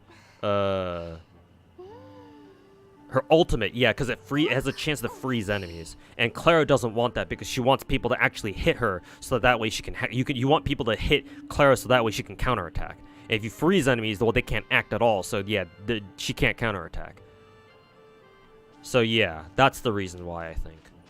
Yeah, that's why Clara is not a great support for, or not Clara. March 7th isn't a great support for Clara because if she freezes people, then that means Clara can't counterattack. So it's like, what the fuck was the point of that then?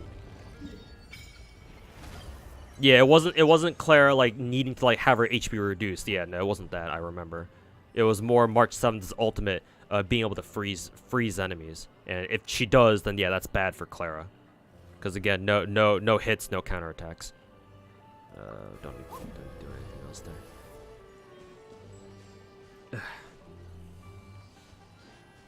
That they'll still find some way of making even more Liyue regions. I mean, technically we do have the north here.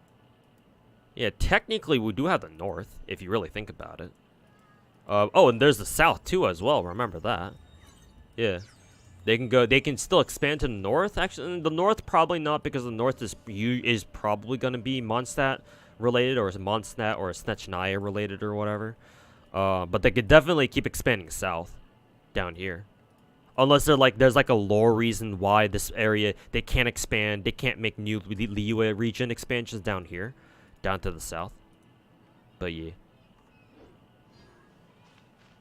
Let's see. Let us journey over to the other what is it? Let us journey over to the other what is it? Whatchamacallits? Am I supposed to launch myself? Whee! That's cool. Over to the other statue.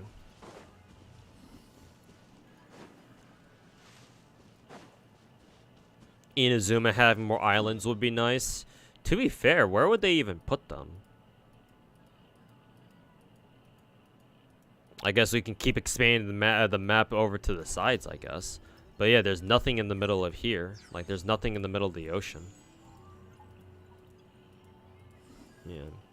They could add, like, for example, Enkonomiya is part of Inazuma technically, and this is like in the fucking toilet. And what I mean by that is over in Watatsumi Island. I have a friend who calls this area Kokomi's toilet, basically. And Enkonomiya is like supposed to be underneath Watatsumi Island or whatever. So they could do that too, maybe. But I mean, not a lot of people enjoyed Enkonomiya, so I'm not sure like if they can get away with that again. Especially if it just ends up being like Enkonomiya 2.0. Cause yeah, a lot of people didn't really enjoy Enkanomiya. I did, but I'm a weirdo, so.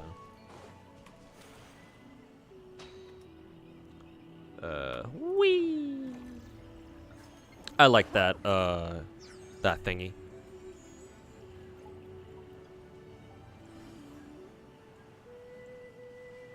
90 out of 100 100 missions for case files, so close. Oof, yeah, barely didn't make it. Hey, there's Ningguang's Ningguang's Jade Chamber, I think, all the way over there. Actually, no, it's not the Jade Chamber. No, we're near the mountains, right? No, that's the tall ass fucking pagoda or whatever. That's like sitting up in the sky or whatever that you can hang out at. Yeah, it's like around here. Yeah, at Qingche Peak or whatever. Yeah, you teleport here and you just bounce your way up. Or you just jump your way up. It's pretty cool. Dash pretty cool.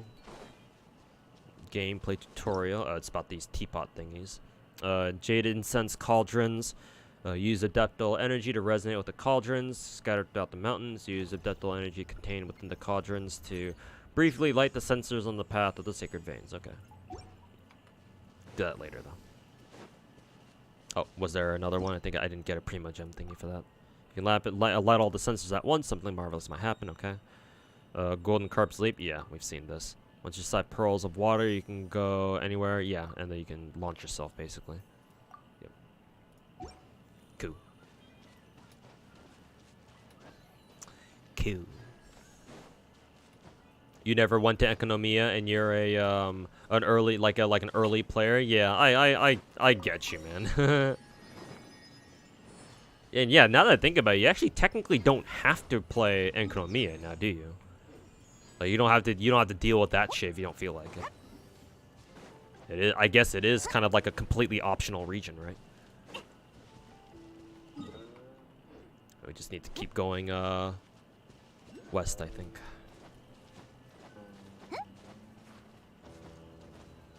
You ever got the hate for Enkanomiya? Frankly, thought Chasm was way worse. To me, they were like kind of similar in terms of like overall exploration experience. Personally, like they weren't the best, but like I still enjoyed my time down there. In both of them. What is this? Millennia of history have their eyes on us. Use the energy granted by Fujin to restore the collapsed ancient ruins to some extent. Okay. Put the object back. Okay. Cool. We'll deal with that later, though.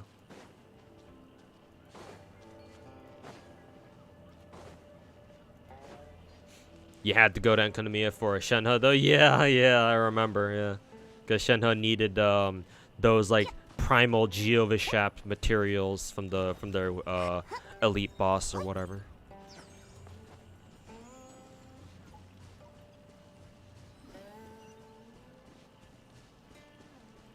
Oh, there it is.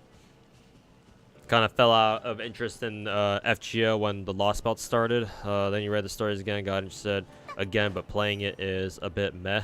Yep, that is a very common reaction.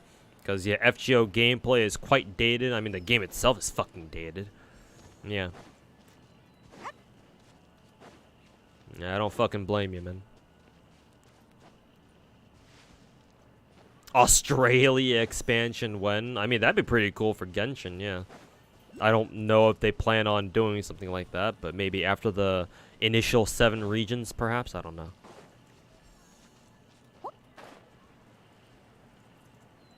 Is this area still part of Liyue?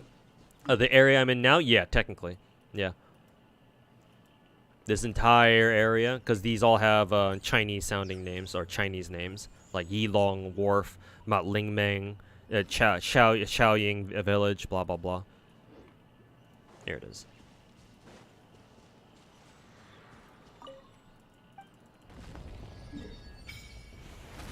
They let you do the Ascension bosses without needing to go to them in story. I mean, technically, to be fair, I haven't progressed the Archon story or the main quest in Genshin at all since like 4.2. and I've been doing the weekly material bosses just straight through the handbook for weeks now, so months now even. That's interesting. This last part is still like shrouded, is like unrevealed, but there's no like third statue back over here. I wonder why. Probably something story related. Of course, kind of has to be. Let's see. Yeah, it's like that must be like the realm of like the Adepti or some shit, because it's like I tried looking beyond here. And then, yeah, it's all, like, fucking shrouded in, like, fog and shit.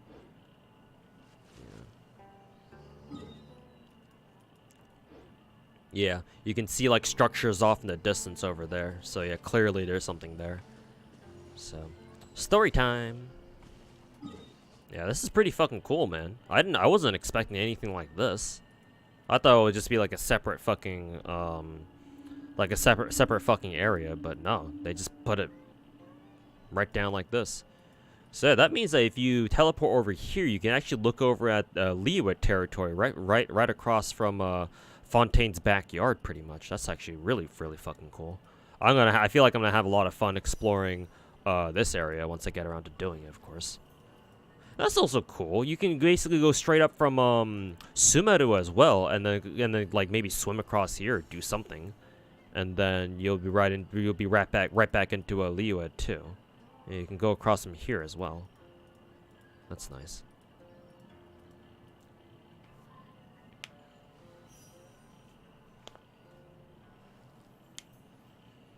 You remember in Maple's story when traveling in a boat between regions, you get hit with the boss fight mid voyage. Either hide in the cabins to live, but with the or with the option to. I think you meant fight. Think they'll do that in Genshin? No, because that'd be way too cool. And Genshin, we know Genshin always loves playing things safe. So, can you swim across to Fontaine? That's a good question. Actually, no, you can't. You cannot, unfortunately. The reason why is, remember right here. This is a huge ass waterfall. Yeah. You wouldn't be able to swim across unless you could like swim up a waterfall somehow. But yeah, most normal people won't be doing that. Yeah, if we were to teleport over here, for example, I could show you.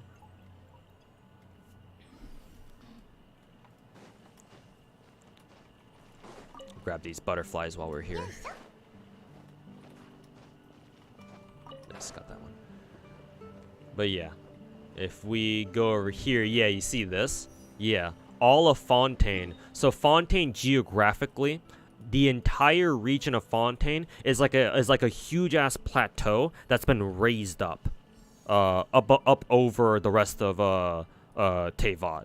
So like if you remember when we first came into Fontaine through the Romaritime Harbor area, yeah, this line right here is an entire fucking waterfall, a huge ass waterfall.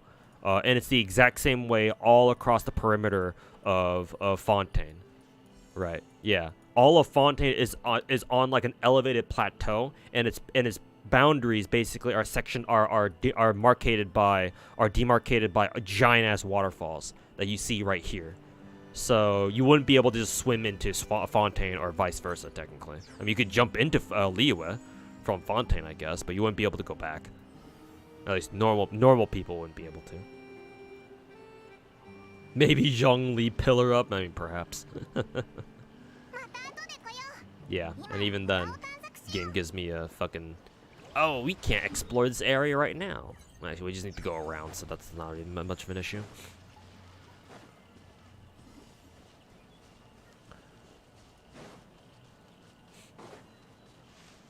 So they connect Liyue to Fontaine, but you can't really go from Liyue to Fontaine because of the waterfalls. I mean, to be fair, that's just kind of how Fontaine is geographically, anyway. So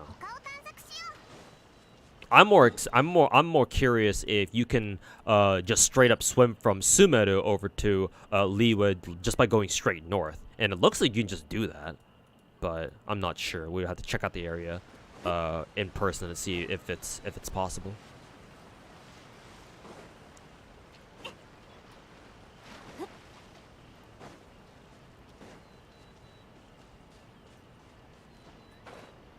So much for the Hydra Archon. Farina can't even make you be able to swim up waterfalls. Yeah, I know, right? God damn it, Farina. Carpal tunnel vision hurts your eyes as usual. Oh yeah, like when the screen gets all dark and shit. When you start getting really close to like the map boundaries, yeah, that shit's really fucking annoying. Fucking hate that shit. But yeah, this is what it looks like, huh? This looks great. You have all this section over here, whatever this shit is. Yeah. Kind of looks like Sumeru geography, to be honest with you. Yeah, because judging by the direction of our character, we're looking to like the southwest almost. Yeah, southwest like this. That region kind of looks like, it kind of reminds me of like Sumeru geography. Because like, yeah, you have a ton of trees over there. It kind of looks like jungle, kind of.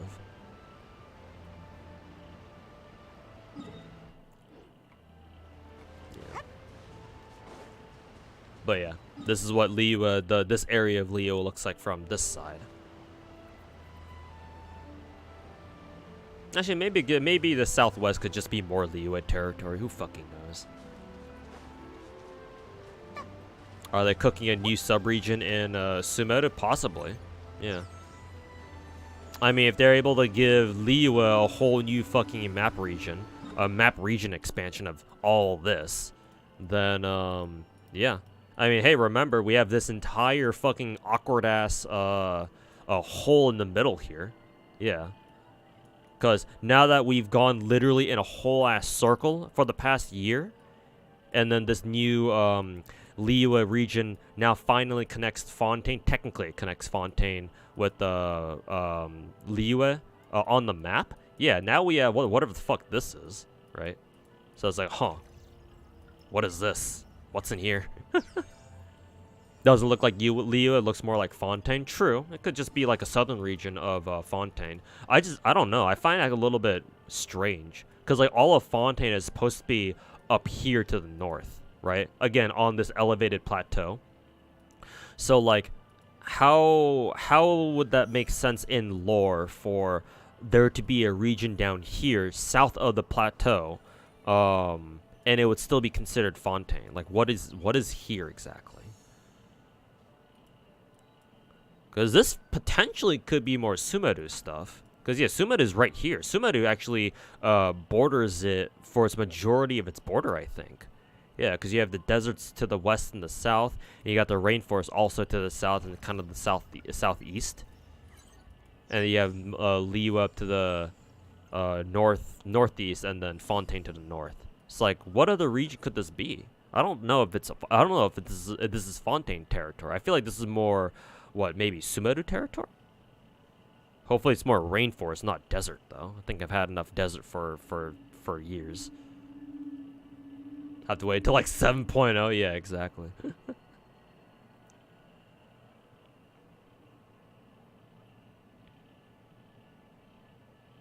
Now, where's the Mondstadt's new sub-region? Probably to the north. Because, yeah, Mondstadt is, there's nothing but water all around Mondstadt. So we would have to expand to the north. Like, there's this awkward place over here. Like, what the fuck is this? Like, we've always had this region that's kind of been like just hanging out. I know for a fact, I still remember in the Bright Crown Mountains up here, right, in Storm Terror's lair, like this region up here, there is, remember that there is a corridor right here that leads you outwards to like a stretch of ocean or something. So this could lead us somewhere. Not only that, but remember Thousand Winds Temple? Like there are like fucking gates down here that lead to somewhere, but we don't know what the fuck this is. They have yet to expand on whatever the fuck this leads to. And of course we have whatever the fuck is north up here, right? North of Cider Lake. So yeah, whatever Mondstadt's new subregions would be, it would have to be a northern expansion going up here. So, I mean, we know Snechnaya is somewhere up here too. Because, you know, north.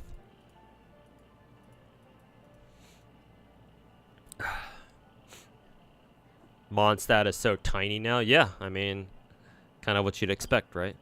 Mondstadt is the very first region. Like Mondstadt is the newbie region, right? This is where you start. This is where all new players start, right? So yeah, it kind of has to be easy. Like Liyue and Mondstadt are the two easiest regions because you know they're the first ones we got, and then we moved on to Inazuma. This is a little more challenging. I mean, Liyue, especially the mountainous areas here in Minlin, like these were tough to like 100% as a new player because you know coming over from Mondstadt, yeah, something like Minlin is tough, and then you get to Inazuma, and yeah, you have to deal with the verticality of like Narukami Island and then Kanazuka and then Yashiori. Watsumi Island was okay though, it wasn't too bad. Sarah Island was cool, and then yeah, whatever nightmare Surumi Island was. And then yeah, you move over to, and then we got what? We got like the Chasm. Chasm was pretty straightforward as far as exploration went, so that wasn't a problem. And Miya was kind of annoying to clear though, to 100%. This was pretty annoying to be fair. And then we get to Sumeru, and Jesus Christ, Sumeru. Like I'm pretty sure Sumeru, if in its entirety, is like the hardest region to 100%. Like I still haven't 100%ed it myself. Like I don't even feel like I explored Fontaine that much, and I still have most of its regions at like 90+%, which is really funny. Star Rail 2.0 patch notes. Oh, thanks, Hannah. Chasm was insanely fun to clear. It was also simple to clear too, because your exploration progress was basically like a straight linear progress as well. So yeah, as long as you followed the story and as long as you were paying attention to pick up to what you were doing, you picked up all the chests along the way, then yeah, you could get an easy 100% clear there. You can now stand right underneath Celestia, because now between Fontaine and the new zone, nice. That's really cool. Yeah, I felt like the closer, the more regions we got, the closer we could get to the closer we got to Celestia, right? Yeah, because I think there are certain points in Fontaine where you can just look up and you're like, oh my god, Celestia's like literally right there. Like maybe in like the mountains of Beryl, or like if you stand on top of like the Bellow region here, like the Bellow mountain here, and just look up and be like, wow, Celestia's right there. The Nightmare of Surumi was the IKEA chest. Yeah, fuck that shit, man. That was fucking horrendous. You gave 100% clears when Sumeru came up, just not your cup of tea. Yeah, I get you. And exploration is just complete for completionists like me. Yeah, it's just kind of what we like to do, but not for everybody. Hoyoverse overcooked with designing the Sumeru map. I mean, the R&R questline didn't help either. I actually enjoyed the desert ones. I still think the biggest travesty of the desert region is like, bro, the coolest part of the whole thing was the pyramid being on fire. This shit right here, and now you can't see the fire anymore. Like, bro, what the fuck? Like, I'm pretty sure there are some Genshin players out there who haven't done, like, they haven't completed the hypostyle desert quest line here, just so that they don't have to put out the fire that's coming out of the pyramid. Like, fuck this shit, man. I want to be able to teleport here and just see the fire in like the evening here, because I still think environmentally, as far as like the night sky goes, hypostyle desert has the coolest nighttime sky I've seen in Genshin. With like the fucking like the purples and the reds in the back in the sky, like that shit is so cool. And then what made it even fucking more cool was the fucking flames coming out of the top of the pyramid over there. But now that it's gone, it's like something's missing. It's like, ugh. Like I don't enjoy this as much. Definitely not gonna complete it. Yeah, exactly, man. It's like, ugh. If you complete it, you put out the fire and like, bruh. It goes away. Yeah, dude. If you didn't know, yeah, I completed. You can tell that. Yeah, I have 100% hypostyle desert. But when you do, the quest line involving the main pyramid here, it puts out the fire here. So yeah, if you still have the fire, then consider yourself lucky. Cause yeah, it's definitely one of the like it's nighttime now. Like, see how cool this fucking nighttime is, with all of its purples and shit, purple, magenta, dark blues the further you go stare that way. Yeah, this is such a cool nighttime sky, and it's even better if the pyramid were still lit up, but it's not anymore because I completed the quest line. Yeah. But yeah, like, fucking, what? We had 3 expansions, I think, because the first Sumeru expansion after its initial one, because I think they gave us the entire rainforest at once, right? The first desert expansion were these 3, Setek and Hypostyle Desert, and then the second region, the second desert expansion was Hajimaveth right here, and the last one was with these 2. Yeah, like 3 desert region expansions in a row was kind of much. Yeah, that wasn't fun. I still want to complete all the exploration here anyway, but yeah, that wasn't really fun. Some variation would have been nice. I mean, to be fair, the Farakurt region was nice at least, because there's some greenery here, but still. What kind of a disappointing quest line too? Yeah, I mean that's just how most side quests in Genshin go, unfortunately.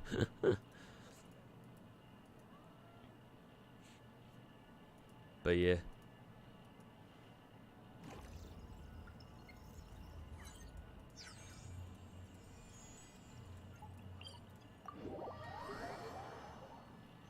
Everywhere you go, you see sand. Yep. Sand, sand, and more sand. Hey, at least to be fair, I mean, that's kind of the accurate feeling of being in the middle of a fucking desert, in the middle of fucking nowhere, so.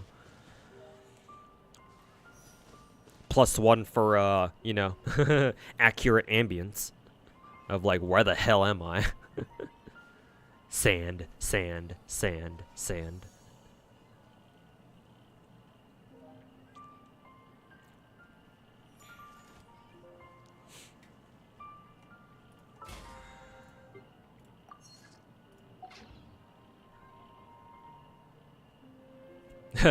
You hate sand? Oh, that's good to know. Me too.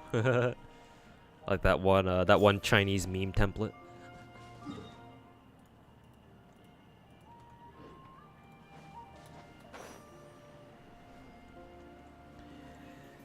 You hate sand? Oh, goody. Me too.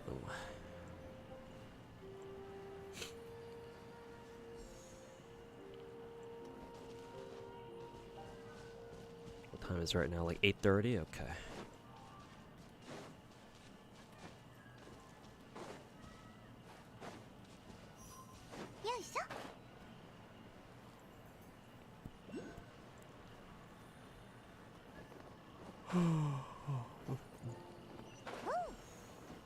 Grab this teleporter real quick.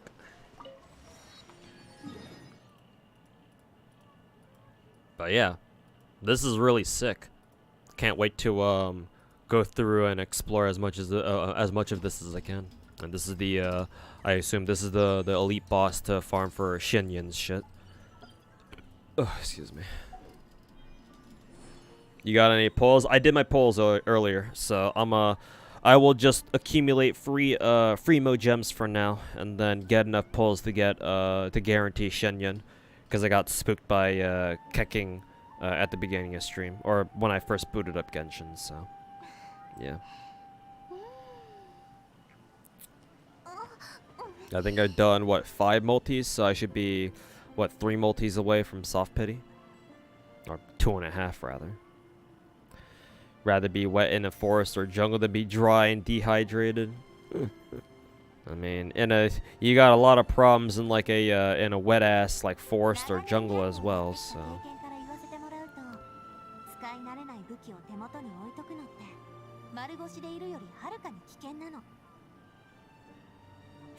You want to see numbers? You already saw. Oh, you're already here for the previous stuff. Yeah, unfortunately, I can't really spend the money on gacha pulls. Like, I've been forced into like being either free to play or like a low spender for a lot of my for like all my gacha games. So, IRL's been kind of kicking my ass.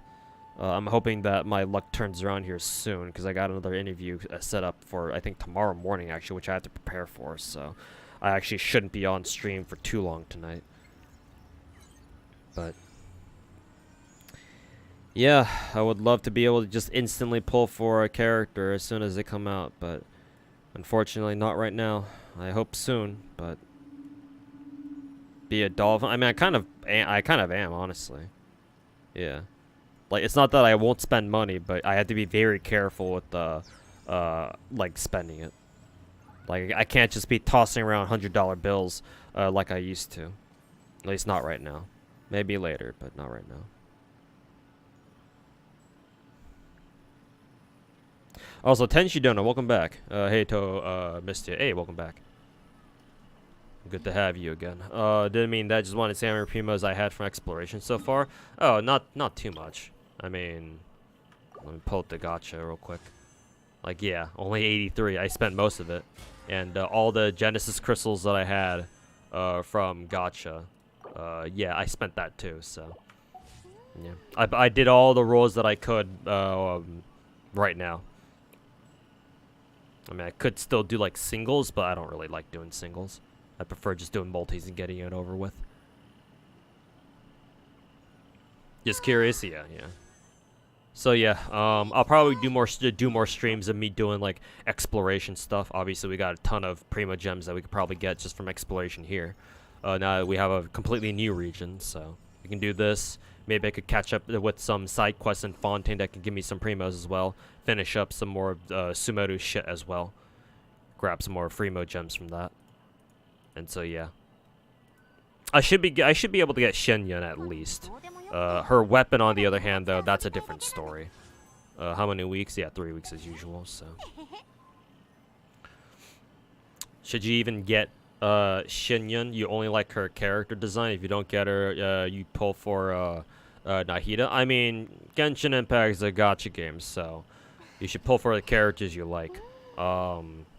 Like, pulling for waifu characters is very common, even if said character is not great, or you don't like their gameplay or whatever.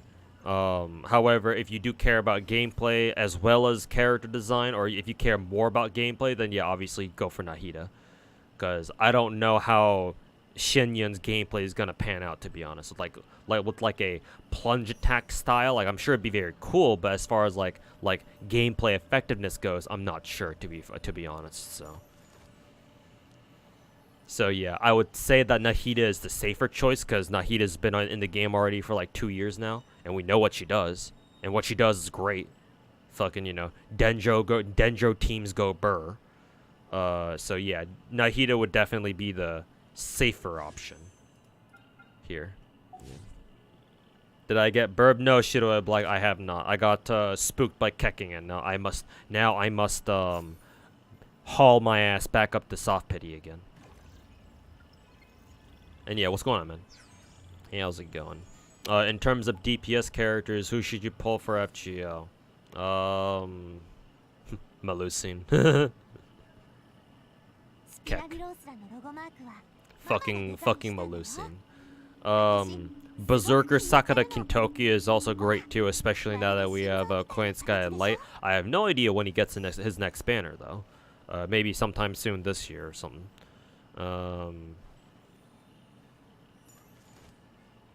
Vanilla Saber is a great one. With all of her buffs. Yeah. She's also another good one too. Trying to download every game you see so far, Blue Archive, Nikkei, and Azure Lane. Are you missing anything? I mean, going from left to right in counterclockwise order, you got FGO, Azure Lane, Blue Archive, Azure. Actually no, FGO, Arknights. Yeah, I confused Arknights or Azure Lane. Arknights, Blue Archive, Azure Lane, Ether Gazer, Girls Frontline 1. Don't play that game though. Nikkei on the bottom right, Star Rail above that, and then Snowbreak, and then finally Genshin on the main screen.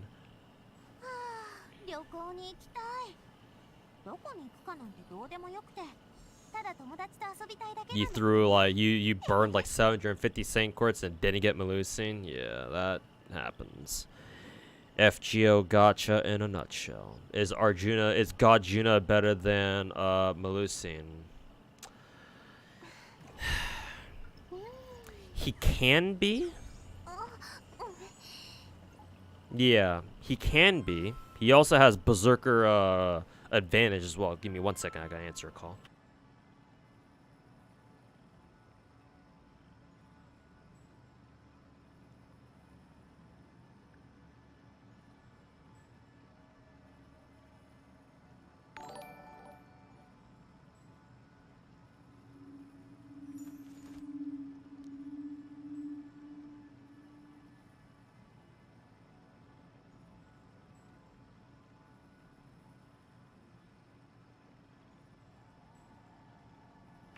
Alright, back. Oh, we got a raid here from oh, Pocket Shock. Hey, how's it going, everybody? Welcome to the stream. Shuffle in, trickle in. But yeah, thanks for the raid, Pocket. Hope you had a good stream today. Didn't know you were streaming today, but yeah, hope you had a good one.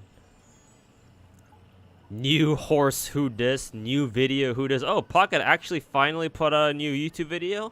How long has that been? How long has it been since their last YouTube video? But yeah, appreciate the raid. Thanks for stopping by, everybody. Yeah, we've just been checking out Genshin's new update a little bit. Talking about random crap. But yeah, Gajuna is great. It's just I'm trying to compare his damage output with something like, say, for example, Melusine, where she has fucking Black Grail. And it's like, like, actually, yeah, who wins there? Like, Berserker Advantage is pretty hard. It does go hard. But yeah, the problem with Gajuna is that his damage hinges on whether or not he can debuff enemies. Specifically with his Buster Resist debuff. If he can land that, then yeah, his damage goes bonkers. But if enemies resist it, then his damage just falls off a cliff, basically. But with Melusine, she doesn't rely on she doesn't have to rely on a gimmick like that. You know what kind of damage she's gonna do, and she's gonna fuck people up regardless. So I would say Melusine is more consistent. And like, yeah, you know, Berserker Advantage goes hard and all, but you know, you can give Melusine Black Grail, you know, argument invalidated kind of thing. So.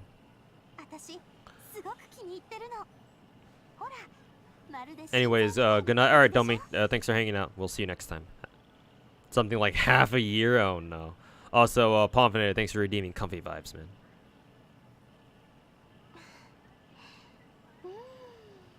You already got Melusine. The Dragusi is too strong. Oh no. So I think Gajuna has the potential to be even better than Melusine, but to have more damage output than Melusine, but everything needs to go his way. Otherwise, like, yeah, 100% battery, Black Grail, Oberon support. It's like, damn, man, how do you go wrong with Melusine? It's like the copy pasta again. I try to use Gajuna, I go back to Melusine. I try using Morgan, I go back to Melusine.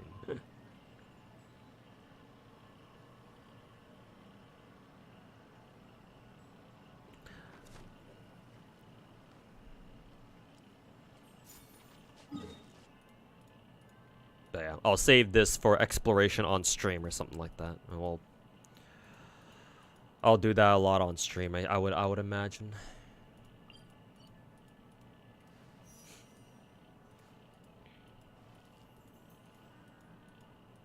I do kind of want to head over to what is it, the wharf area. I do want to check out the wharf area. Maybe I can get over there real quick.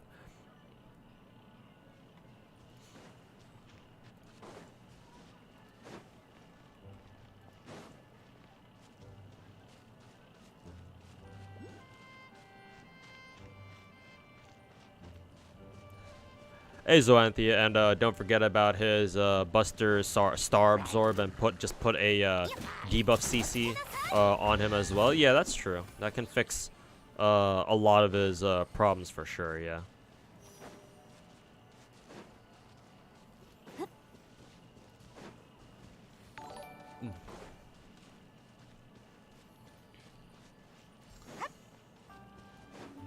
Small little village. What is this area? Oh, it's the southern tip of Chaoying village. Okay. Also, D-Lane Arts, thanks for gifting, what is that, 5 subs? Yeah, that's 5 subs. Thanks so much, man. Greatly appreciate it. Thanks so much for the support. Why is there a... Oh, that's a quest marker. I thought that was a combat quest marker. Like, what the hell? You're welcome. Hey, first time chat, and the first thing you did was gift subs, man. Greatly appreciated, man. What is this? Chenyu Adepti? Oh, something. Some sort of collectible. But yeah, greatly appreciate the support. Thanks, man.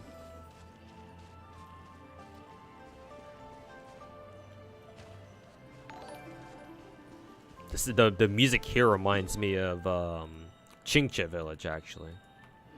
It's probably not the exact same, but similar vibes, and I like it. Yes. Already saving from next summer. Way too many tight servants. Yeah, you're telling me, man. FGO summer what 7 coming up? Like 3 SSRs. Why? Did somebody say SSRs?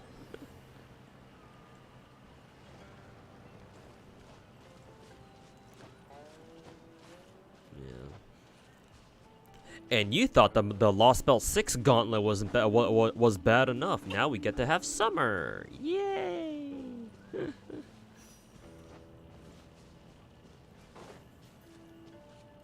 And technically, it'll be even worse for NA because remember, we get Archetype Earth first because we're gonna get our anniversary first before summer.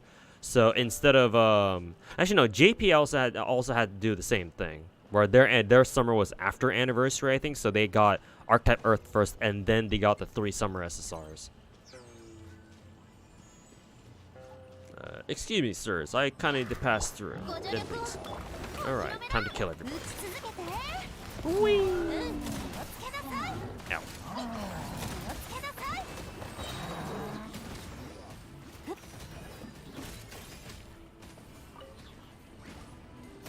And everybody's dead. Oh, that's surprising. The chest here still isn't unlocked. I would assume we still have to kill everybody down here as well. Actually, oh, it's this guy. Brat. There we go.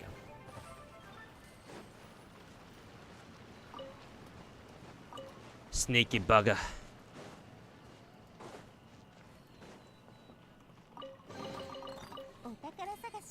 Iris's costume has the glasses and the handlebars. It's fucking metamorphosis. Oh no. JP had 7th anniversary and Summer 7 start literally a day apart. Yeah. So yeah, technically ours will be a little bit better because yeah, I assume we're gonna have our anniversary at least for what, a couple weeks at least, before we get summer. But yeah, it'll still be one hell of a gauntlet, that's for sure.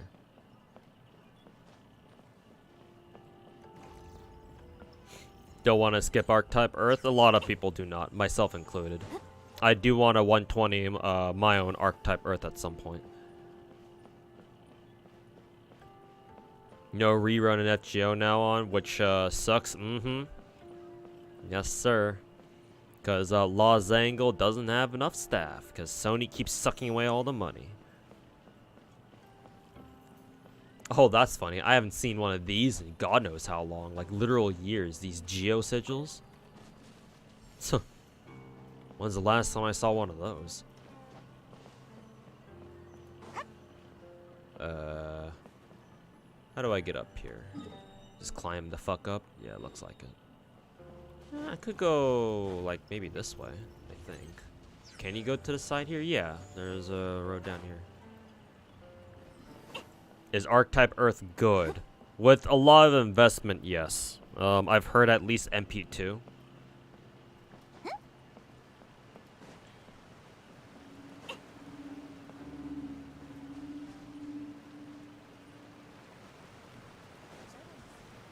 But yeah, Archetype Earth is good, but you kind of need to go hard on her. Or I mean, a lot of us will do that. Obviously, do that already. But she needs a lot of investment in the first place. Then again, technically speaking, that's kind of how all DPSs go, doesn't it? Or isn't it?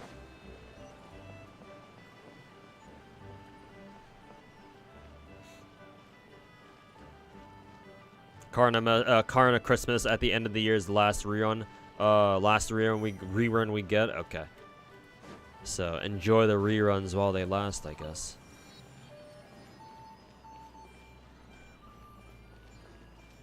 Yeah. Yeah, if you're only going for like a single copy of Archetype Earth, and like yeah, that's all you care about, then she's only really gonna be good as like a trophy waifu, and that's it. Like if you actually want to rely on her for like farming and shit, then yeah, you kind of need to go pretty hard on her.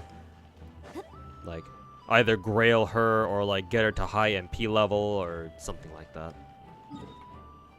I think I'm going the wrong way. Actually, am I going the wrong way? No, I am going the right way. Because, yeah, we go take a right here and keep going up. Do I have C6 Shenhe? Yes, I do. There you go. Do you still MP5 every single FGO server? Nope. I stopped with that, starting with the Quiet Sky at Light. After Quiet Sky at Light, I realized, yeah, I can't. Actually, no, not even before then, technically. No. I did get every servant with no, actually no. Sorry, I keep going back and forth. I stopped MP5ing all servants starting last year. Up until 6th anniversary, I did try to go for every servant, just the MP1 for characters that I didn't really care too much about. And I still tried MP5ing the ones I did care about. So for last year's servants, I MP5'd Who was our New Year's servant last year, chat? Because this year's New Year's servant was Quiet Sky at Dark. Who was last year's? Muramasa? Was it Muramasa? I think it was Muramasa, right? I MP5'd Muramasa.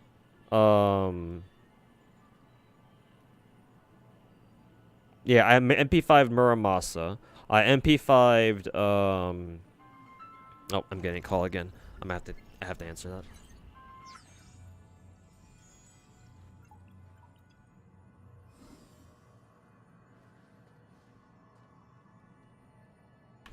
Give me 1 second, chat. I gotta go answer the door because I'm expecting something.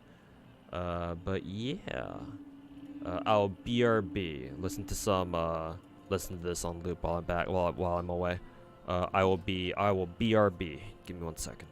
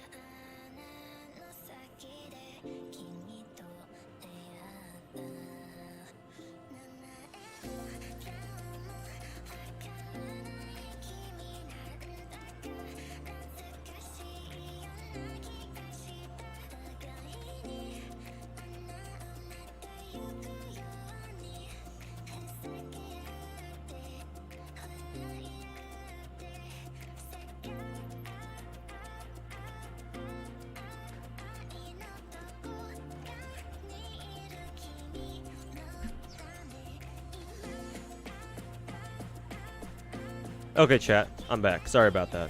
For those of you guys who were wondering where I was, I had to go answer the door and go pick something up, so took a little longer than I wanted to, but I'm back. Let me just go use the bathroom real quick.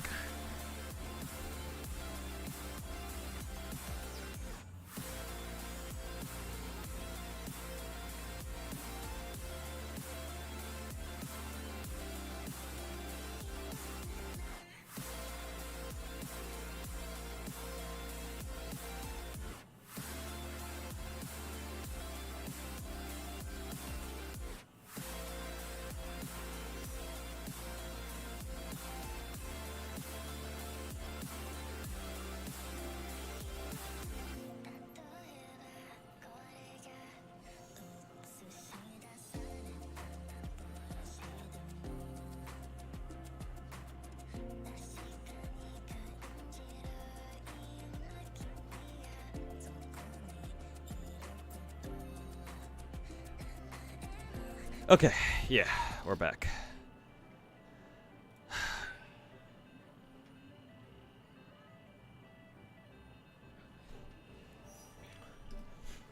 What does React mean in the title? Am I a React frog now? I'm gonna try to be, yeah. And it's funny you mentioned that because I do want to do my last thing I want to do on stream for today, and that is to do a quick little React segment as the last thing I do on stream. Because I don't want to stream for too long today because I still need to make a video that I want to put out I think tomorrow. Let me just go grab this last teleporter in this village in Genshin real quick. And we'll do that little React segment. A lot of games opened up. Yep, this is what my stream can look like sometimes. Not all the time, but yeah, sometimes I'll have all my gacha games up at the same time. But for whoever was asking, I think it was in Twitch chat. Yes, I do have. I think the last thing I responded to in chat before I had to go off, I had to go AFK for like 10 minutes, was that yeah, I have a C6 Shenhe. C6er day one, baby.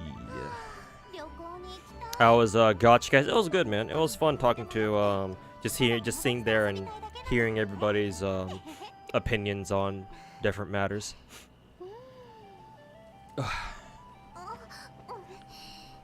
Yeah, I hope that who was it? Oh, that's cool. You can actually see the waterfall from here too. I'm pretty sure that's yeah, that's Lomodosi Harbor, or if that's how I pronounce that. Yeah, that's the harbor over there too. That's really cool.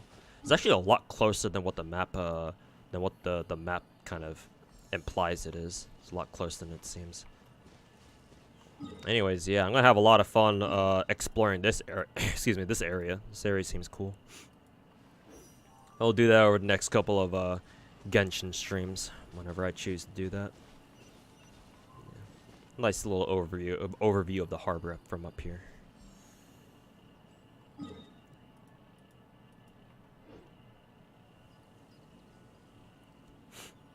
Is this Fontaine? No, actually, this is technically Liyue.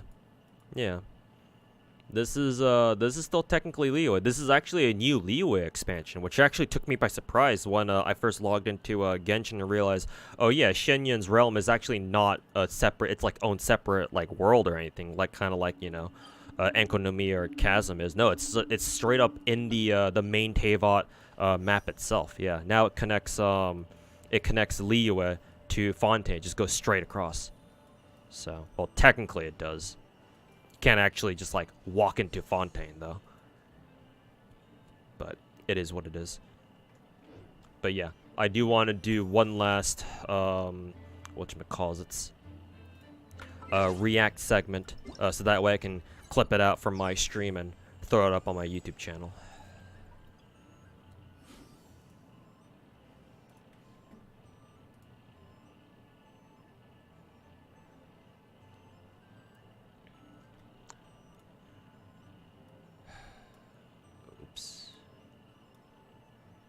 Let me just try to set this up.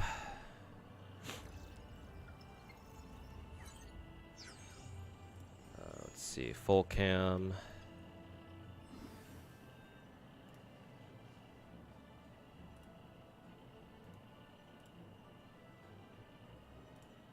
Oh, oops. I just realized I can't do that.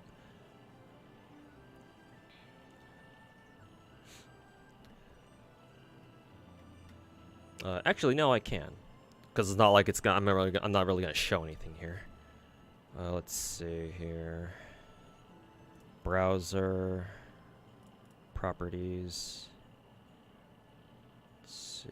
Yeah, this one right here. There we go. That's what I want to react to. Let's see here.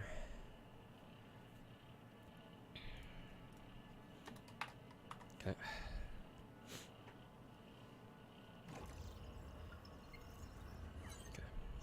If you can ask while I'm still here, what does it feel like to play Genshin after a Gacha cast, and what's going on overall with Genshin in terms of the Hoyoverse treatment in the community? If it's alright to talk about, yeah, of course. I'm down to talk about anything, really. To be honest with you, it doesn't change anything. I know why I'm playing Genshin. Nothing. Literally, MiHoYo could be running Genshin into the fucking dirt for all I care. I will play Genshin until it stops. Until EOS, basically. If you guys don't know what EOS stands for, it stands for end of service. That happens when, you know, a developer or a publisher just flat out decides to just end a game. And for those of you who play gacha games and like for not too long and you've never seen what happens when a game like reaches end of service, yeah, that's what it means. But yeah, no, I will be playing Genshin until I physically can no longer play Genshin. Because I just love the game. Despite all of its flaws, I think it's still a great game, so that's why I'm going to keep playing it. And I will continue spending money on it. A lot of people may be disappointed in me because of that, right? But nah, I know why I'm playing Genshin. I play it for my own reasons. So, there's nothing that anybody can say. There's nothing that can happen that will stop me from playing Genshin unless something happens to me physically. Hopefully nothing happens, right? Because I still want to be able to play Genshin. But no, despite my own criticisms of the game, despite all the criticisms that people may have of Genshin, you know, whether valid or not, nothing's gonna stop me. Nothing's gonna change my outlook on the game and my, you know, attitude towards it. Because you know, you can still acknowledge a game's shortcomings and flaws, but still love it for what it is anyway, and continue playing it and supporting it for all the shortcomings that it does have. However, that being said, I still think that, you know, you should be able to criticize a game. I mean, hell, people like me are the most qualified to criticize the game to begin with. The people who actually love the game, the people who actually play the game for all that it is, right? Because again, I have experienced basically almost everything that there is to Genshin. There's some things in Genshin that I don't really touch, right? Like the Serenity Pot. I admit I'm not, you know, I don't dabble too much into like the Serenity Pot stuff. That's more up other people's alley for sure. But you know, I've played enough of it to know, you know, what's going on over there. But as far as like, you know, how Genshin works and how, you know, how much of it you can experience, like I'm up there, man. I would consider myself one of the more qualified ones to give Genshin Impact the most constructive criticism that is possible. So, you know, you definitely want to give criticism where it's due, where it's relevant, where it's warranted, and yeah. I'm not I love Genshin, but at the same time, I'm not blind to its flaws, is what I'm trying to say here. But no, that doesn't change everything that's happened over the past, you know, however many weeks, right? Whatever your time frame is. Even though I've been on Gacha Cast, no, that doesn't really change anything about my own personal attitude towards Genshin. It will stay the same. Let's see. Hey, Tuhu, how do you lay out the different gachas to have them all active at once? Because you play like 5 gachas currently. We'd like to have them all active simultaneously as well. So if I switch back to my multi-gacha screen here. Let's see. So the stream overlay thing, that's obviously just like an OBS thing. However, as far as like getting all these gacha games up at the same time, so 4 of these games have their own PC clients. Genshin, Star Rail, Nikke, Goddess Victory, that's the game on the bottom right with the short hair, blonde, big titty girl with the sunglasses. That's Nikke. That has its own PC client. And Snowbreak, which is the game right underneath my webcam with the girl with the red hair with big tits. That game also has its own has its own PC client. So I can have those up at the same time because they're all just native to my PC. You can just boot them up on your PC, and that's fine.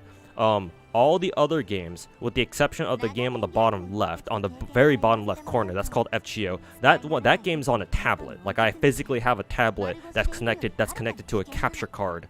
That's displaying it. That my OBS can display.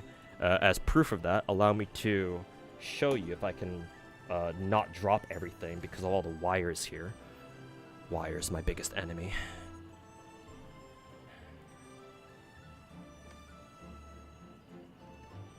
You see this?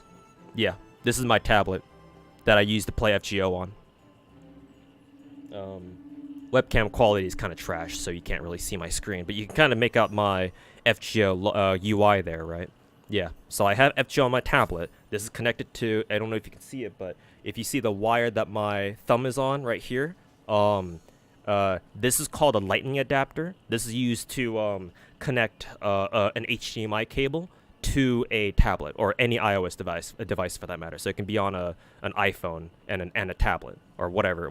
Again, any iOS device, or at least it should be. And yeah, this lightning adapter has an HDMI port that you could connect a capture card to, and that's how I'm able to put what's on my tablet on my OBS.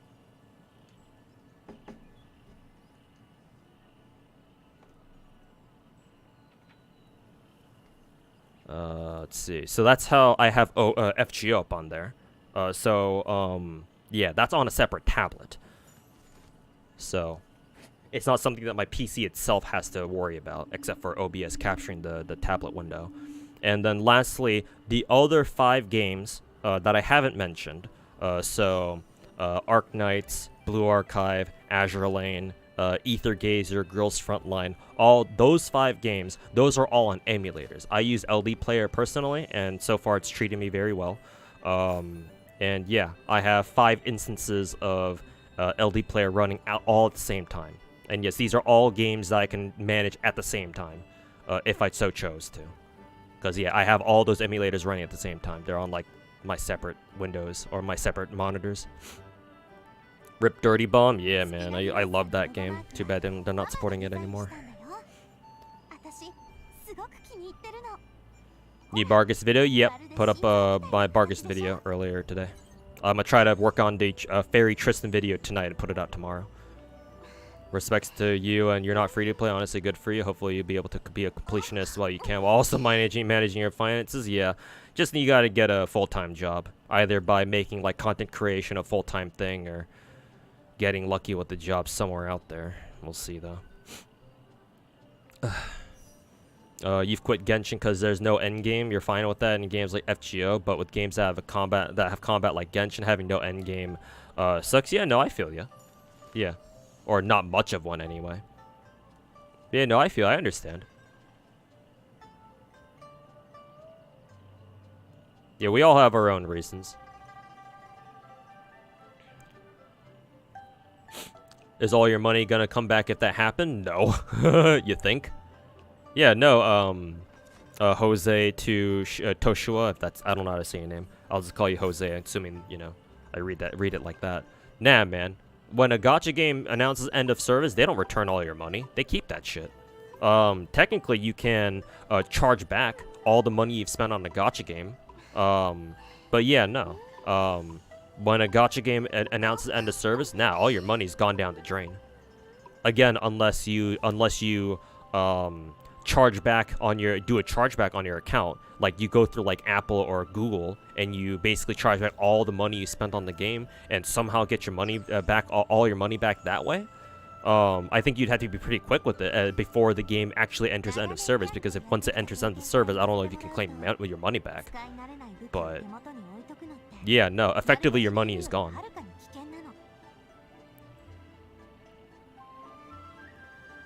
The borders, yeah, because a tablet resolution, keck. Kind of want to see my monitors. Oh, I've actually, so here's one thing I can show you. Let me pull up my own Twitter, actually. Go to my own profile. What is it? Media? Should be under my media. Yeah. Here, let me show you this shit. So, this is a video that I took a month ago, over a month ago actually, when some indie VTubers that I like watching were having a lethal collab company, a lethal company collab. Dyslexic. It was Bao, Cottontail, Numi, Shy Lily, Cinder, Yuzu, and Lucy. They were all having a lethal company collab, and so just for fun, I decided to have 6 of these 7 VTubers. Technically, I could have had all their streams up at the same time if I put it on my phone or my tablet. Well, not my phone because I'm using my phone to record here. But yeah, no, this is my setup. I have 1, 2, 3, 4, 5, 6 monitors. These 2 monitors over here are on a separate second PC that I've had for like over a decade now. You can't see it, it's underneath, but yeah. I had Yuzu stream, I had Numi stream on my second PC, which has 2 monitors, and then my main setup, if I play the video again, my main setup has 1, 2, 3, 4 monitors. So currently, I technically have, actually not even technically, I mean if I included technically it would be 8 monitors, but 6 of them here in the same room with me. And I have a third PC in my other room, on my previous setup. That used to be my previous PC that I used to stream off of and do everything on. That still has 2 monitors over there. So technically, if I brought that PC over here into this room for whatever reason, I don't think I will though, but I could have an 8 PC setup if I really wanted to. But at the moment, I have a 6 PC setup, or 6 monitor setup. Yeah. This is what my setup looks like. Oh my god, first day of the subathon complete. Oh my god, congratulations everybody. Lily, you better sleep The up one Preco night. incident, I'm gonna give you pink eye. and the So fucking bad. service. Unfortunately, a lot of overseas branches of Gacha games kind of die out.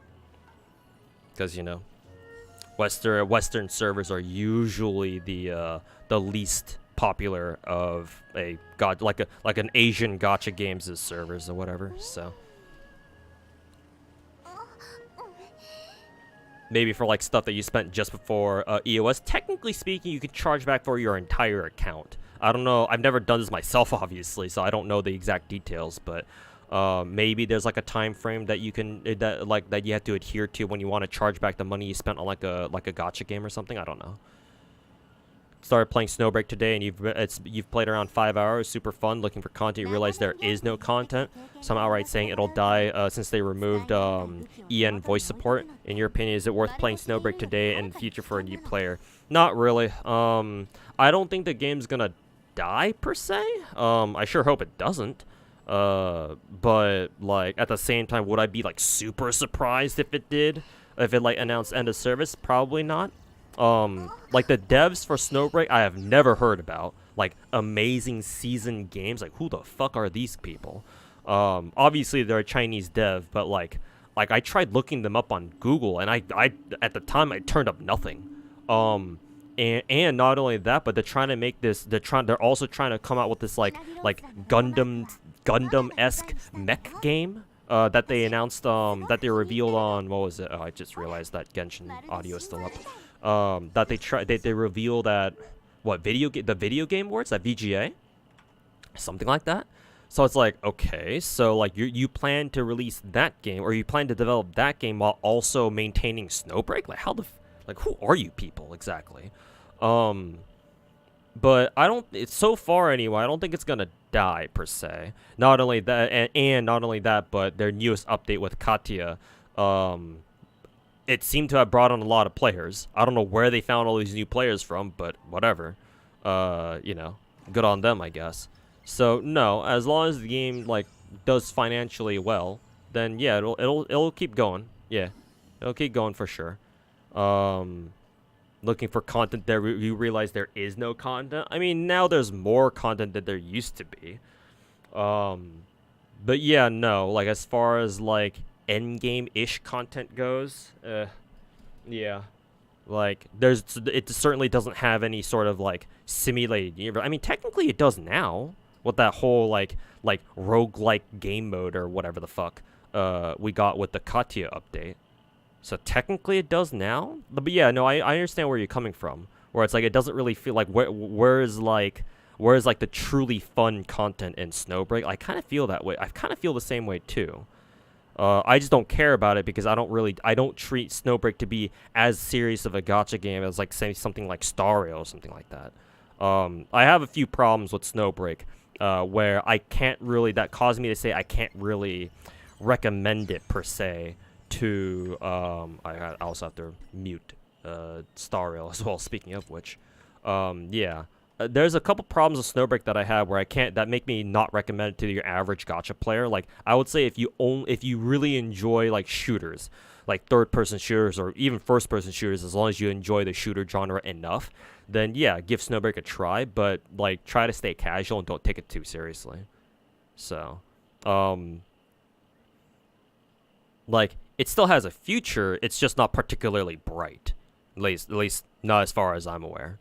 But you know, who knows, man? Time will tell. I don't have Dehya. No, I do have Dehya game plan. In fact, game playing fan. I would say I have one of the strongest Dehyas on the American server, or the NA server. Yeah, I spent a whole 4 months or so working on my Dehya to get her to where she is now. Yeah.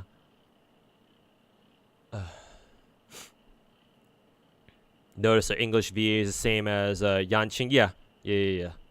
That was one of the things that people noticed back when Star was about to come out. Yeah, the English voice for both Dehya and Genshin and Yanqing and Star Rail are the same person.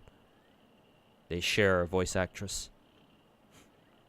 Don't want to imagine the power bill. Oh, I can give you it. My power bill is like fucking 150 to like $200 a month. Yeah. Especially with this new PC that's a lot stronger than my old one. Oh, yeah. Jesus Christ, man. Like, I've been trying... As soon as I saw that electric bill, I was like, oh, God. So, yeah, I've been trying to save electricity wherever I can. But, yeah, my electric bill is quite high. Doesn't help that I live in the state of fucking California, too. If I were in, like, Texas, maybe be a little bit cheaper, I would imagine.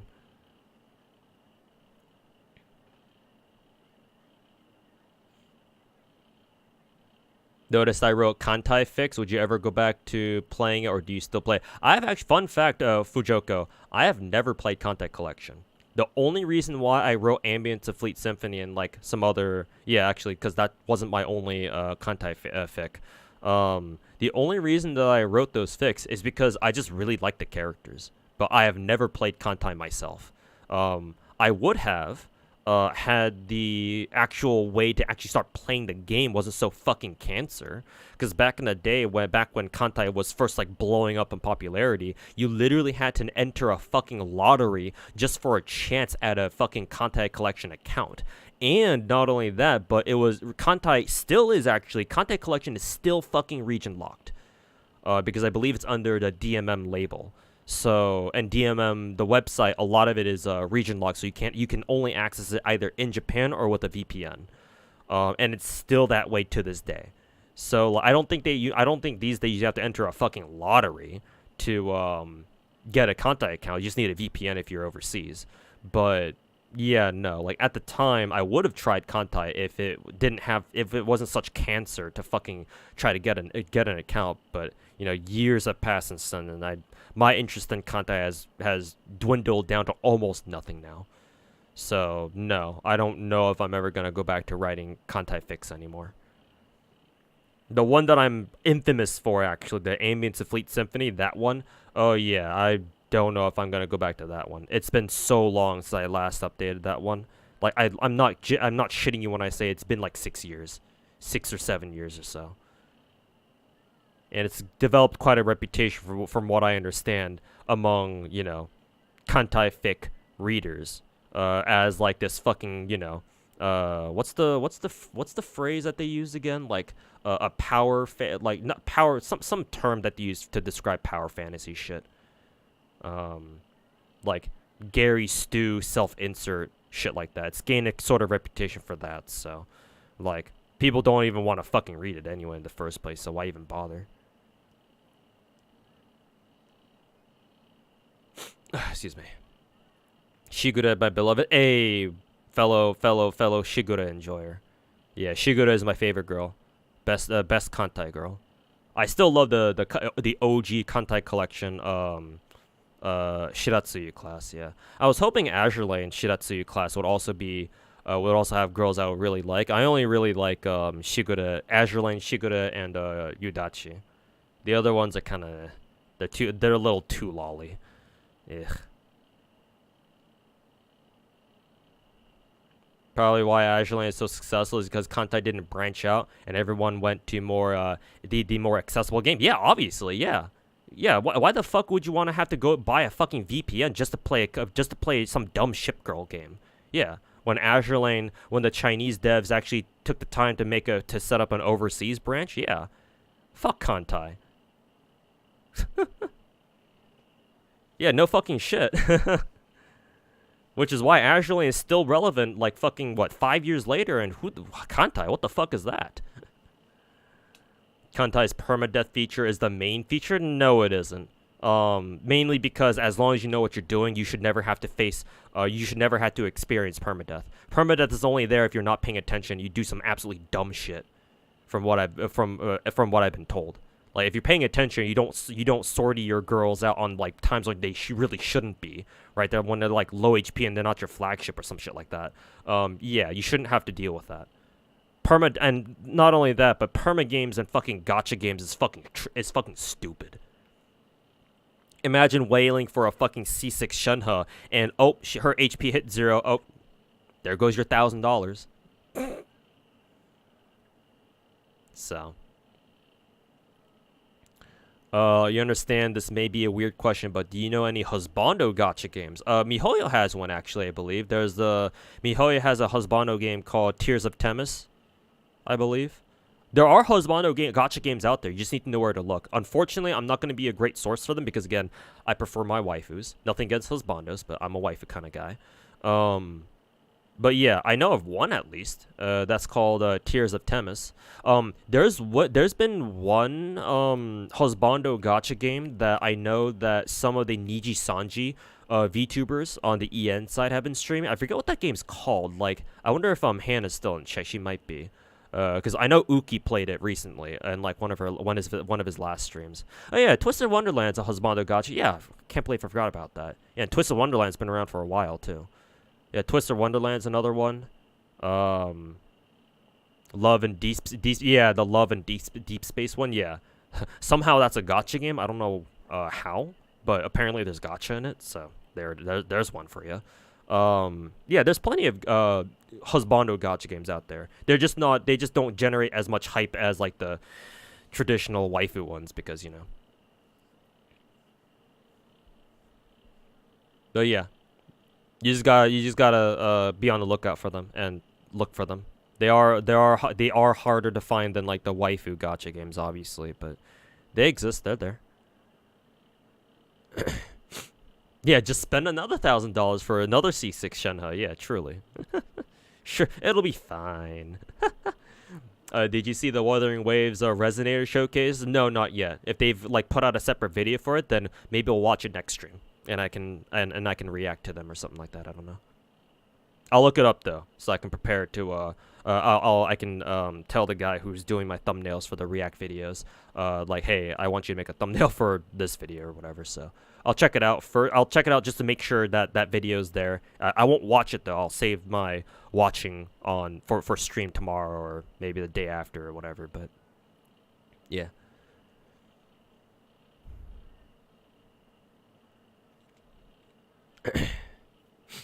What app do I use to manage my gacha apps? I don't use any, like, if you're talking about like third-party apps like QApp or anything like that, then no, I don't use anything like that. All my gacha games, I play the NA server or like my home region servers.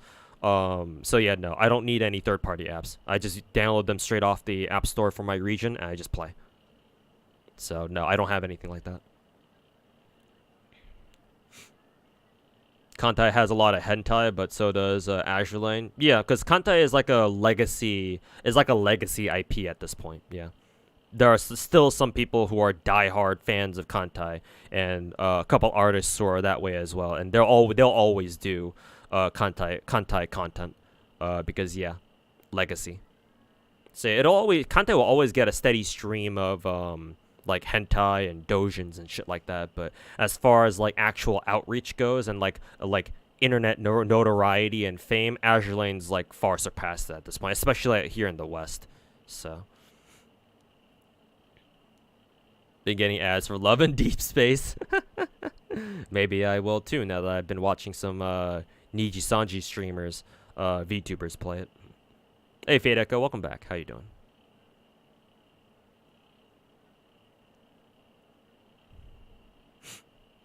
Oh yeah, the time when back in the day when people used to draw everybody in the Shimakaze costume. Yeah, I remember those times.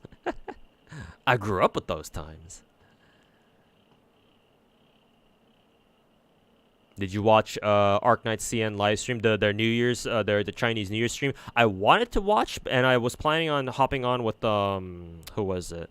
I was planning, yeah, need water. I was planning on hopping on Kilston's stream because he usually covers them live, but I must have joined his stream late. I joined his stream like an hour late or something. I missed basically all of it, I think. So I would have watched it had I known about it. Have you ever played Grand Blue? No. Grand Blue Fantasy? No. I've heard about it. I've known it's been a thing ever since I actually picked up FGO, actually. Because technically, I believe Grand Blue is an older gacha than FGO by like a year, so either a year or like half a year. But yeah, no. I never played it. Never really interested me. Who's my Azur Lane waifu? Bremerton. Big titty, big fucking tits, huge ass. Long pink hair. I'm a fucking sucker for long pink haired anime waifus in gacha games for some reason. Yeah, if you have big tits and huge tits, or just medium tits are fine too. I like those too. And you have long pink hair. Oh, there's chances are I'm gonna like you. Like I think we went over this before on stream. But like almost every gacha game that I play, maybe with like the exception of like some of the newer ones that I picked up, like Ether Gazer or Snowbreak, in almost every other gacha game, there's some long-haired, like long pink-haired waifu with huge or medium-sized tits that I like, that I would consider waifu. Like FGO, you have Tamamo, obviously, that's an easy one. Girls Frontline, you have a character named Sig MCX, yeah. Because characters in Girls Frontlines are at least Girls Frontline 1. Girls Frontline 2 is a little different. They have characters that are not named after their weapons, but in Girls Frontline 1, the characters are named after their actual guns. So Sig MCX has huge tits, long pink hair, so instant waifu. Azur Lane, you've got multiple actually in Azur Lane. Azur Lane, Bremerton's by far my favorite. Enterprise used to be my OG waifu, but Bremerton kind of topped her. Though I'd like to see that in more ways than one. But Bremerton exists. I really like. Was Perseus her name? No. I think no. Perseus was her name. Yeah. The long pink hair, big titty or medium-sized titty. Healing carrier. That's super meta. Yeah. Her. I really like her. A couple other examples. I mean, I have Azur Lane up right now. I can fucking look. Why am I not fucking looking? Back to multi-gacha. Actually, no, we can just stick to PC games, actually. Yeah, this is a lot simpler. Turn off Genshin and Star Rail scenes, turn on Azur Lane. Yeah, here we go. Getting sidetracked again to fuck you. I'm do what I want. Anyways. Does Celestia have pink hair? It's like lavender hair. Either way, I really like, her real name is Plymouth. Celestia is just a nickname I gave her. If you consider Plymouth having pink hair, then sure, she counts. Who else has pink hair? There's Bremerton. Yeah, she's my favorite girl right here. And she has some amazing skins. Surprisingly, none of them are super Coomer. I guess her Kung Fu one, her Chinese dress one, or her Bruce Lee costume. Because she does do some Bruce Lee things here when she has this, when she has that. But oops, didn't mean to do that. Where's Bremerton? There she is. Honestly, her default outfit is super fucking Coomer. Like, I know back in the day when Bremerton first came out, she fucking took Pixiv by storm because everybody fucking drew her in this outfit specifically. Her tennis outfit. Even though this isn't particularly Coomer, maybe except for, like, the top of her shirt, like, kind of dangling there because of how huge her tits are. But, like, honestly, I kind of thought her... I think her default outfit is way more fucking Coomer. Like, you see this shit? And he got her wedding outfit. And yes, Azur Lane is a kind of game that would give some characters, not all of them, but some characters, their own dedicated marriage outfits that you only get when you actually marry them in-game. So yeah, parasocial much, but hey, I love it. Oh yeah, here's the girl that I was talking about, Perseus. Yeah. And she's got a nurse outfit too. Again, long pink hair, big titty, or at least medium titty. Youth 81 has pink hair, but she's more of a lolly. Actually, is she a lolly? Some of these girls are kind of hard to tell, because the longer you look at them, you're like, are they really lolly, or are they kind of just straddling on the line there? Anyways, she's a submarine, and a lot of submarines are lollies, but not all of them. I mean, Aqua is a fucking onion, not pink hair. Oh yeah, I really like La Gasoline. I don't know how to pronounce her name because she's French. The Gasoline girl. The nickname here should be obvious, but you know, long pink hair. Even better because she's got this version of her has a fucking huge ass scythe. So it's like, oh, why did I name her Mori Calliope? I don't know. Duke of York?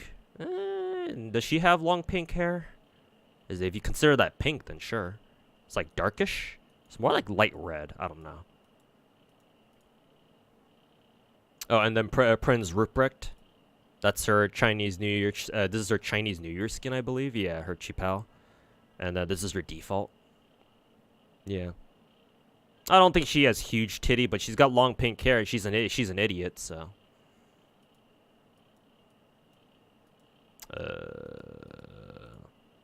Here's Honoka from, I believe we got her from the DOA collab. Yeah. I mean, technically she counts too, cause big titty, pink hair.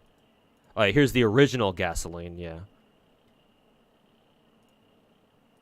God, she has a lot of skins. What the fuck? I didn't realize. Swimsuit skin, Chinese dress skin, and then a cat girl skin. Yeah, we can just go on and on. Oh yeah, here's Surcouf, a French submarine. And yeah, Coomer ass skin. Kek. Oh, here's another French destroyer. Yeah, French destroyer my ass. She doesn't have long pink hair, but it's still pink hair regardless. Short pink hair in her case. Yeah. Again, we can just go on and on and on. Oh, there's Perseus' sister, Theseus. I should give her a ring at one point, but at some point, but there she is. Yeah, again, we can go on and on and on, though.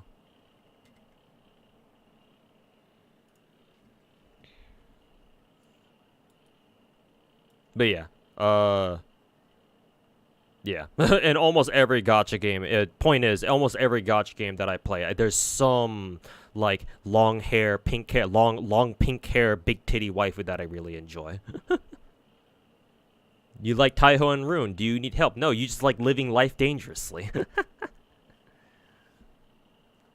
This game is horrible. Glad you don't play it. What, Azur Lane?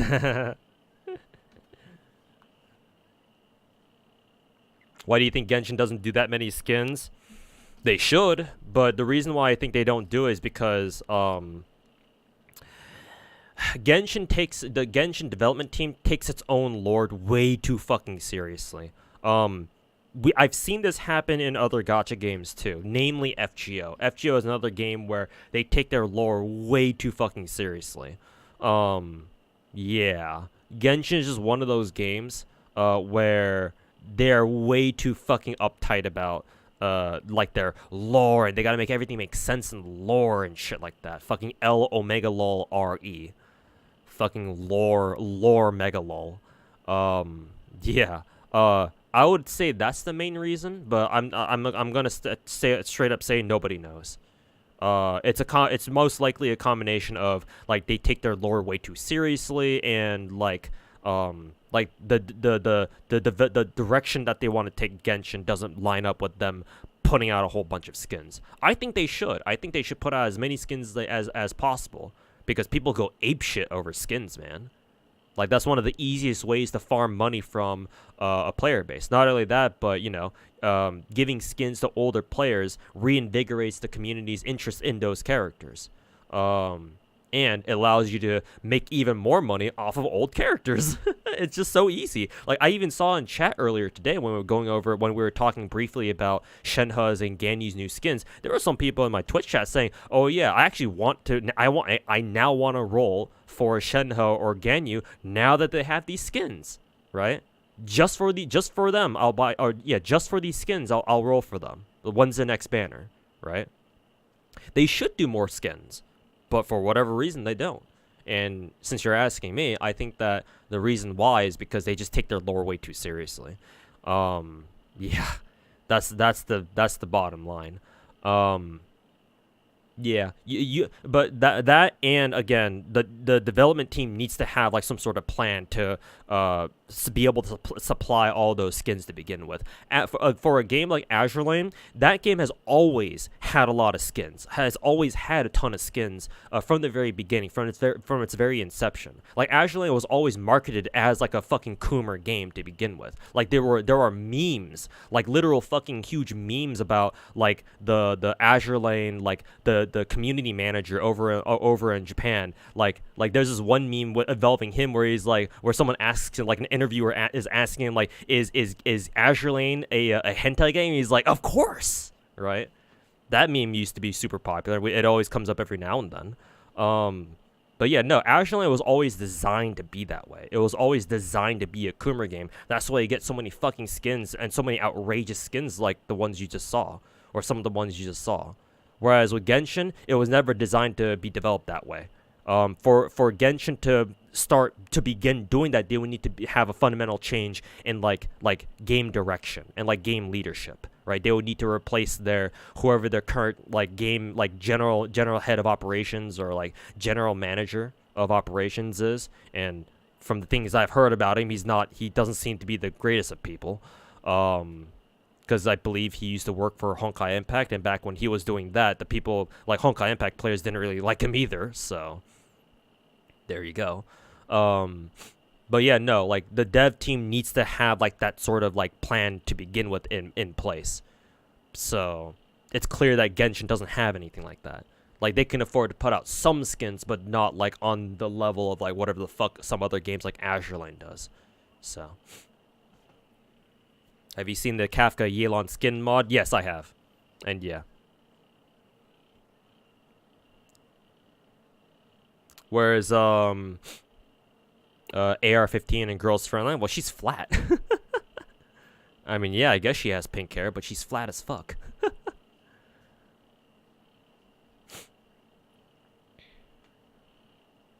I could make a big titty pink-haired cat girl. The cat girl part I don't really care too much about. But yeah, long pink hair with huge tits. Yeah, I'm in there, man. You think Ganyu dress is a downgrade from a purely Coomer point of view? Let me go back to my Genshin client and look up Ganyu's skin again real quick. Shop, character outfits. Let's see. From a purely Coomer point of view, yeah, Ganyu's outfit I would agree is a downgrade, but it looks good, so I don't give a fuck. If I wanted Coomer Ganyu, I can just switch back to her default outfit. So yeah, I don't really care. But I do agree that yeah, from a pure Coomer point of view, yeah, her dress doesn't look like sexually appealing. It just looks nice, and that's fine. It's an anniversary dress. It's an anniversary dress. I'm not expecting it to look like super Coomer or anything, so it's fine with me. And if I wanted to look at Coomer Ganyu, I always have fucking the internet for that. Just go up on Twitter, punch in hashtag Ganyu and look what the first couple of like entries are. There's gonna be a topless Ganyu in there somewhere. I know. Hanako from Blue Archive, yeah, she counts. especially her summer version. Sheesh. But I like Mika better. Mika from Blue Archive. Long pink hair, medium titty. Is that why Kashina always gets wardrobe accents in literally every skin? I mean, her tits are literally too big for her clothes to fit, so yeah, probably.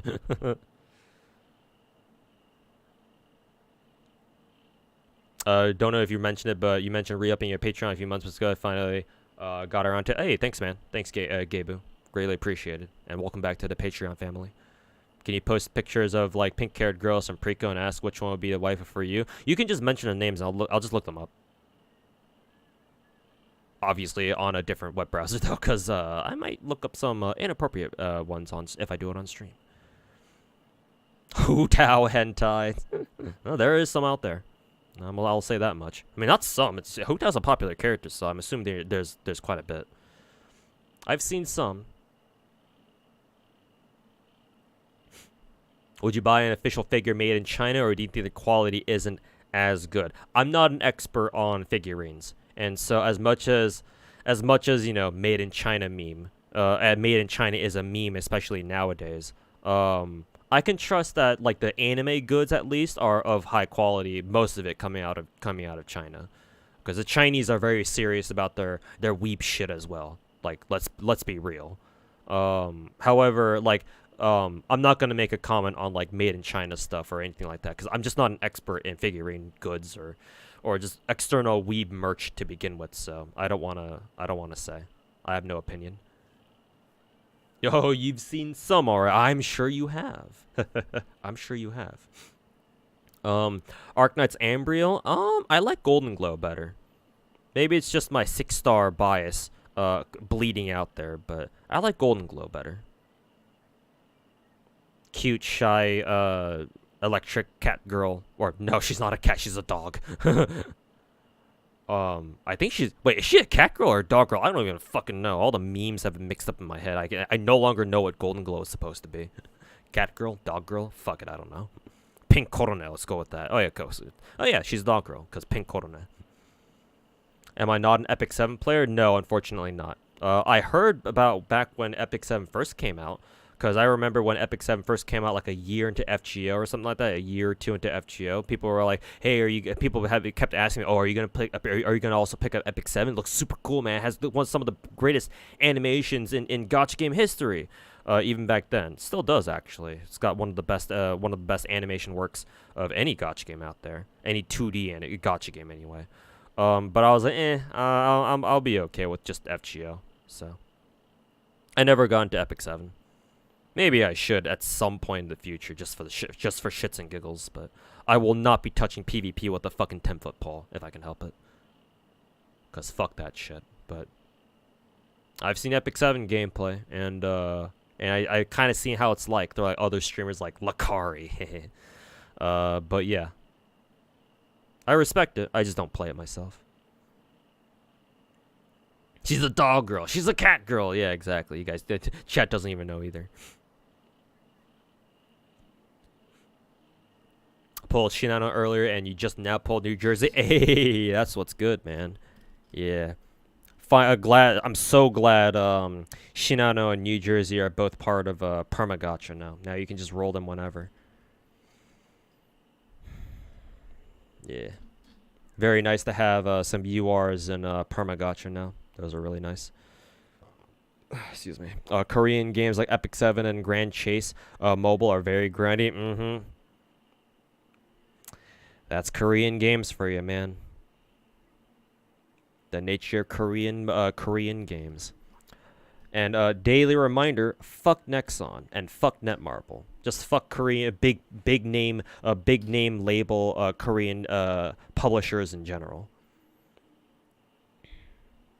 Korean company hate. And I say this as a Korean, or at least an ethnic one. Epic 7, you had one character you really liked, and then you fell off after pulling them. That's how it goes for a lot of gacha games too. Like a lot of people who play Genshin are still playing on the hopes that they'll finally get like a fucking permanent character that they really like. Like people who haven't gotten Mona for after all these years are still playing just to see if they can get Mona. And some people who have finally gotten the one permanent character that they've been looking for. Like as soon as they get them, like, oh, okay, all right, I'm done, and they just fucking quit the game cold turkey. So all right, I've achieved my goal. I've gotten my favorite permanent character like Mona or like Jean or whatever. It's like peace, and they just fucking peace the fuck out. It's like, all right, we're done. Games, we beat the game. Gacha games that dive too much into PvP content are hard to get into. If the PvP content is separate from the single player content, then I think that's okay. It's just that if you actually want to go hard on PvP content, and a Gacha game actually has like a serious competitive PvP mode, then yeah, no, that's a layer of hell that even I won't step into. At least so far, anyway. Like, so far, all the games that I've played, all the Gacha games that I play, either have no PvP, or the PvP that they do have is not really taken very seriously. Like, at best, it's, like, treated as, like, a pipeline for you to get resources for, like, one specific shop or something like that. Like, that's how it is for, like, Azur Lane. That's how it is for all the Gacha games that I played that do have PvP. Nikke, what is it? Yeah, Nikke, Azur Lane, and Blue Archive, yeah. Nikke probably has the most serious PvP out of the three, because it actually gives you like gem rewards at the end of each season. I mean, same thing with Blue Archive, but with Nikke, it's like an actual substantial amount of gems. Like it gives you like at my current solo team PvP leaderboard in my ranking bracket. Like, I get, like, 2,000 gems a season, and, like, each season lasts for, like, I don't know, like, a week and a half or something, 2 weeks maybe. So it's, like, not nothing. But even then, it's like, well, there's only so much you can do in a game like Nikke, because you can't grind. You don't grind in Nikke, so it's like, your girls can only get stronger with time, so it's like, you can't even do anything unless you pay real money to, like level up your units, like, super fast. And even then, there's only so many packs that you can buy. So even as a whale, there's only so much you can progress in like a given period of time, technically, though. It's obviously a lot faster than anything free-to-plays can pull off. Even then, though, I wouldn't really say Nikke PvP is like all that serious. Because it's all RNG, basically. You can't really control anything except for like set the units and pray that you burst first and kill the other team first or something. But with a game like Epic 7, where it has its own, like, fucking, like, draft system and shit like that, oh, yeah, PvP gets real fucking sweaty. So, like, I ain't gonna touch that. Like, that's where legacy players are just gonna fucking raffle stomp anybody who comes across their path. Yeah, no, I'm good with that. You heard another MapleStory scandal popped up again? Classic Nexon. They can go fuck themselves. Kind of like what you did with Nikke, got OG Scar, just kind of dropped off the game. Yeah, exactly. That's how a lot of people are, yeah, with gacha games. Like, they play until they get, like, a character that they really want. They're like, oh, okay, I'm good. It happens enough for it to actually be a legit phenomenon. So, yeah, a lot of people are like that. For Genshin, for Nikke, for any gacha game, for that matter, yeah.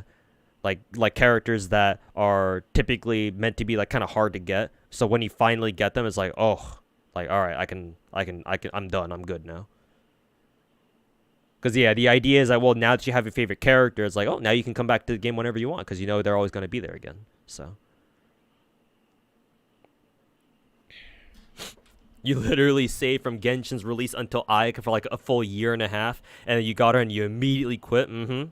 Yeah, it happens. It happens with a lot of players, yeah. She's a dog. She's a cat. Guardian Tales PvP is needed for gacha currency. Okay, kind of sounds like Nikke then. Yeah, because Nikke's PvP also rewards you with gems, depending on your ranking bracket. So, or your rank on the leaderboard.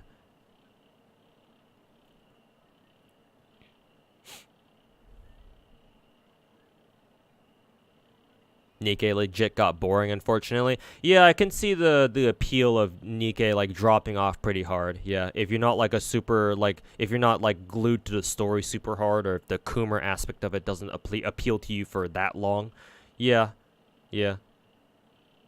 Like Nikke is also meant to be an idle game, like IDLE, as in like you sit around doing nothing, an idle game. So yeah, there's not really like a reason to grind there because you can't. So, yeah.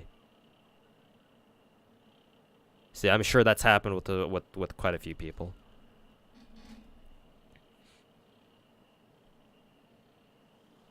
What am I most excited for in 2.0? The characters, Black Swan and Hanabi. It's always going to be the characters, as long as I like, as long as they're like waifus or whatever. And both of them are potential waifus for me personally. Black Swan is basically looks almost exactly like Hades from Ether Gazer, and Hades is my favorite character in Ether Gazer. So Black Swan is an obvious waifu choice for me, or another waifu to add to the harem at least. And then Hanabi, like I was kind of on the fence with Hanabi, but after seeing her animations from the trailers and such, like Hanabi looks fantastic. So she won me over hard, that's for sure. So yeah, like it's always going to be the characters for me for every new patch, as long as there's like a character that I am looking forward to.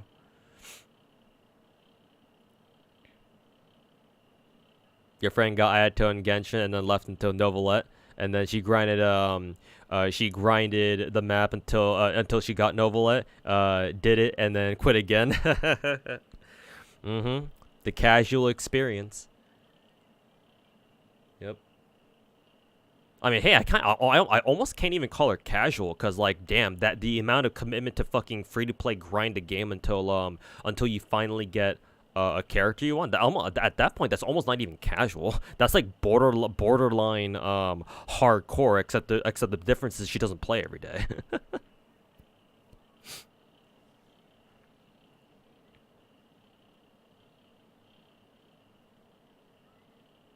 Am I gonna pull for Genshin when she comes out in Ether Gazer? Yeah, because I hear she's pretty fucking high tier in that game. And yeah, I'm skipping Mengjing for Gengchen, assuming she's right after Mengzeng. Cause yeah, I fucking blew my load, so to say, just to get Lingguang and Jinwu and both of their functors, their unique functors. So yeah, I'm pretty spent. I gotta save up a little, while Mengjing's here, to prep for Gengchen. Yeah, plans to quit FGO after maxing out Merlin, and then Lady Avalon happened. Oh, they got you, huh? They fucking got you. Hey, man, I understand. I want to grail my Lady Avalon, assuming I'm able to roll for her this summer, yeah. I fucking understand, man. Did you react to this post? Sorry, no, I still have to. I've still been just chatting it up with the chat. Because, yeah, I enjoy reading chat. But, yeah, anyways, let's get around to reacting to this post, chat. So let me write down the timer for this so I know when to look it up on the VOD. All right, here we go. Alrighty, so hey, what's going on YouTube? I am live reacting to this on stream. Let me pull up my chat box. Actually, forgot to pull up chat here. The comments will feed through once it updates. But yeah. I wanted to react to this one real quick, because I shit you not, pun intended, I was sitting in the bathroom, taking a shit, and scrolling through Twitter, because that's what Zoomers usually do, so of course I have to do it as well, right? And so the first thing I saw was Fobmaster's tweet here pop up on his, take on why Genshin doesn't get better, blah blah blah. And so I figured, hey, this might be a cool little thing to react to, because taking a look through it real quick, I haven't read this entire thing in its entirety, to be redundant, but yeah, just glancing through it real quick, I was like, oh yeah, there's a few things that I can add on to here, but for the most part I do agree. But yeah, I want to do a proper more full react to this. Also, why is the chat box not? Oh, because I haven't fucking enabled it. That's why. Okay, I was wondering because yeah, I saw you guys in Twitch chat. Do you think like hi YouTube? And yeah, I was like, wait, where's your comments? Oh yeah, yeah, there you go. There's the first comment there. What's that? But yeah, so let's do this thing, man. So Fobmaster put out this tweet yesterday? Yeah, yesterday afternoon. and you guys will probably see this video, I think, on the either on the 31st of January or the first day of February, depending on how my video schedule goes. So one of these days. So it'll be a few days after Fobmaster made this initial tweet. So yeah, let's read this, right? So my take on why Genshin doesn't get better and why the majority of people's opinions on this platform won't reach miHoYo, even though the criticism is deserved. As you're reading this, remember Genshin nerfed story bosses because the average player couldn't beat it, lol, and it hurts. Damn, bro wrote a whole book. I mean, hey, I do the same too.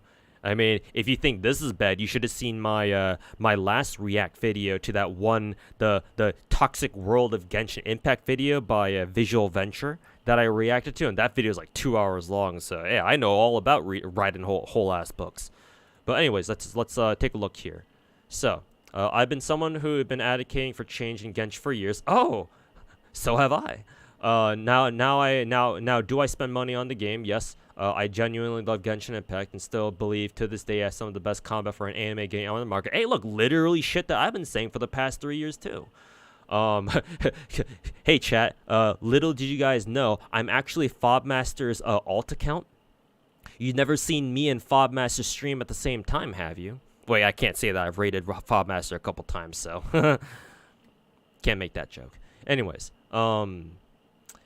now, I 100% back any criticism the game/company receives because I have played like 100 gachas, like 100 gachas. I want to ask you though, Fobmaster, how many of them do you still play? I know what these other companies give their players, and it's 10 times what miHoYo gives to Genshin. But I think there is an angle that a lot of people on Twitter, YouTube, Twitch miss. It's the fact that Genshin has done something that 90% of gacha games failed to. They broke the normie barrier. It ain't 9%, bro. It ain't fucking 90%, Fobmaster. Honestly, I'm surprised he didn't say 99%, because if he's played this many gacha games, he should know this. No gacha game before Genshin Impact was able to truly break the normie barrier. The closest games were maybe like, say, like the Dragon Ball games, like Dokkan Battle, I think, or I think there's like multiple Dragon Ball gacha games, I believe. Dokkan is the one that I know about, at least a little bit. But even then, even with a game like Dragon Ball, right, it still wasn't able to like truly break into the normie market the same way that Genshin has, because at the end of the day, I believe Dokkan Battle is still like a 2D gacha, right? A 2D gacha game where you mainly play it on your phone and shit like that. Doesn't really have a PC client, you know, all that stuff. Genshin was able to, because not only were they able to appeal to the normies, but and it was a what is it, a 3D open world game. It plays more like a normie game, right? The fact that, you know, people called it what the meme back in the day, back in 2020, was like, you know, Breath of the Waifu, right? Because Breath of the Wild was fresh on people's minds, and that's the first thing that it reminded them of, right? Basically waifu anime Breath of the Wild, which is kind of funny because if you think about it, like Zelda games are kind of anime to begin with, because, you know, Japanese company, but whatever. But yeah, and not only that, but, you know, pandemic hit. Genshin came out right in the middle of fucking pandemic. I'm sure he goes over those reasons later in this explanation. At least he should, especially considering he's mentioning the whole normie barrier thing. But yeah, like, Genshin came out in the middle of fucking pandemic when all the normies were shut in their fucking houses. We were all quarantining, and so they wanted to do something to pass the time, right? If they couldn't be outside and do what normie people do. Yeah, they had to spend it indoors, and, you know, video games is one way to pass the time, I guess, right? And so Genshin just came out. I keep saying this, but Genshin came out during, like, the perfect storm of circumstances to have hit the level of popularity it does now.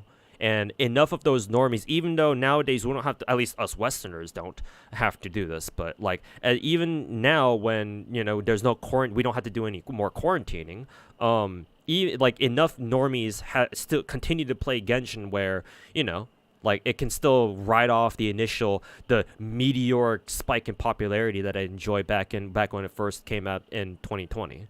So a whole bunch of reasons happened at the same time, at the perfect time that Genshin came out in, where, yeah, it truly well and did break the normie barrier. No other gacha game has been able to do this. None. So yeah, honestly, I'm very surprised that Fobmaster is like saying here in this first paragraph, like he's played like 100 gotchas and he only says like 90% of gotchas failed. Dude, nah, bro, no gotcha game before this has ever been able to break the fucking normie barrier, my dude. It's like 99%. Maybe there's like a gotcha game out there that has done this. Like, you know, you got some mobile games out, especially out here in the West, like say, you know, fucking Candy Crush or like Clash of Clans or whatever, right? That are super popular, but those aren't gotcha games, I don't think, right? Like, sure, it has microtransactions, I'm sure. What phone game doesn't? But like, they're not gotcha. Gotcha is something else entirely. Like, it's something different. I don't think like COC or Candy Crush have gotcha in it, right? Maybe they do now, but as far as I'm aware, they never did, and they probably still don't. Again, could be wrong though. No, I don't play those games, so I wouldn't know. Maybe Clash Royale, technically, I guess so. Yeah, but again, I don't play, so I can't. I don't know. He probably said like 90% just to be safe. Hell no. You think content creators like Fobmaster say shit to be safe? I'm the one who says things that say things to be safe, my dude. Hell no.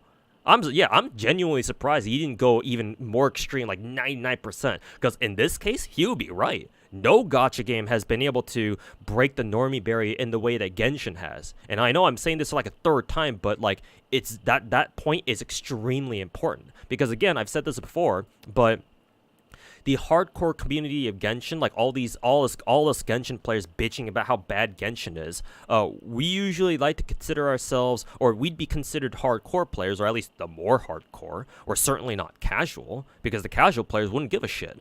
So yeah, for you to give a shit about how bad a game Genshin is, you kind of have to be a degree of hardcore to an extent. And again, you're certainly not casual. So, like, you know. So yeah, where was I going with this? Oh yeah, that's right, I remember. Like, us hardcore players forget that we are still the vast minority of Genshin players, of Genshin's player base. Not only that, not only are we the minority, but also perhaps more importantly, we also don't give MiHoYo as much money as the casuals or the normies do. So it's a double whammy of like reasons or right off the bat of why they don't listen to us in the first place. And I might be stealing Fobmaster's thunder. He probably talks about all this to begin with. So maybe I shouldn't get ahead of myself here. So yeah, let's just continue on and then I'll continue reacting more to whatever he's saying here. So they broke the norm barrier. Obviously, don't have the numbers, but actually believe that, unfortunately, the vast majority of Genshin's player base is normie. Let me define normie in this context. They don't use Twitter, they don't watch Twitch, and then they maybe watch some YouTube here and there casually, but they don't follow streamers, YouTubers, social media trends, etc. Now, how did Genshin become so normie dominant? COVID, we all know this. Yeah, I talked about this already, the pandemic. And the issue is this with this, for the majority of them, Genshin is their first and only game. Yeah, I've mentioned this on stream before too. A lot of these normies they literally don't play any other video game, right? Like, that's why we call them normie, because they don't usually play games. Genshin just happens to be the only game that they play, right? And so we have to count them as a Genshin player, because, you know, especially if they still play to this day, yeah, they're a Genshin player. Even technically they don't have to keep playing the game, but they can still be part of the community by you know, looking up like Genshin Impact fan art or something on social media or whatever the fuck, right? And they will be still part of the community, like I said. So they can still interact with us, but they're just not going to have like a more involved stance, especially with like drama like this, especially if you know, going deeper than that, especially with like, you know, topics related to like how good of a game Genshin is, because yeah, they don't give a fuck. They just want to play it because it's cool. And like they have fun with it or whatever. But yeah, like these are the normies who make up a lot of Genshin's player base. I would like to say though, because I don't know if Fobmaster will mention this later, and just in case I forget to mention this later, I will say, like, there's nothing wrong with being a normie. Like, I'm not trying to demonize the normies who play Genshin, right? It's not their fault. You shouldn't have to crucify people. Like, you shouldn't crucify people who just happen to like a game and they just enjoy it for what it is. So like, we do need to mention that, yeah, normies are part of the community. It's just that, before anybody jumps the gun and oh, no one will do that on the internet, right? But yeah, before anybody jumps the gun, like, don't demonize the normies. They're just here to have fun. Just understand that they are part of our community, whether you like it or not. So, yeah. Don't hate the normies. Just hate MiHoYo for what direction that they've taken the game. Where did I leave off on with the cursor here? COVID was an era in which so many previous non-gamers became gamers, or at least dabbled in gaming. You literally had coworkers playing Genshin. Yeah, and I even had people in my Twitch chat tell me about it too, about how they had friends where they like people either on Twitter or in YouTube chat or in just stream chat, either on Twitch or YouTube. People telling me that, yeah, they know people who've literally never played any other game, but they suddenly start playing Genshin during the pandemic. I wonder why. All right. So yeah, I can vouch for this statement especially. Like Fobmaster saying he literally had coworkers playing Genshin. Oh yeah, this is definitely a thing. Yeah. And because of this fact, the vast majority of them do not have an opinion on what they want or what kind of criticism that to have to give to the game. They're literally happy with what they have, as much as you hate it. I don't hate it, man. I don't quite agree with Fobmaster's take here. Like, I mean, I guess that's indicative of Fobmaster's passion for Genshin, but no, I don't hate people who, like I said, I don't hate people who are normies and happen to play Genshin. Don't, like, you shouldn't force people to try to see your way, right? You play Genshin, or hell, anything in life you do for your own, you should do for your own reasons, right? If you want to play Genshin as a complete fucking casual or a complete fucking normie, and you want to just play the game and what you get out of the game right now is completely fine with you, that's fine. Then this is clearly not your war to fight. Like, you can just sit this one out. We'll take it from here, kind of thing. Yeah, like, you should not, like, try to convince anybody to see your way on, like, a particular issue. Like, you can try, but don't, if people don't want to listen to what you have to say, don't fucking demonize them or, like, insult them for, like, oh, why are you so fucking retarded? Why can't you see how much of a big problem this is? Blah blah blah, whatever, right? Like, don't try to make this an issue for people who never saw this as an issue or don't care about this being an issue in the first place. This is our war to fight.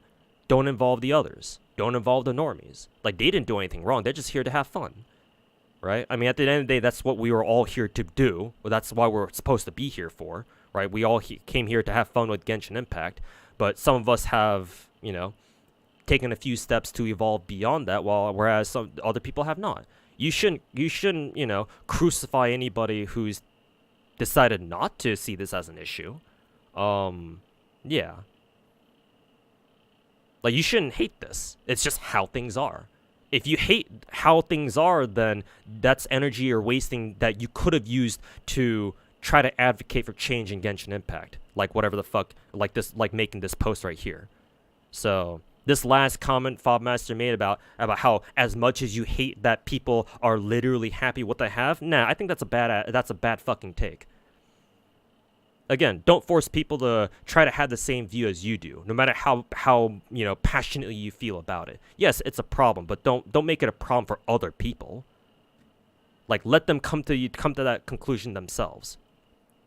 Because that's how you would get, it's kind of a weird way to put this, but that's how you get more people to join the cause, so to say. Ain't nothing. You're not gonna get anything out of villainizing the normies, because that if you try doing that, they're just gonna fucking hate you, and we don't need that, obviously. Anyways, now take this fact, compound it with the fact that the majority of people, even back in the 1.x patches, refused to play things like Abyss because it was stressful. You have recipe for a game that is so fucking casual, right? Can you be casual in this game? Sure, you play the game, but play the game the way you like. But I truly believe, because the vast majority of the game is so fucking casual and normie, we will never get meaningful changes or quality of life. I don't think it'll never be this way. But let me explain myself later, assuming that I remember, because he may address that in these following paragraphs. So hopefully I remember to come back to this. If I remember. My memory's kind of bad. Now you can counter with, but why does Star Rail get so many things? Well, Genshin unfortunately can't be compared to the vast majority of other gacha games. With having broken the norm barrier, they, for lack of a better term, literally don't have to give a fuck. Hey, shit that I've been saying for the past 3 years. Genshin is miHoYo's golden goose. It literally can announce an awful 3-year reward. Probably won't affect them that much because it was literally an industry changer and has ingrained itself in the gaming culture so concretely at this point. This is why people can say, oh, this is the Genshin killer. This is why Genshin, I forgot the when. When Genshin people say, oh, this is a Genshin killer, nobody actually believes this. Only miHoYo can kill Genshin? That's 50% correct, but again, I'll leave that for later. Hopefully I remember to come back to this. Whereas Star Rail is just another turn-based RPG in an ocean full of turn-based RPGs. miHoYo has done so much to try to get the normie Genshin audience to translate the Star Rail. They sponsor every Genshin CC to try the game. Didn't sponsor me. Sponsor so many people to visit Star Rail IRL events, etc. This is all because miHoYo knows Star Rail isn't a golden goose. It can only last as long as the events keep up the good patch speed, constant stream of constant stream of content. Yeah, for the most part, this is on point. Let's see. I have a few things that I can add to this, or I think I can add some more stuff to this. But generally speaking, this is on the ball. Yeah. I'm not sure about the IRL details and stuff, but yeah. Oh yeah, I know what I can. I know what I can add. miHoYo has really tried to go out of the way to make Star Rail as successful as possible, because even if we ignore all the actual the IRL bullshit that Fobmaster is mentioning here, even if we cut that all out, Star Rail would never be as successful as Genshin Impact. Never. Z3, Zenless Zone Zero, will never be as successful as Genshin Impact. Genshin Impact was literally a once-in-a-lifetime situation. You'll never have that again. Because for you to have another Genshin Impact style situation, you have to have another pandemic. Or at least some sort of colossal social upheaval situation or circumstance where you have everybody in the house all the time, right? Because that's what it took, right? It took a fucking pandemic to have the normies change their ways of life. I guess that's kind of a weird way to put it, but it forced them to change their lifestyles, right, for a short period of time. That's why Genshin another situation like Genshin will never happen again. Star Rail was never going to beat Genshin in terms of just sheer popularity. Zenless Zone Zero will never do that either. No game that miHoYo follows up Genshin with will ever have the same success that Genshin does. Even without this context. I mean, I guess that context does relate to my thing saying of me saying, nothing that miHoYo does will make Star Rail as popular as Genshin, if not more. But even despite that, miHoYo still wants Star Rail to do as well as possible. So that's why they're giving Star Rail such good treatment, the fucking MVP treatment. Because they still want to do as well as possible. They still want it to make money for them, and I'm sure it does. So yeah, they're trying to do everything they can, despite the insurmountable odds of trying to get Star Rail to pop off as hard as Genshin. I mean, don't get me wrong, it has popped off. It's still a very huge game. It's bigger than fucking 95% of gacha games out there. Let's be real. Just because it's by miHoYo, and it's riding on Genshin's coattails pretty much. But yeah, it will never have been as successful as Genshin, no matter what miHoYo did. But even still, miHoYo still wants to try anyway, and so that's why you see Star Rail get all the treatment that it gets. So yeah, I think that's the thing I want to add to here. Or this paragraph, sorry, not this one. I still have to come back to these two. Or these 3 paragraphs. But I'll do that later, once I read through all of Fobmaster's tweets here. TLDR, normies make up the majority of Genshin's audience. They don't want change or ask for it, reflected by their refusal to play certain game modes and the fact that Genshin is their first and only game. While us gamers who want meaningful change are ignored by MiHoYo for being a minority percent of the player base. Yeah, I don't really like Fob Master's fucking attitude here. Again, don't demonize the normies. It's not their fucking fault.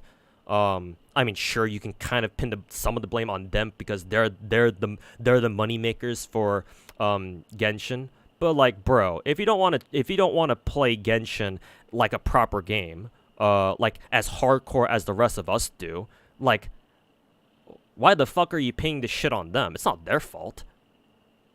What, you're going to blame them for why Genshin is bad to begin with, or is getting treated as badly as it is just because some fucking 30-year-old who works fucking 12-hour shifts at a fucking company 2 hours away from their house finally comes back home, just wants to chill in some Genshin and just run around, beat up some slimes with a fucking wolf's gravestone or whatever? Like, how you gonna how are you gonna pin the blame on people like that, man? Again, yeah, I'm not sure if I agree with Fob Master's tone here. It almost feels like he's like subtly trying to pin some of this on the normies. No, this is 100%. You should 100% pin all this shit on MiHoYo because they're the ones developing the game. The players are just here playing it, whether you're casual or a normie or a hardcore player. Yeah. Like, sure, you can try to go out there and convince the normies too that, oh yeah, you gotta change something, but like if you want to do that, sure, be my fucking guest. See how far you get with that, man. There's no point in my opinion. There's no point in no point in trying to convince the normies to change their minds. Because again, what are you gonna get out of it? Are you going to like? There's so many normies playing this game. You're not gonna convince them all, right? Like, a better use of your time is just to confront MiHoYo directly and try to convey to them however it's possible. Try to convey to them what your problems with the game are. Like, don't even deal with the normies. Like, they're a waste of your time. As in this context, that kind of I spent all this time criticizing Fob Master for being hard on the normies, and here I am saying they're a waste of time. Kick. But in this context, right, your time is better spent, like, directly criticizing MiHoYo for catering too much to the casuals and the normies, instead of trying to confront the fucking normies. Right? Like, that's kind of what that's kind of the vibe that this post kind of gives off, especially towards the end here at the TLDR. The first couple to set up kind of the background information, to set the stage, this is fine, but the TLDR kind of got like an anti-normie tone. It's like, oh, why are you trying to go after them now? Oh, like what the fuck did they do other than like just play the game? Like, if they don't feel the need to, like, again, if they don't feel the need to address this like us hardcore players are trying to, then, like, don't try to force them. You're just going to end up hating you in the process. I don't know, man. Genshin sex update would go crazy. Yeah, like kind of what Cult of the Lamb did. I mean, hey, you have mods for those, so you don't have to wait, as long as you know where to look. I won't tell you, though. Anyways, I think there's a follow-up tweet, so we'll or a follow-up to this right down here. So we'll pop this up, and hopefully I remember to go back as well. I'll go back to the other paragraphs I want to give more insight to. Also, if you're going to compare the West to China as to why China is so vocal about this issue now, go get educated. Gaming is much more normalized as a society over there. It's so normalized, in fact, that the government is trying everything to curb gaming. And there's so much I can add to this. Holy shit. So let me go back here and let me go give some context or add some more things I want to for these 3 paragraphs or whatever. Where does it start? I think I wanted to start with this one. Now take this fact compounded with the fact that vast majority of people, even back in the 1.0 patches, refused to play things like Abyss because it was stressful. You have a recipe for a game that is so fucking casual. Here's the thing. I genuinely believe that Genshin Impact, no doubt it was designed to be casual. Like, let's get that out of the way. It was absolutely designed to be casual. Because, you know, ideally you want to make a game, right? This goes for any game out there, any online game out there, to be honest with you. Ideally, you want to make a game that is very accessible, very easy, but hard to master, right? Those are the games that are usually like it's got the best of all worlds, basically, right? So low skilling, what the fuck? My English is bad today. Low skill floor, but very high skill ceiling, that sort of thing. Ideally, you want your games to be like that, right? So that way, your low skill floor allows, it allows for a low barrier to entry, so anybody can play your game, right? Have fun with it, right? Dabble around in the game, have a little bit of fun, right? Learn a couple things. What's your elemental skill button? What's your elemental burst button, right? What are your normals, right? You know, press buttons, do shit. Cool stuff happens. You get to kill shit and feel like a badass. And then you got your high skill ceiling where you go to Abyss with fucking Raiden National and pretend that you're actually good at the game. I do think that Genshin was designed to have a hardcore aspect to it to go along with the casual stuff, because you see how Genshin is set up from a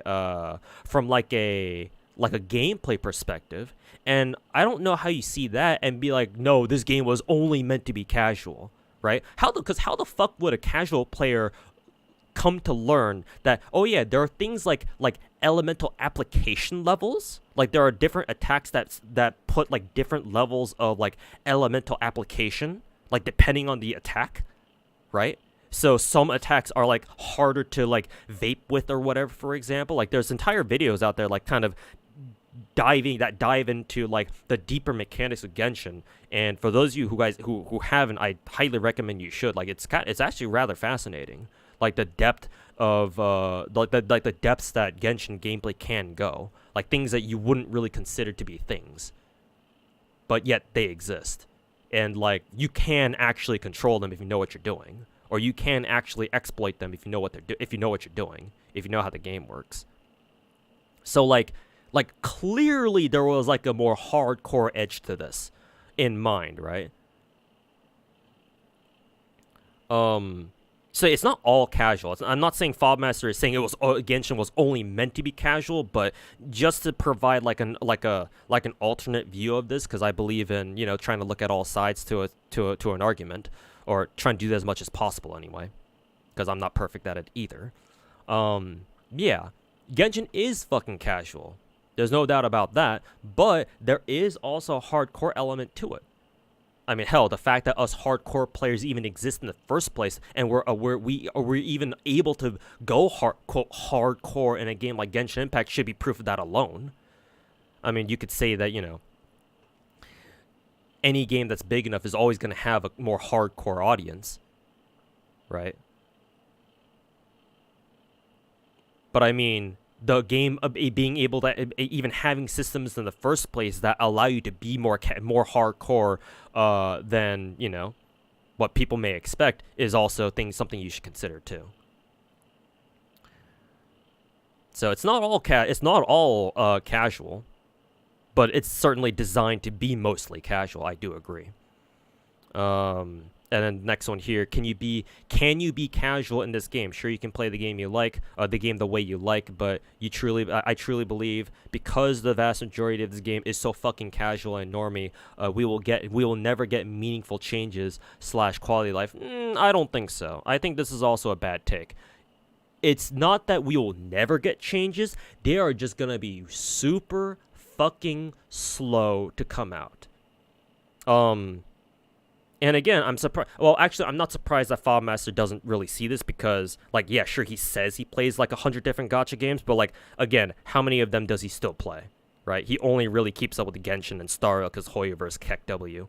But yeah, like, if he actually kept up with gacha games, then maybe he'd be able to see this. Like, I'll give you an example. I've stuck with FGO for the past 6.5 fucking years. Way too long, but that's the position that I'm in right now. FGO was the same way. I've mentioned this before on stream, but there's something I like to call top gacha privilege, where it's kind of like an economic monopoly in the sense that if you are the market leader, you basically get to do whatever the fuck you want. In the case of gachas, yeah, that means that your developer, the developer of like the biggest gacha game in the world, right now it's Genshin Impact, you can do whatever the fuck you want with it. Because again, you make the money. What the fuck is anyone gonna say? You can do whatever you want. Before Genshin Impact, however, yeah, FGO was probably the biggest, one of the biggest at least. Maybe it wasn't the biggest, but it was certainly one of the biggest money makers. That's for sure. I mean, hell, it even beat out, like, I think one year I remember, it even beat out Fortnite of all games, in terms of like how many tweets were made about their respective games. I'm pretty sure. I forget what event that was where that statistic was generated, but yeah, like, shit, man, a fucking weeb ass gacha game, phone game out in like Japan or whatever, beating out the number of tweets made in the whole year, compared to like Fortnite. And this was a couple months back, a couple years back too. And a couple of years ago, I would say Fortnite was even more popular than it is now, or it was closer to its peak than it is now.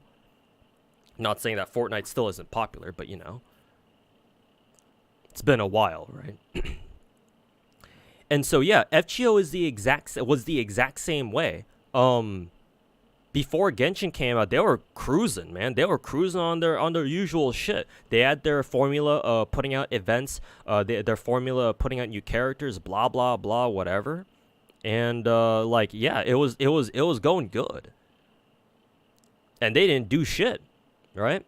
Like, have you ever wondered why FGO even has pity right now in the first place? It's because of Genshin. Before Genshin, FGO didn't have a fucking pity system. You tried rolling for whoever. If you didn't get them, you can go fuck yourself. Oh, you spent fucking $2,000 trying to get a single copy of your character? Oh, and you didn't get them? No, that's too bad. Fucking cry me a river, bitch. How about you spend another $1,000 to try to get your first copy? And go whine to your bank about how much when they start calling you about like these $3,000. The $3,000 you dropped on a fucking phone game for one copy of your character, right? The reason why FGO even has pity to begin with is because of fucking Genshin. Because Genshin came off and fucking knocked its sorry ass off the throne, and now it sits on it. Or whoever was sitting on the top gacha throne back when Genshin came out. In my opinion, it was FGO, but it could have been somebody else.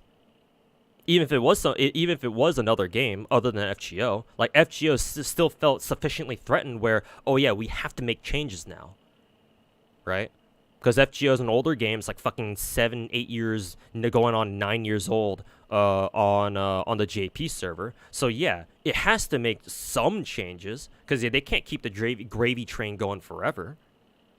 And so they finally added shit like, you know, the pity, like I keep mentioning for the past 5 minutes. What's another thing that they put into FGO that they didn't have before, thanks to Genshin? I think there's one other thing that I'm trying to remember, but I'm forgetting what that was. Maybe chat can remind you, for those of you FGO players in chat. But yeah, FGO is the perfect example of like the Genshin before Genshin, kind of. This is the best analogy I got, personally. So that's the thing. Fast forward with Genshin now in current year 2024, that's the thing. Genshin now has this whole top gacha privilege that I bring up every so often on stream whenever people talk about want to talk to me about this or want me to talk about this.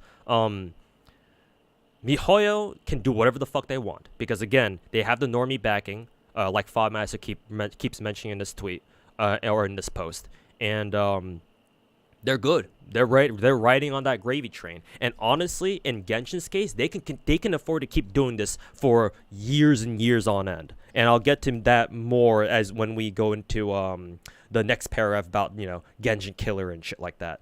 But I'll save that for later. But for now, yeah, the reason why Fobmaster and not just Fobmaster, to be fair, just a lot of people in general who are kind of angry about this overall situation, the reason why it feels like the reason why they say they'll never get meaningful changes, it's because it honestly feels that way, right? Because MiHoYo, it takes so long, and they take so much time to like put in things that we would maybe consider meaningful quality of life, right? It was only recently in the past couple of months that they gave us, or past couple of weeks even, like the last patch even, 4.3, that they finally gave us the ability to what's that one expedition feature? It's the click all, like the single click, just hey, all my commissions are back. Let me just send them out. I'll send them all out again instead of like individually toggling them. Yeah, that most of us would consider that to be a pretty good quality of life change, right? And it took them 3 fucking years to give it to us, right? A lot of the quality of life stuff that we do get. So I'm not doubting MiHoYo's ability to change the game for the better. It's just that in their minds, they don't have to. Because again, they're the biggest gacha game in the world. What the fuck is anyone else going to do about it, right? Like they don't have to be quick about their changes, because what are you going to do? Quit Genshin? All right, see ya. You want to play another game that's kind of like Genshin? Well, at the moment, there's only Tower of Fantasy. If you want to go have fun over there, then sure, be my guest. Like, sure, Wubo looks promising, but that shit ain't gonna come out for at least another, half a year. Like, CBT2 is isn't even here yet. We still have to wait another month for that shit. And as for, like, full release, yeah, forget it. Like, again, you're gonna be waiting, like, at least half a year to a full year for that shit. Maybe Wuthering Waves will come out at the end of the year, maybe. But I mean, hey, the longer it takes, the better, because let Kuro Game cook. Make Wuwa as good of a game as it can be to try to give it the best chance to compete with Genshin as possible. That sort of thing. And they've got some good momentum, so hopefully they capitalize on it. But anyways, that's a side tangent. But yeah, it's not that Genshin/MiHoYo is incapable of making quality of life changes. They're just gonna be really fucking slow with it. And as soon as they see that, as soon as like more games come out in the future, because with Wuthering Waves and Enfield and Project Mugen, and there will be more Genshin clones in the future, you can fucking guarantee yourself that. The longer it goes, the longer time goes, right? As the more time passes, and Genshin still hasn't really made any more changes, yeah, it'll become worse and worse and worse for them. But as in the here and now, they don't have to do shit. So that's why it feels like to FobMaster and the others, they'll never get meaningful changes or quality of life. But again, I've been playing gacha games for 6.5 fucking years, and I've kept up with most of the gacha games that I've picked up. Like FobMaster here says he's played 100 gachas, but how many gacha games does he actually maintain now? Genshin and Star Rail. Because why? Because they're MiHoYo games. Duh. Like I think he said he returned to he's picked up Nikke. He's picked Nikke back up again. He used to play in the beginning, and now he's like recently started playing it again or something like that. But like, okay, how long were you AFK from the game from? Like how long have you spent not playing Nikke for? Right? Like that's how it is for almost every single Hoyoverse CC out there. They just don't have this experience. Not the experience that I do of keeping up with the games for 6 fucking years. I've kept up with FGO for 6.5 years. I know how slow quality life shit can go. I mean, hell, I play the NA server. The NA server for FGO is 2 years behind JP. I know what it feels like to fucking wait for shit. 2 fucking years for new content. So yeah, whatever MiHoYo does, I don't give a fuck. I can wait all I fucking want. Because I think it's worth it for a game like Genshin. Because again, I love it too. FobMaster ain't the only one who loves Genshin Impact, but I differ from him. I disagree with him that Genshin is not capable of getting meaningful changes. No, I think it is. I think it is possible. It's just that from my experience with gacha games, I understand why he feels this way, because the changes come so fucking slow, and so infrequently too. Well, actually, to be fair, in the last couple of months, in the last couple of patches, we've gotten like several, kind of meaningful quality of life changes in quick succession. So I guess we can't really say that, but even still, man. The issue is that those quality of life changes are already in Star Rail, which is also her Hoyoverse. To that comment, I will respond by saying they have different general managers.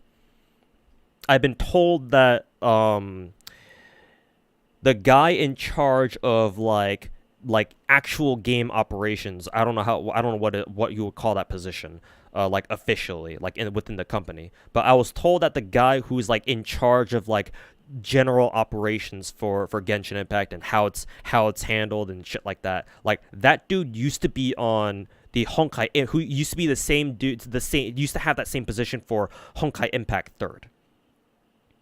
And yeah, he wasn't really they weren't really very well liked over there either back when they were working on Honkai Impact.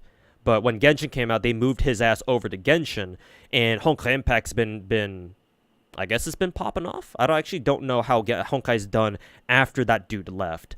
I would imagine, the Honkai Impact players probably like that change, but I don't play Honkai Impact, so I don't know. I can't speak for them. Maybe you Honkai Impact players in chat may be able to share your experience with how the game became after that dude left.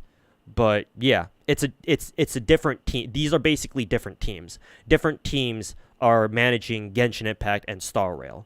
I think that's something that a lot of you guys just do not understand. You can have two different teams, multiple different development teams under the same publisher label. You're just part of different teams, and therefore you're gonna have different opinion. You're gonna have different like management styles of your own games. Sure, ideas can leak can transfer back and forth, but for the most part, these are closed circuit systems. Like, these teams aren't really going to be like interacting much with each other outside of like what's necessary, The solution is to fire that guy. I don't want to be mean to the dude because I don't know him personally. Obviously, I don't even know who he is in the first place. But honestly, that would be one of our better chances, yes. Because I'll give you an analogy. We'll go back to FGO. This shit happened with FGO as well. Because in FGO, back when FGO was on its first arc, its first major arc, the Singularity arc, right? For like the first, I want to say, year of the game, year and a half of the game. A dude by the name of Shiokawa was the head manager of the JP branch.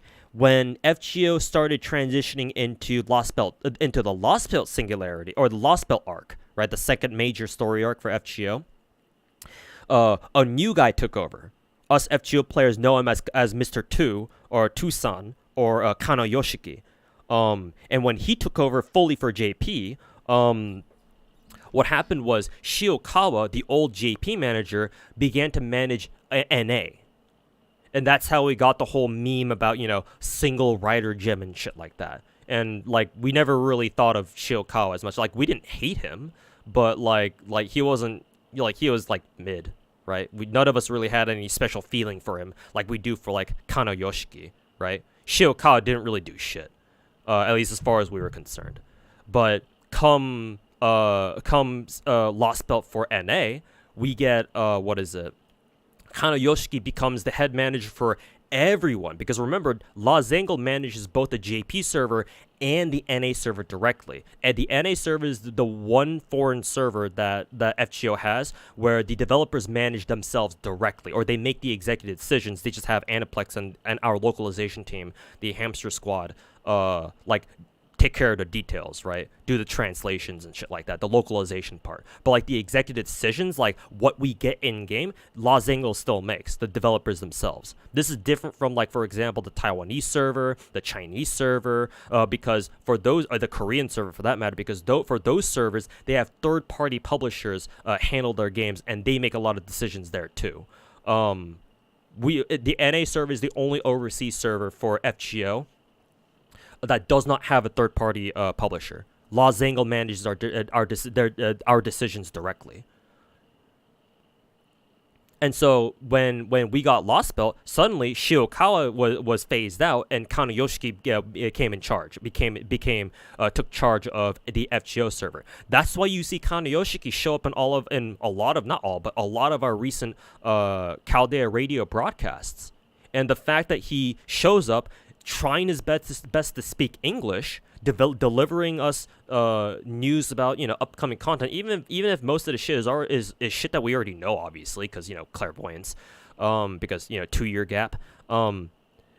Nobody on NA, at least as far as I can tell, nobody hates the dude. In fact, we all love him. We all NA players fucking love Kano Yoshiki, because at the very least, unlike our previous manager, the Shiokawa dude, Kano Yoshiki actually makes a fucking effort to to be involved with the NA community, even if it's just lip service, right?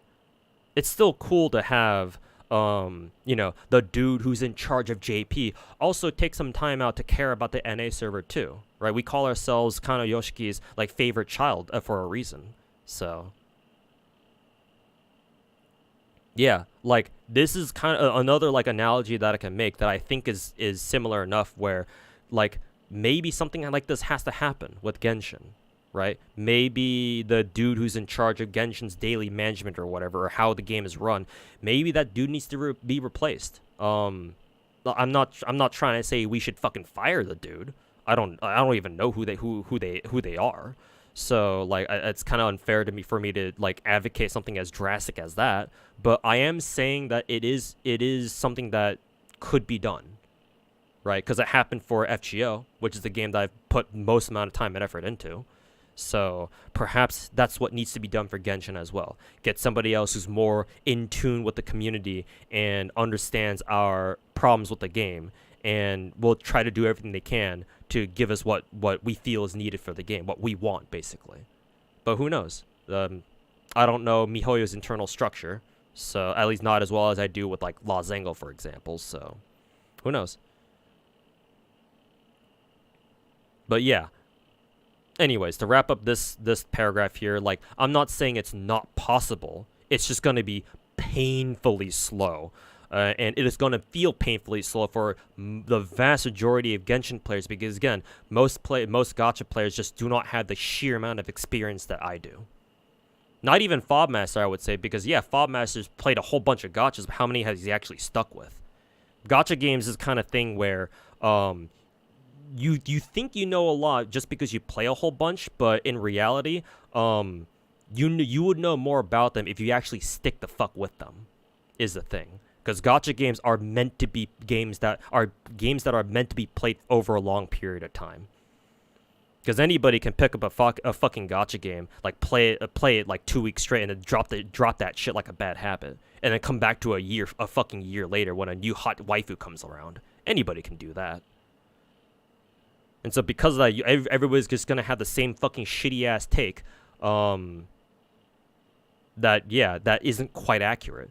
Maybe on the surface level, a lot of it's true, but you that's not digging underneath as deep as you probably should, So no, it is possible. Just it's gonna be way too slow for most people's tastes. And then lastly, need to do this. Lastly, at least for this page, now you can counter with, but why does Starro get so many things? Well, Genshin unfortunately can't be compared to the vast majority of other gacha games while having broken blah, blah, blah. Yeah, I've already kind of gone over this. This is why I think this is this last line is what I wanted to add some context to, or respond to. This is why when people say, oh, this is a Genshin killer, nobody actually believes this, only MiHoYo can kill Genshin. Oh yeah, this last sentence. Again, like I mentioned earlier, this is 50% correct. It has to be a combination of both MiHoYo continuing to neglect Genshin for years and years and years, and other gacha games coming up. It can't just be one or the other, right? For example, if assuming that MiHoYo did a 180 on the direction they're taking Genshin, and they're actually trying to make the game better for us more hardcore players, or make changes to the game that we hardcore players would like more. Even if they just start doing that, then that's enough to keep Genshin alive for another fucking decade straight, or however long, right?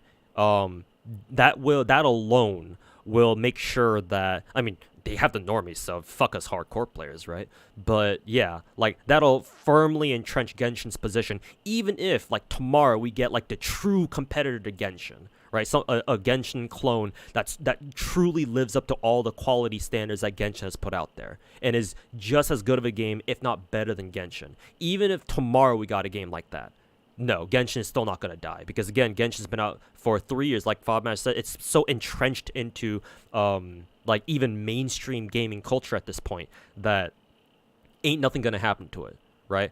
I liken this situation with, like, for example, World of Warcraft, right? World of Warcraft has been around now for like 20 fucking years, right?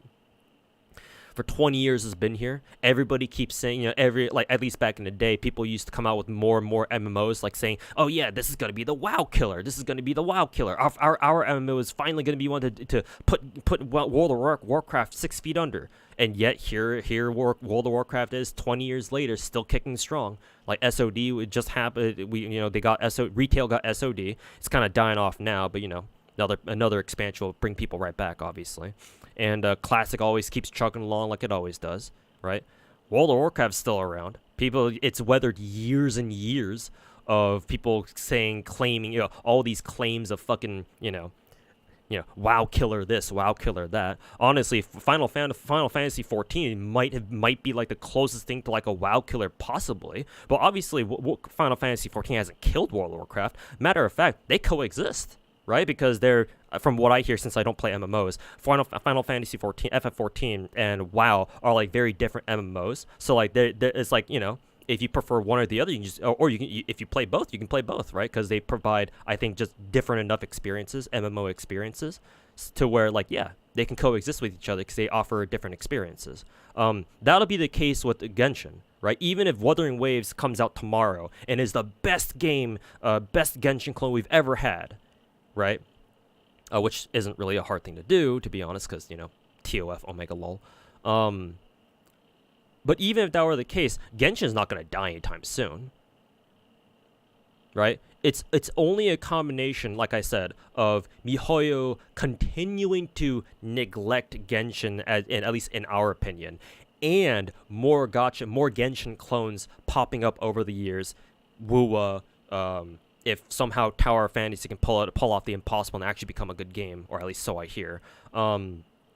Enfield pops up, assuming that game is good when that comes out fully. Project Mugen, all these Genshin clones, it's a combination of those two, and time. Because even as of right now, even with all the problems that Genshin has, Genshin can still afford to keep chugging along for years and years and years. It'll be a slow-ass decline, but it'll still stay relevant for years to come. But assuming MiHoYo does continue to neglect it, eventually it can die. It is possible. But it's a combination of MiHoYo themselves killing Genshin and its competitors also killing Genshin by taking away more bits and pieces, more and more of Genshin's player base. And hell, if there comes another gacha game that somehow is able to take the attention away from the Genshin normies, then that's serious. Then we're really playing ball. But I don't see that happening anytime soon. So yeah, this statement down here that Fobmatch says where he says only MiHoYo can kill Genshin. This is 50% correct, and a lot of time, long time. And then lastly, since I know this React video is probably going on for way too long already, and then lastly we have this comment down here. Also, if you can compare the West to China as to why China is so vocal about this issue right now, go get educated. I don't know why he had to say that. Like, go get educated? Is it because you're Asian that you're telling everybody else to go get educated? All right, cool. Gaming is much more normalized as a society over there, so it's so normalized in fact that the government is trying everything to curb gaming in the youth LMAO. Okay, so we're gonna enter the wonderful realm of Chinese sociopolitics. So that's always gonna be fun. Cause yeah, I think I have something to say about this. Maybe Fobmaster knows about what's going on in China too, but he doesn't want to say it because he's trying to avoid anything political. But I mean, if you're going to involve the CCP in this, then well, all bets are off. Yes, I do.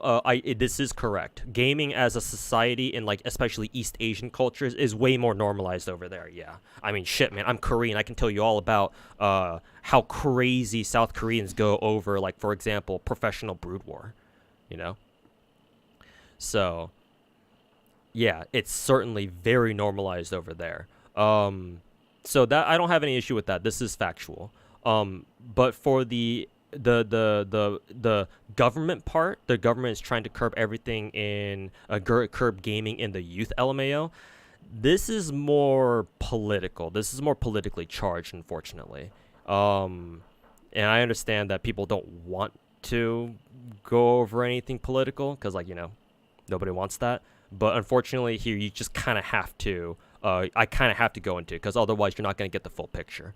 What is this? So yeah, this is more about control, right? Like, do I even need to go over like what the CCP is about?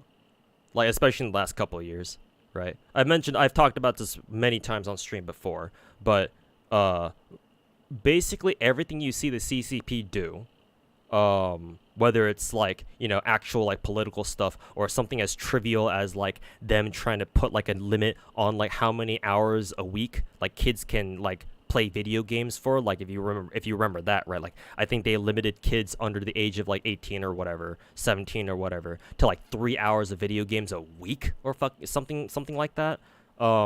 Yeah, like that's more for the sake of control. Because they don't want they want the kids to like do what they want, right? Become proper members of society and shit like that. Oh, you shouldn't be spending your time gaming when you could just be working and making money for the government and shit like that, or making money for the country so that way our economy can get back on track and shit like that.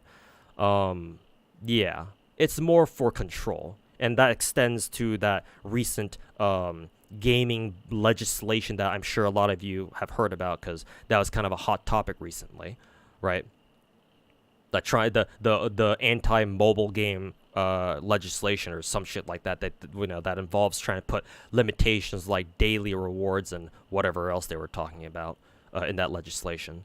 So yeah, it's mostly about control. So yes, the whole gaming is much more normalized as a society, and like especially over in East Asia, Japan, Korea, South Korea specifically, of course, and like China. But the tie-in with the government trying to curb gaming in the youth is not really relevant. At least to me, it's not that relevant of a tie-in. They just happen to be doing this.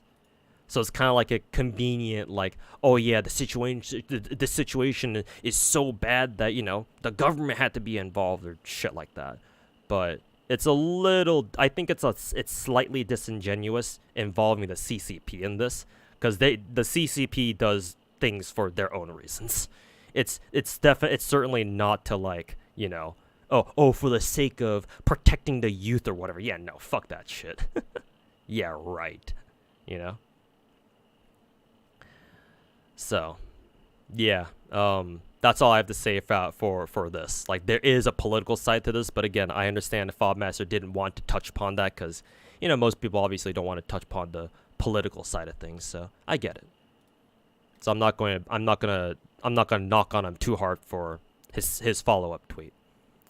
But yeah, that's my react to FOBmaster tweet. Most of the shit he's saying is I can vouch for. I do agree with like 80-90% of this post. It's most of this shit is the same shit that I've been saying for the past 3 years. It's just that I'm not as big of a content creator as FOBmaster or a lot of these other guys are.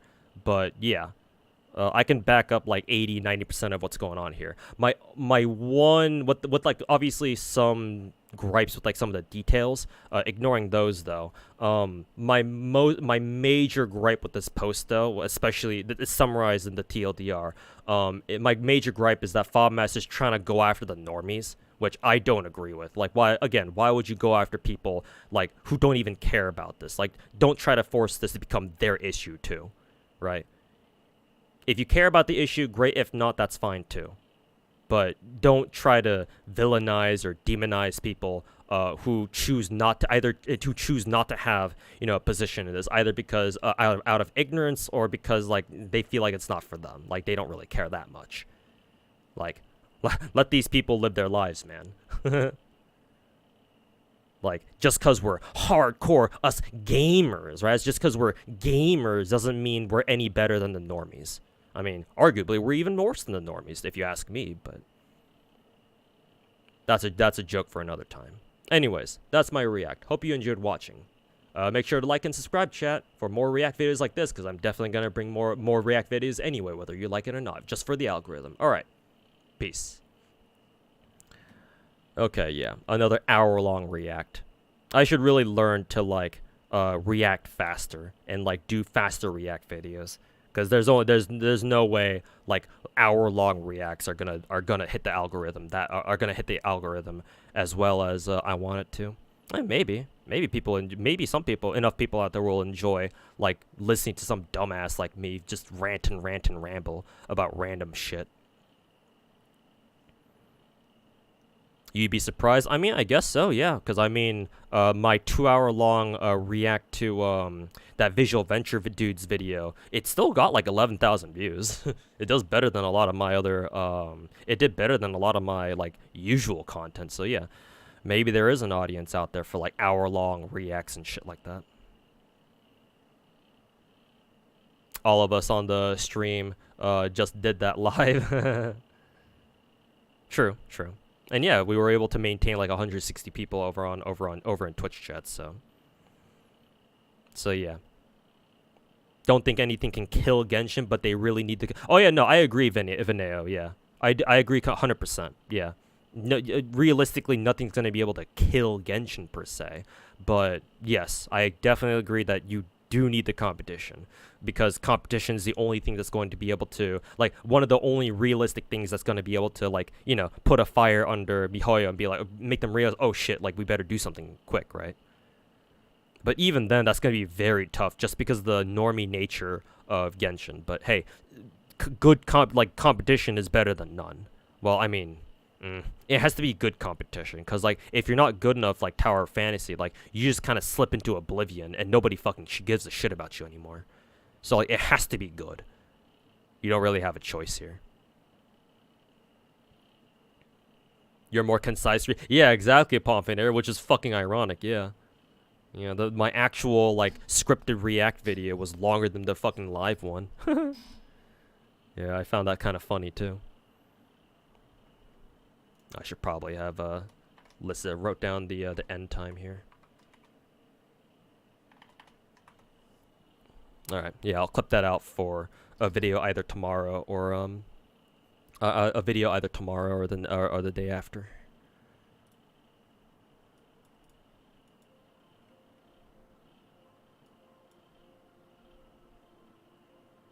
Anyways, how you doing, chat? I'll just wrap up I'm gonna wrap up the stream soon, but I'll hang out with you guys for like another, like, I don't know, half an hour or so. We talking about Genshin? Yeah, we were reacting to a tweet here by another Hoyoverse content creator named Fobmaster. Put out a tweet that I found interesting. I wanted to react to for a video. There was, and maybe still is, long video meta on YouTube. But yeah, people still like watching a lot like longer videos. It's just that I don't know how well it's gonna go for me.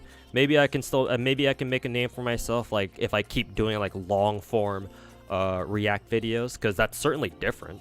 Because, like, yeah, like, how long are, like, the usual videos, like, that say, like, Tectone makes, right? They're usually, like, I don't know, like 15-20 minutes long. I mean, I could look it up, look up his channel. Let's see, Tectone, Tectrone, Keck. Yeah, go to Tectone's channel, check his videos. Yeah, they're like, you know, 13, anywhere from like 10 to like 20 minutes long. So yeah, they're not as long as mine. So, I mean, he did post his Gacha cast VOD that we did on Sunday. So, and that's like 2 hours long, but that's an actual podcast though. He does have some longer form content, like, yeah, there's one react video that's like 43 minutes long, so he's perfectly capable of, like, you know, making like hour-long reacts, to be fair.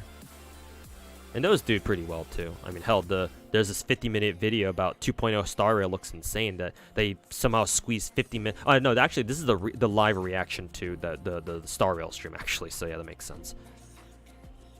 So never mind on that. But yeah, no, his reacts can be longer, and people still watch them. So perhaps I have a chance too. Who knows?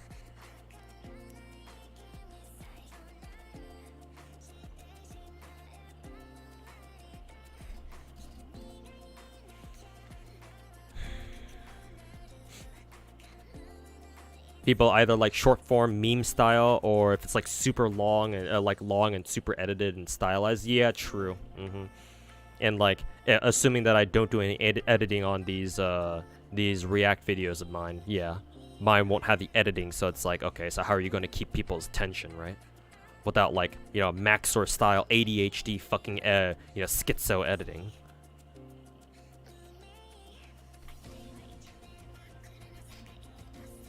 I love how the first half of Gacha Cast is censored, but apparently they just gave up because you hear F-bombs constantly in the second half. I'm probably gonna have to apologize at some point, because yeah, I know I dropped like half those F-bombs dropped, to be fair. Because you guys know me. I love my F-bombs.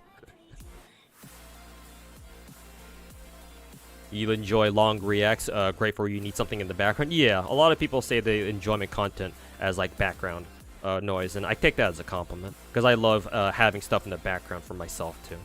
So I feel that hard. I feel that pretty hard. You're just here re-rolling your life away on Blue Archive while listening. Nice.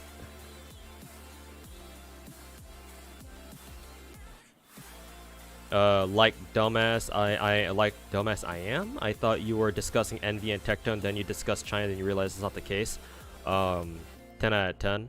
Oh, you thought I was just like yet another Genshin or like MiHoYo, like Hoyo versus CC, where I'm just like yet another reactor, except yeah, no, Master Reg, I will talk about shit. I'm not afraid to talk about the more sensitive shit, like the political side of things. Yeah, no, I'll talk about it. I got the balls. Like, I understand if bigger streamers like Tectone, especially with his like video of trying to address the Chinese player base. Yeah, I understand why he and others don't want to do that, right? Because they're afraid of the potential Chinese player base backlash or whatever. Because, you know, the little pinks and shit like that. But yeah, no, I'm not afraid. I care mainly about, you know, well, without trying to sound like I'm up on like a moral high horse or anything, which, you know, I may be. I'll admit. I'm probably putting myself on a pedestal here. It's like to a certain degree, but I care mostly about, you know, giving people what I think is the truth. Like, I want to keep things real, or as real as possible. And even though I'm obviously not going to be perfect at doing that, I assure you I will most likely do a better job at that than like fucking 95% of other Hoyoverse content creators out there. Because yeah, I can talk about shit like, you know, politics or Chinese social and geopolitical circumstances as it regards to, you know, gacha games. As silly as that sounds. But hey, you're playing a Chinese gacha game, you should educate yourself. If I'm going to borrow some of Fobmaster's words here, you should educate yourself on like the shit that can happen to Chinese gachas. It's just that most people either don't know about it or don't care to educate themselves. So hey, I'll do that for you. Sucks that something else has to be really good, since Genshin hasn't really been good.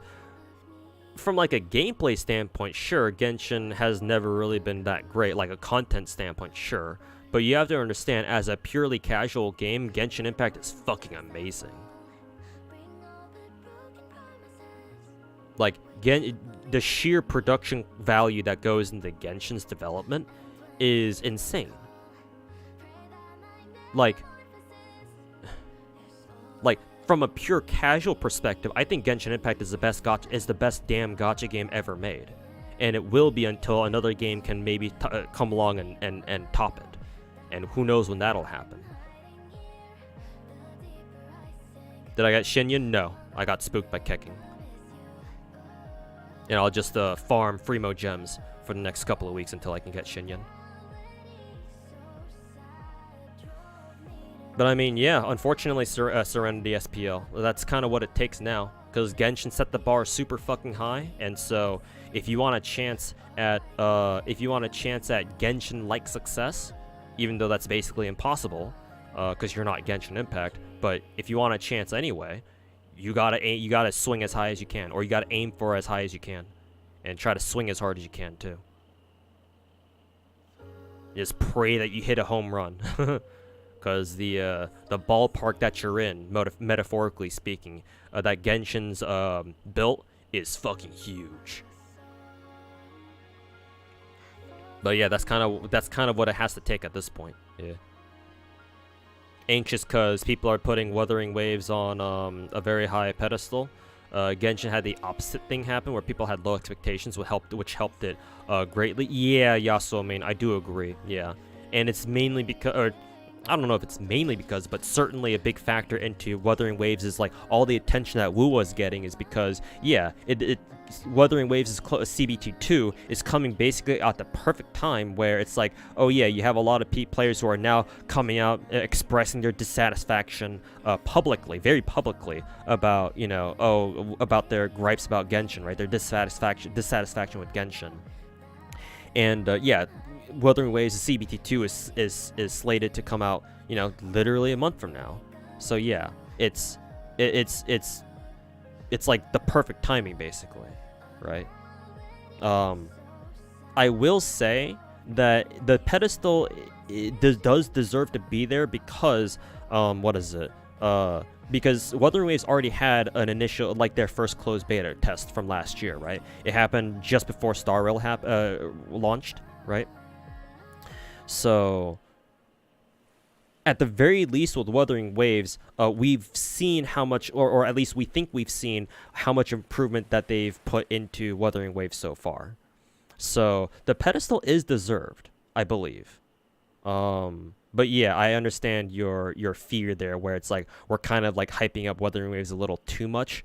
And so it's like, okay, so if it comes out and, you know, what happens when Wuthering Waves is not as good as people were like hyping it up to be. Yeah, I understand that though. I get where you're coming from with that. Cause yeah, I'll be honest with you, I'm kind of worried about that too now that you brought it up. Like,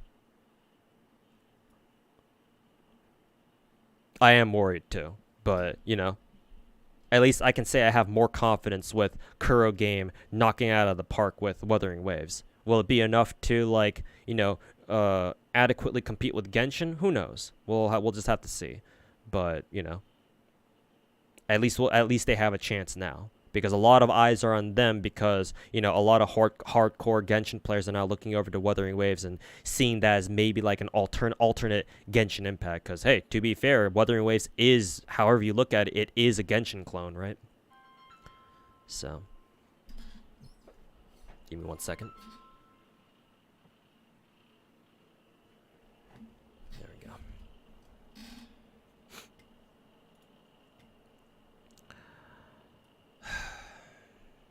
Man, it's hot in my room. Yeah, it's only February and it's getting this hot now. Fuck. Maybe it's because I have 2 computers on at the same time. Now, actually, I get pretty worked up whenever I talk about shit like this, so... It's the usual, I would say.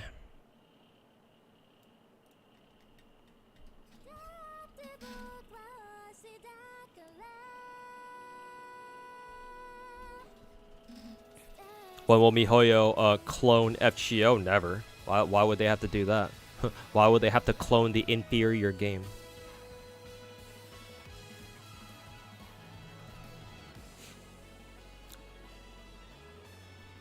They have to play it safe, unless you specifically are trying to go for the whole, like, the controversy shock value content style. Yeah. And yeah, I don't really do that necessarily. Someone eventually will dethrone Genshin. Yeah, probably. Nothing lasts forever, obviously.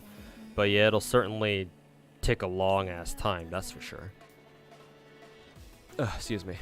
Remember when we thought nothing would top FGO back in the day? I mean, I didn't say that. I didn't think that explicitly, but at the same time, I can't say that was on my radar either.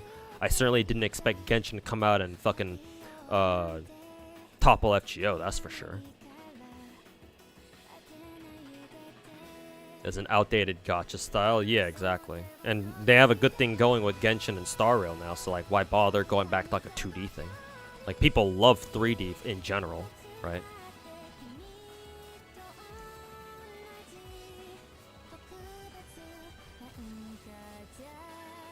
Well, character designs are kind of sleeper. Yeah, I'll see. Yeah, I understand that. Yeah, their character designs are just nowhere near as good as, like, say, Genshin's, for example. Yeah, there are some characters that I do enjoy, like that red-haired girl, I think, and the girl with the like the blue beret or whatever her color scheme was, like blue and black or something like that, but.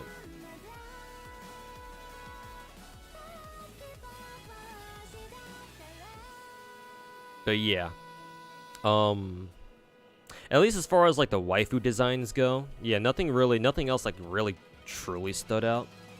I do think some of the husbandos in Wuthering Waves, like that dude that people were calling like basically like buff Zhao, and then the other like older husbando dude, they looked pretty good. I'm not gonna lie, but yeah, everybody else, yeah, I'm not sure how to feel. At least not right now. Not when I've been so Genshin pilled for like the past 3 years. But I don't mind them because I understand that that's just kind of how Kuro Games' art style goes. So like I can still accept them, but yeah, nothing other than the red-haired girl, nobody else like truly stands out, I'd say. You have any advice for getting back into Star Rail? You've been trying to come back for Hanabi, but honestly, it feels so overwhelming gearing and leveling characters versus Genshin, not to mention all the characters you've missed post Silverwolf. Yeah, exactly, man. The current endgame meta right now, at least for like most of the MOCs, is like the destruction characters with like Daniel Alter and like Jinglu and like Blade. So you're missing a lot of the heavy DPSs. For a game like Star Rail, it's a lot more challenging to catch back up because you realize that there's so much endgame content to catch up on, but you don't have the characters for them, so yeah, you missed out on a lot. Genshin doesn't have that sort of content, so yeah, it doesn't matter if you miss a banner or two, or like 3 or 4, however many, in Genshin, because it's like, you don't need them. Yeah, sure, you might have not had, like, for example, oh yeah, sure, you don't have Nahida, but like, you know, like, Abyss is really the only place you really use her for? As far as, like, hard content goes? And Abyss is always there, so it's like, you know, whatever, right? Not only that, but Genshin's just been out for longer, so our meta in Genshin has just been more established for a longer time. But as for like actual advice, just take it slow, man. Because right now in your current state in Star Rail, you are at a huge risk of burning yourself out. I mean, this isn't great advice. Honestly, for situations like that, there's nothing I can really tell you that'll make things easier. But just understand that it's gonna be tough. You should only work on the game as much as you're actually willing to. Because if you don't enjoy the grind in a gacha game, why are you even bothering with playing a gacha game like on a regular basis, right? That's the thing with casuals. Most casuals don't really feel like grinding because like grinding is not having fun per se. So like they're just gonna play the game to have fun, and when it's time for them to grind, they just fuck off and do something else. There's nothing wrong with that. This is how you play the game. Like, there's no right way to play a gacha. Gacha games are not that serious. It's only as serious as you take it. So, I would say the only advice I can give you is just like a mentality shift. But if you want to commit to like leveling up and gearing up all your characters, then understand that it's gonna be a rough process and that's gonna take you a while. It's just how it is.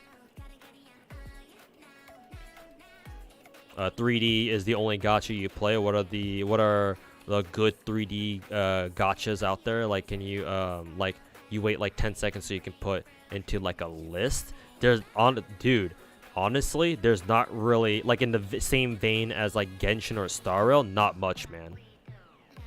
Like technically, Snowbreak is a 3D gacha, but that's a shooter. Like if you're looking for like a Genshin clone, then like Tower of Fantasy, but it's not. I don't know if it's good.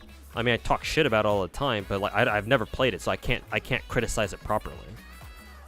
All I've heard is that yeah, like Tower of Fantasy is kind of dead, so it's like okay, well that happened.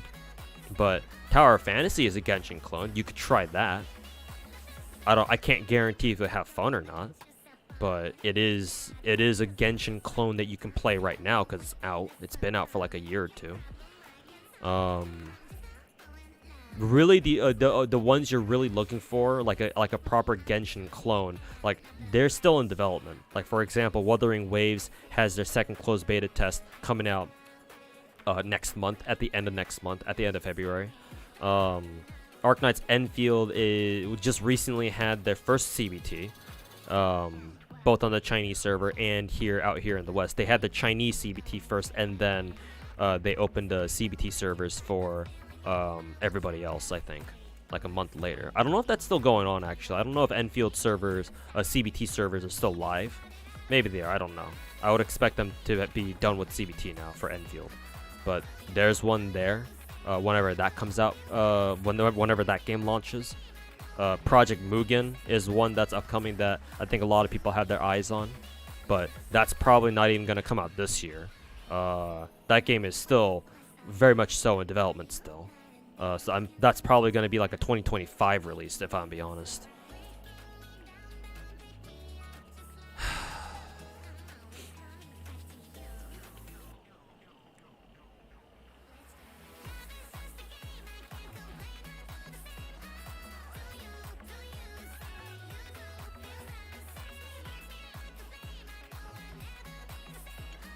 TOF having an Evangelion collab soon, they can ride the IP hype for a bit. Yeah, they can do.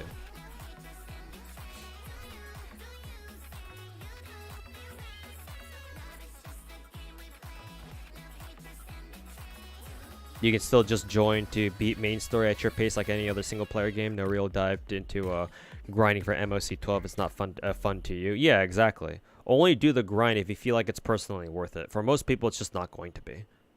Yeah. Like I enjoy being a hardcore gacha gamer, man. As silly as that sounds to say. Yeah, but that's just kind of my thing. All my gacha games I've gone quite hard on, much more than your average player, but I have fun doing that because hey, I'll pull up my multi-gacha stream again because I should have most of my games active still. Like I enjoy, for example, in Genshin, getting every single character in the game to max level like this, and then, you know, every single character to level 90, give them their own weapon, right? Usually be 5 stars, but sometimes there'll be some 4 stars in there. Whatever I feel like giving them, right? As long as I feel like it's a great weapon for them. I mean, hell, my Amber has fucking Elegy for some reason.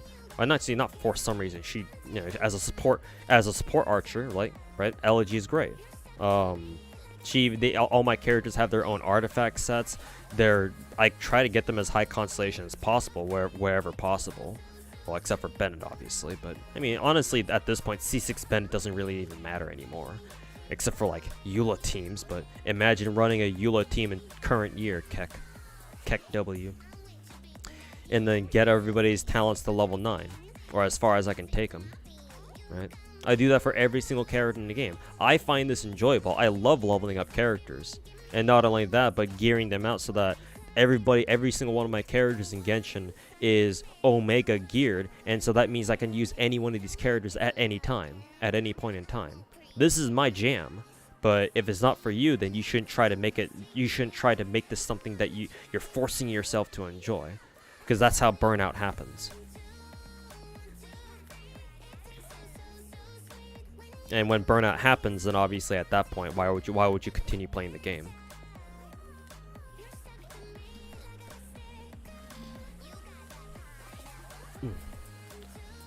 Gotta get that Benny boy for your D look. True, true. There's also PGR. PGR isn't. It is 3D, but it's not like, you know, open world like Genshin is. That's the thing. Unless like, yeah, like they still enjoy like 3D action RPGs. If that's what they mean, then sure, yeah, they could check out PGR. PGR, Ether Gazer. There's a couple out there like that.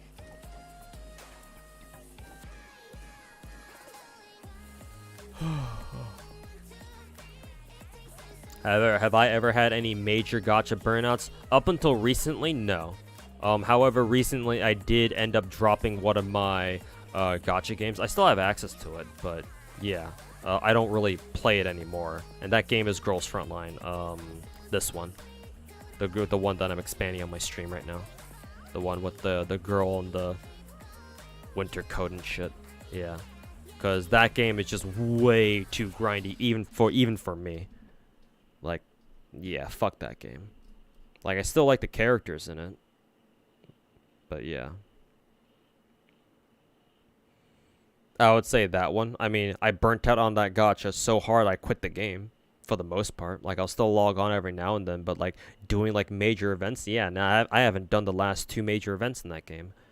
Because events in the Girls Frontline are fucking brutal. Fuck that shit. Like, I fucked with them for like 5 years. No, I don't want to keep doing it, man. Especially not now when, you know, I've got IRL fucking me in the ass. So, I don't need a fucking gacha game fucking me in the ass more harder than it should either. So, yeah, probably for Girls Frontline, but for every other gacha game, no. Not really.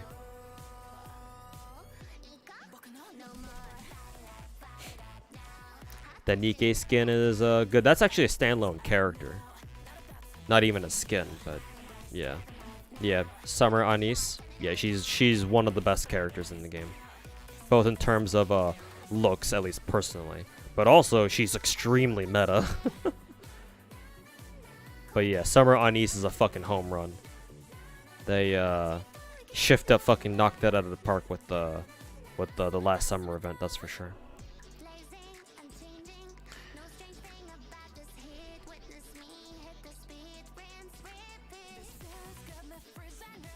Conundrum and Gold Gears was a great idea. They just straight up stole that shit from Arknight's contingency contract. I mean, shit, bro. Imagine they did something like that for Genshin.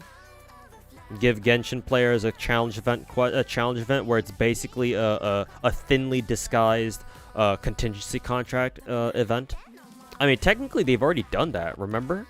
Like, we've had combat events before where you give yourself the buffs or debuffs going into a boss fight, and then you try to clear it. It's just that you didn't have to take all the really hard ones, so it's like whatever, right? But some people tried doing it, and yeah, at that point the game becomes challenging. But like, they can certainly do it for Genshin. But to be fair, they haven't done it in a while. Is my FGO updated? Yeah, why is my case files rerun still? I know, it's just because if you notice, it'll say time's up. I just haven't updated my FGO clan in a while. So if I try clicking on my friends list, it should reset properly. What about my IRL job? Well, I'm kind of looking for one right now, so.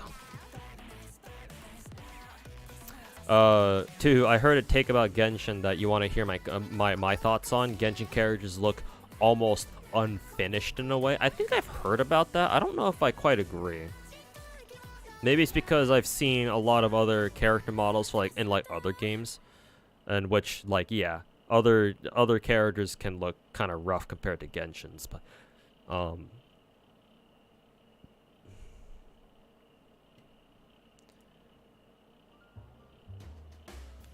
personally, I don't really have that big of an issue with Genshin character models. I mean, other than the examples of censorship that we've seen, but But yeah, no, I don't know how to comment on that because I haven't really seen anything wrong with like Genshin character models. I would also like to know like the nature of like people's criticisms of Genshin's character models too. Like I want to know more about exactly what they're saying. Like what exactly about Genshin character models that they don't like, and see if I agree with them or not. Because there might be details that like I'm just missing because I'm not seeing what they're seeing. How's my wallet at the polls? I mean my wallet's still empty as fuck, but yeah.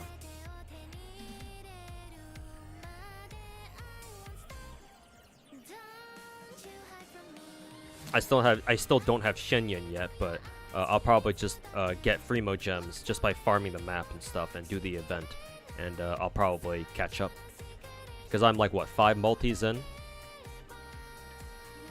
So yeah, 3 more multis worth, and I'll be able to get Shenyan, guaranteed.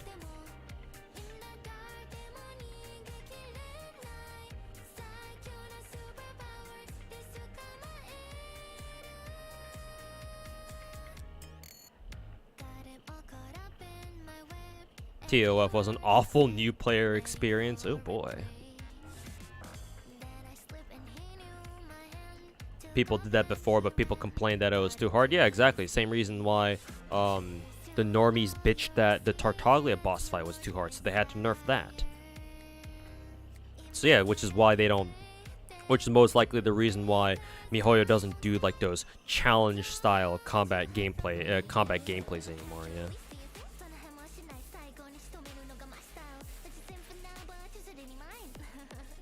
Would have been nice if we have more than 5 models. Here's the thing, them Hasso, if that's how I say your name. Here's the thing. Oh, and hey, lovely Tayforce, how's it going, man? Here's the thing with like the character model issue. Again, this has a political slant to it, but like in mainstream Chinese media, you're not really gonna find a lot of other body types other than like the 5 that are part of like, you know, what you see in Genshin, for example. Like sure, yeah, Genshin has those like plus size models, but you're never gonna see a character like that become playable. Because in mainstream Chinese media, like any character that deviates from those like body types is kind of looked down on. Like you're not gonna have like fat people be playable in like a really big Chinese game. That's just not gonna happen. So yeah, like sure, some characters like Ito should be bigger than they're portrayed in game, but yeah. Like the Chinese have like these specific body types that they really like looking at. And anything that kind of deviates more towards the extremes, they're kind of like, yeah, no, we don't like this. So I suppose that's a more cultural slant, but I can make it political if you want me to.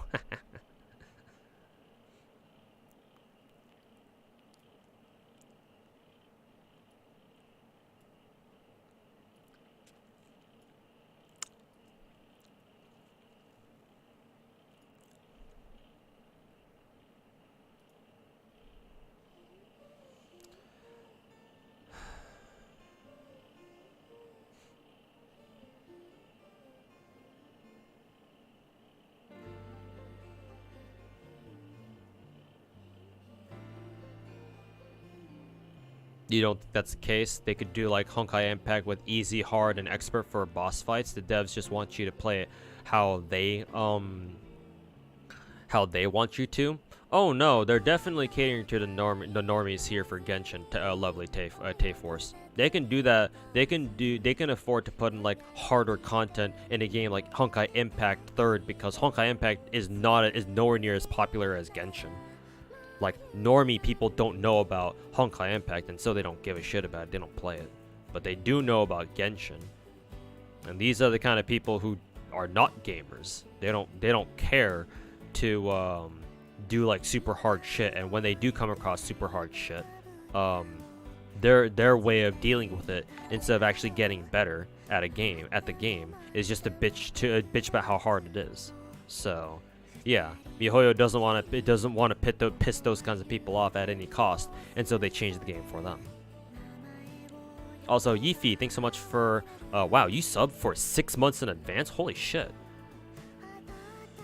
I'm actually surprised Twitch even tells me that you've paid for half a year's worth of a sub in advance. Huh, that's interesting.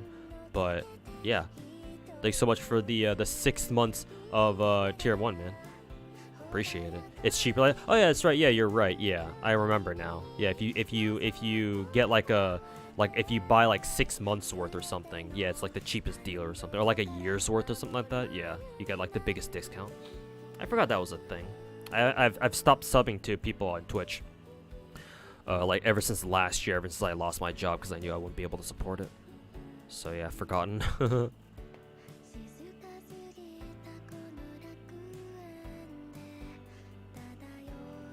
Hate how right I am. That's just the normie life, you know?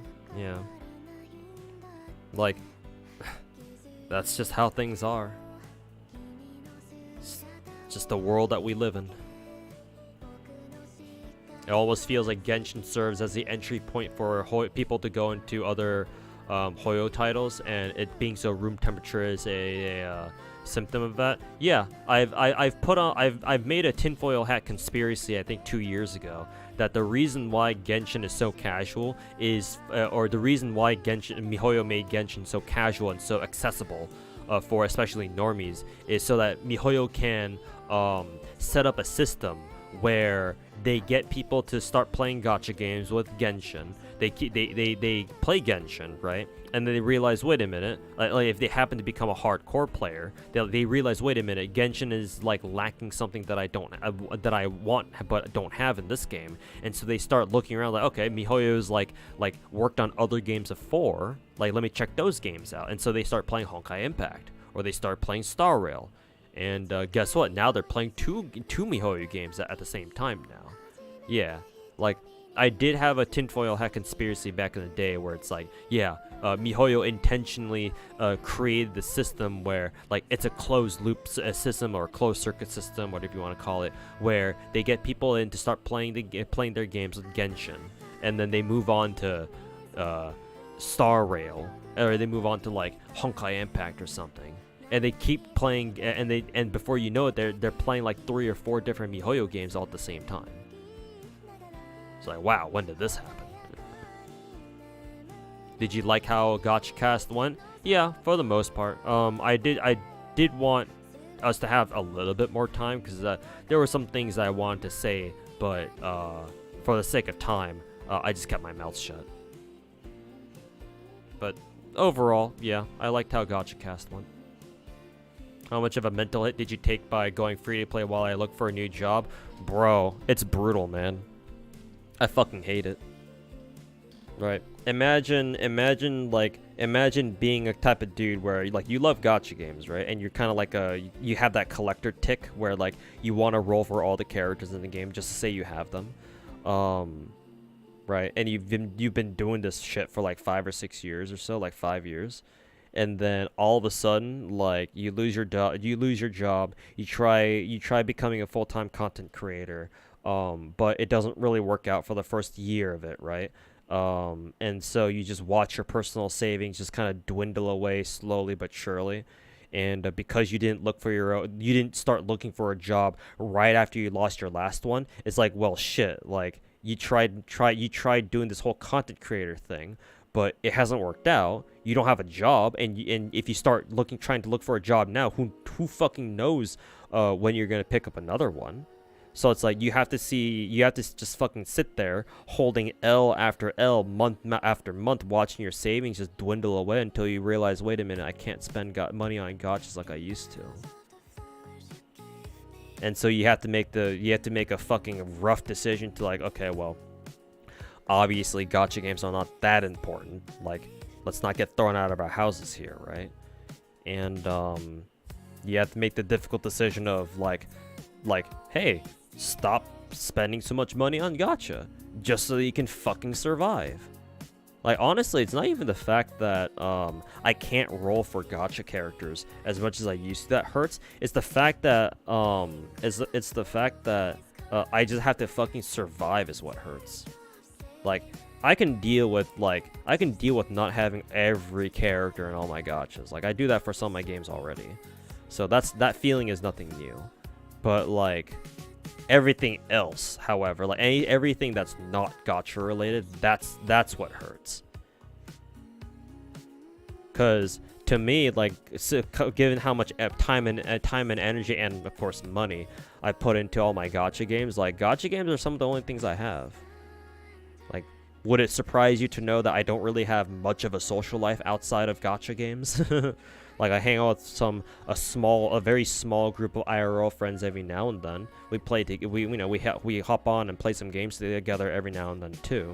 But for the most part, it's me, and my gachas, and whatever else I decide to do, which isn't much other than like watching YouTube videos for fun, maybe. Because whenever I'm not playing gacha, I'm either playing some other game or working on content or whatever, right, for my YouTube channel or whatever have you. So. Yeah, no, it fucking sucks, man.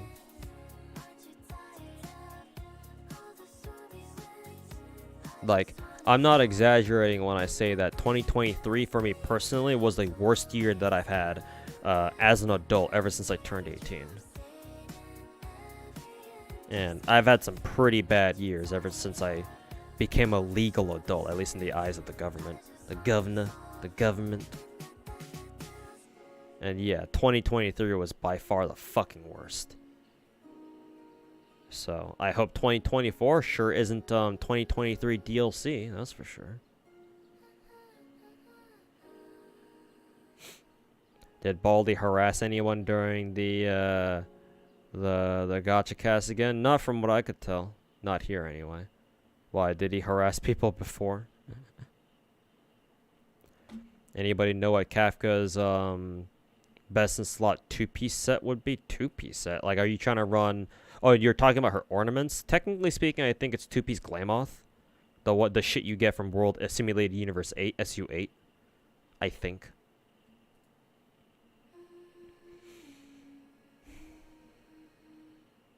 Yeah, if you're talking about her ornament set. Yeah, probably 2-piece Glamoth. Unless you're talking about the orbital set, like if you plan on running double 2-piece sets, then that's a little different.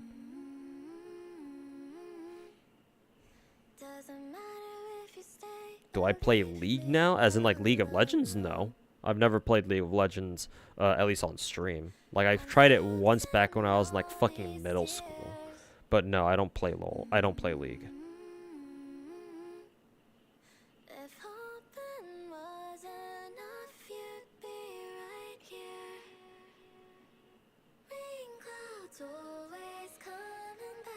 Sending his squad of miners over to false copyright strike and doubling down on it is what happened around a week ago. Something feels off about that.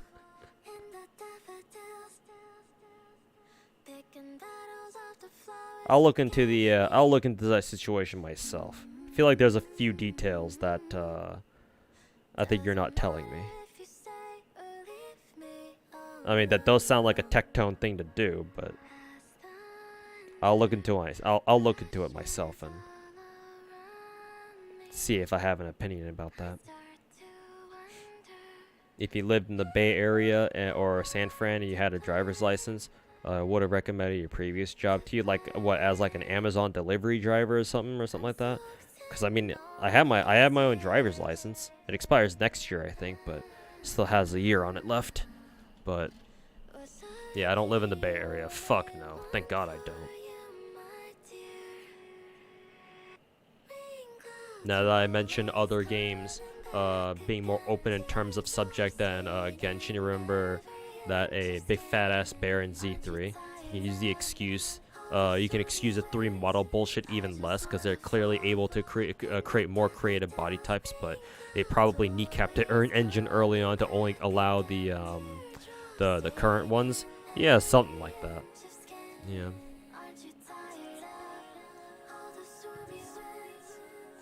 So yeah, like clearly Mihoyo is capable of like creating different body types, and yet they don't want to do that for Genshin. And yeah, that means that it's most likely a like a leadership issue, or like a conscious design choice that they're going with. Would I try to continue to get Shinyan? Yeah, because I'm close to Rapidity. I'm like 3 multis away. I should be able to get that from like the events that come out, and then just exploring the new region in Liyue. So yeah, I should at least be able to pity Shinyan. That being said, going for her weapon might be a little bit more difficult, but we'll see. Is it okay to sacrifice 10% break effect for 11 speed on rope for Kafka? Yeah, obviously. Kafka doesn't scale with break effect, I don't think. So yeah, you can drop some break effect on Kafka for faster speed for sure. Unless there's something that I'm forgetting about Kafka where she actually scales with break effect somehow, but I don't remember anything like that. Yeah, you'll more than make up for the 10% BE that you're gonna be losing from getting Glamoth's 135 speed buff. As a L3 autonomous vehicle operator, but the company is owned by Amazon. Oh, that sounds interesting.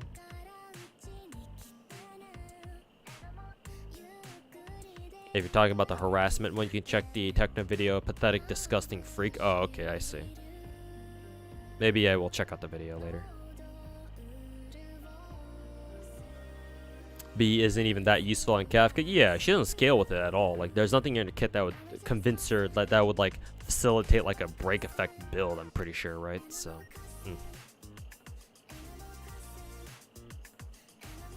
damn, this song is actually a banger. What the fuck? Flat attack is probably better than break effect. Hilariously, I think you're right. Pretty sure. 2021 to 2023 has been trash. Personally, the pandemic didn't really change much for me. Like, all it literally did was, oh, I have to wear a mask now, which I don't care. Yeah, the pandemic didn't really change much about my own personal life because I usually spent all my time at home anyway. So it's like, okay, well, alright. Acheron's kit isn't out yet, right? Probably not yet. Maybe soon. For sure when Black Swan drops though. But yeah, not right now. Maybe like next week.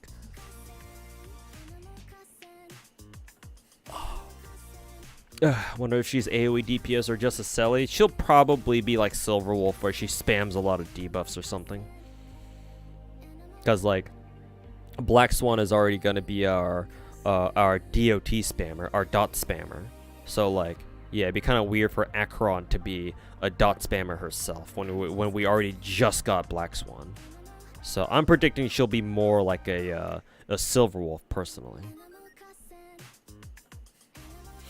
Does Kafka need CC and C damage? No, Kafka doesn't need any crit stats.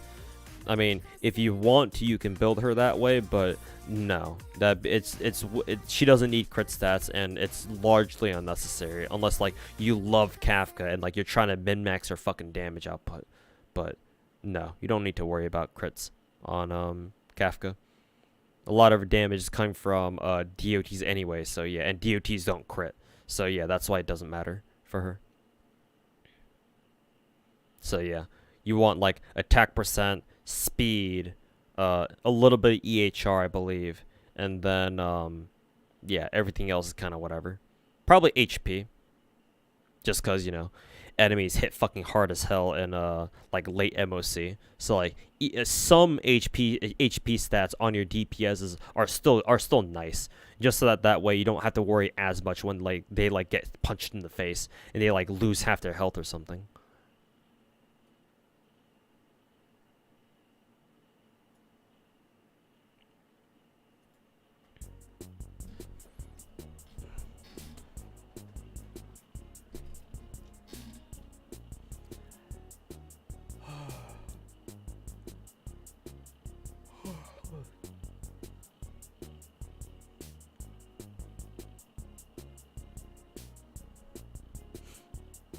If you think about it, with Shiori coming in 4.5, we've gotten We've gotten five-star Geo characters so close to each other since 1.1 when we got like Zhongli and Albedo. Yeah. Geo, the forgotten child.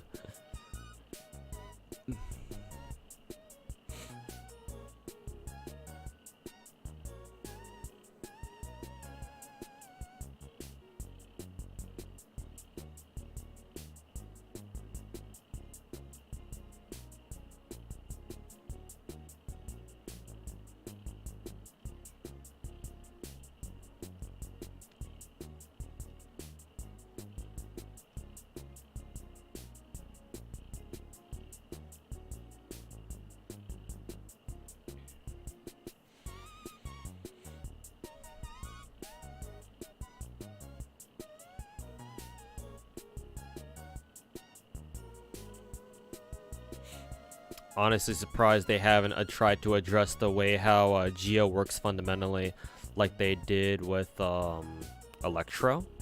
I mean, they didn't really change shit about Electro. It just so happened that Electro, it turns out to be one of Dendro's best reaction partners.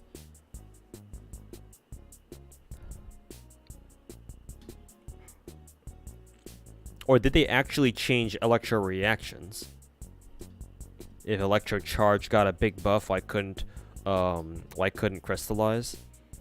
I mean, to be fair, like, how would you buff Crystallize? Like, personally, I feel like it'd be very tough to buff Crystallize just because of the way it works. Like, how the fuck?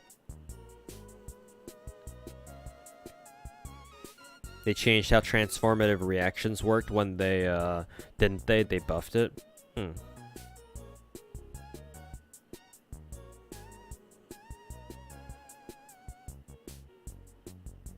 Yeah, exactly. What the hell are you gonna do with a shield buff? Like, maybe like if a character picks up a crystallized shard, it gives him like, I don't know, 30% extra damage or something like that, or 30% extra attack. I mean, that'd be something. But even then, like, that doesn't address the issue of how inconvenient it is to like go out of your way to pick up crystallized shards like in the middle of combat. So like they would have to like change that somehow, I think, right?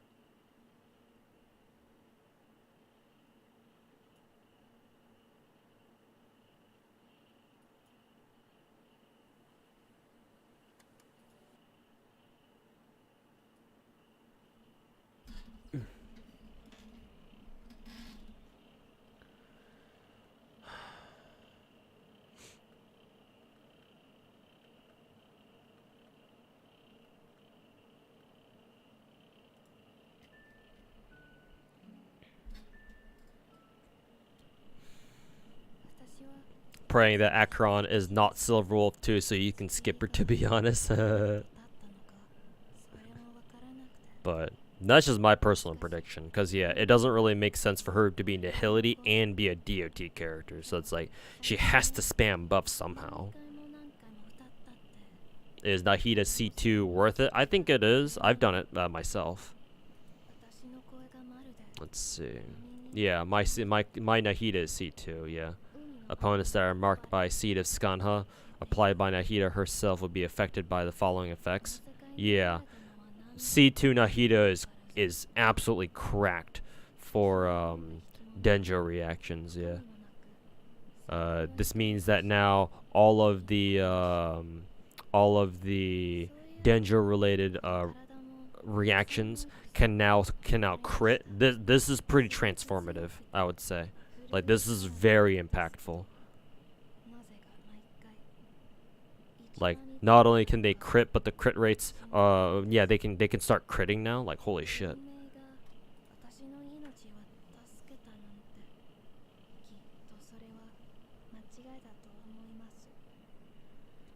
Did I eat or something? No, I do need to. I have to go grab some food after I'm done with stream.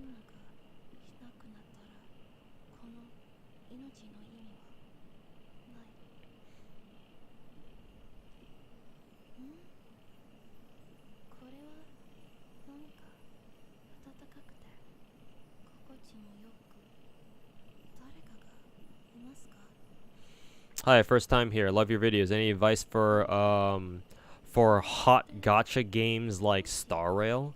Like hot as in like popular, or like hot as in like the characters are hot? And like you want more games that have like Star Rail characters in them.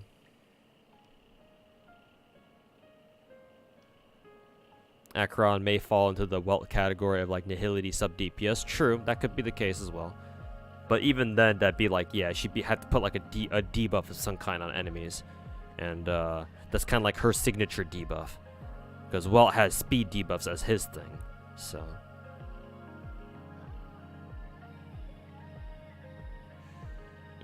What does that mean? Does it mean that even if your crit rate is 0, it's gonna crit? It does say fixed at 20%, so that's what I assume that means.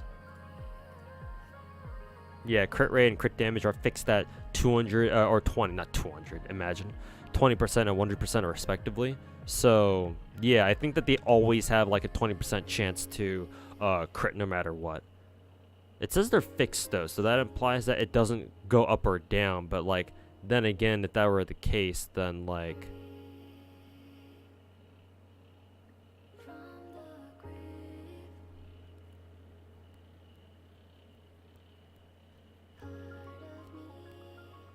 It's essentially a 20% damage increase for those reactions. Okay, we'll just leave it at that then.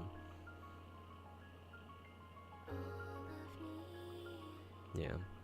And not only that, but within 8 seconds of being affected by Quicken, Aggravates, or Spread, it decreases enemy defense by 30%. Yeah. Say her C2 is absolutely worth it if you can go for it. And that's why Nilo, Bloom, and Hyper Bloom are cracked with the C2 Nahida. Yep.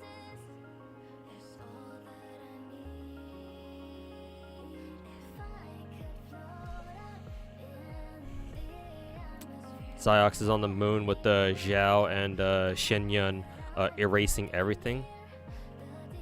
I assume in Abyss, because like, why would you do that in Overworld? But I mean, yeah, at this point, like, what don't we have that, what don't us veteran Genshin players have that doesn't just obliterate Abyss in like 2 seconds though?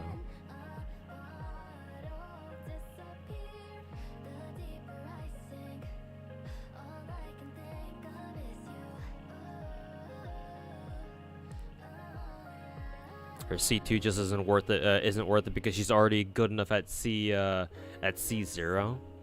I mean, to be fair, you're probably right. Now he is such a transformative character to begin with, and enables Dendro teams so hard. So you're probably right, yeah.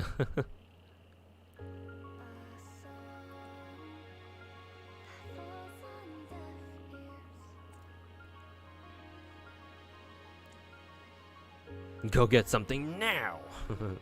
You deserve to treat yourself now. As in hot characters like Nikke 2. Okay. So Coomer games basically. There's this game. Oh. There's this game. This gacha game is called Azur Lane. If you're mainly caring about like what is it? If you mainly care about like hot gacha characters or like hot anime characters, then I mean Azur Lane's one. Oh, forgot that's reset.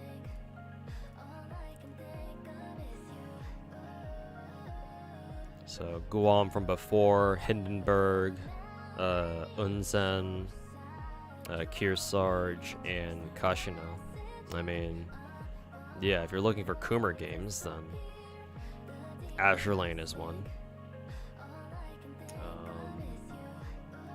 Let's see, what are the other Coomer games that I play? You already know about Nikke. You already play Star Rail. Snowbreak technically has Coomer models, especially with the last update where they put in Katya.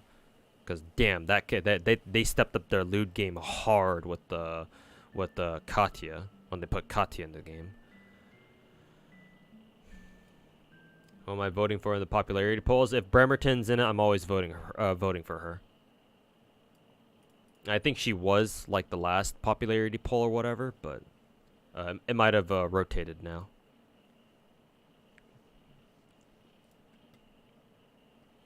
Blue Archive. Oof. I'm gonna be careful. I'm a little bit careful when it comes to recommending Blue Archive as a Coomer game. kinda sus, you know. It's in the finals now. Okay. Let's see who's in the finals then. Let's see. Surprisingly, I see Enterprise there. Wow, Enterprise is still holding her own, huh? But yeah, no, ain't no way anybody's topping Shinano at this point. I'm surprised. I thought Hindenburg would be more popular than Kearsarge, but I guess people like Kearsarge more, huh?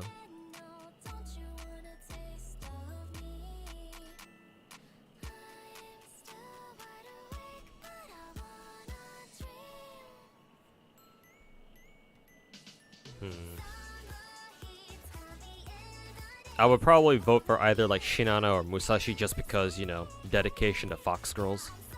Or maybe even Unzen. Not sure who.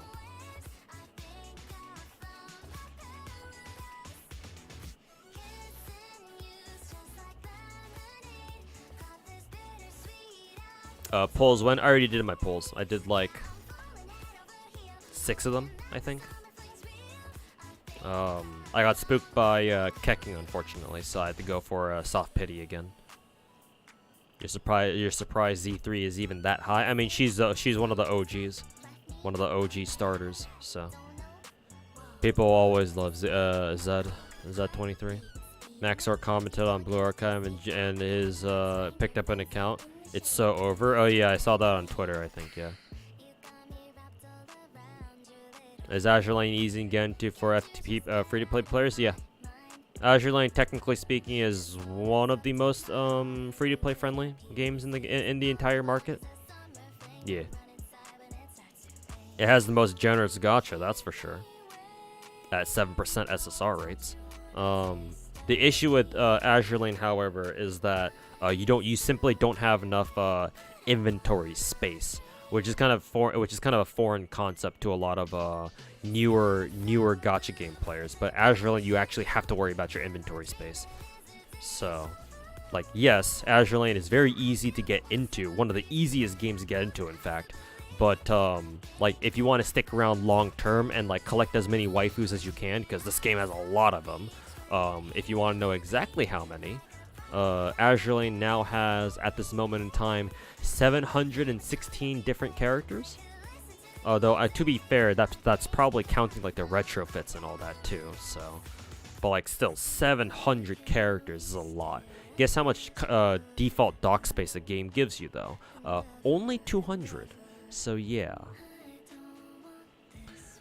But yeah, no, like just to answer your question about how, you know, is Azur Lane easy to get into? Yes, absolutely. It's just sticking with it may be a challenge, especially when your inventory starts becoming like really clogged and like you need more dock space or something. I was planning to download Blue Archive today. Is it a bad game? It's a great casual game. One of the best casual games, in fact. Yeah. Blue Archive has a great story, great characters, lots of features that you can just kind of play around and mess around with, if you're feeling a little parasocial, that is.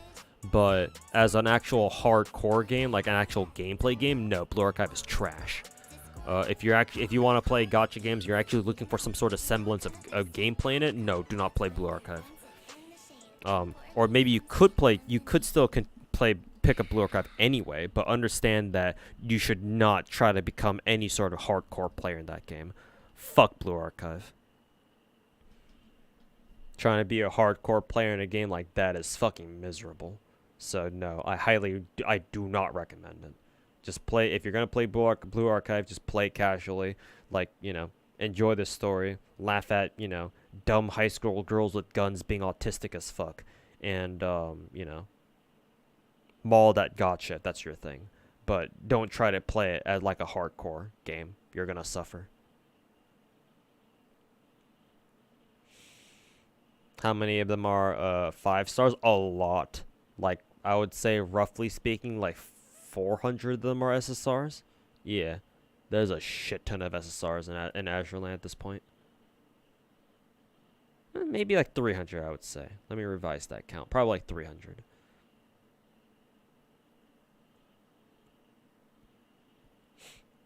Blue Archive endgame is hella grindy. Oh yeah. Oh yeah, it is.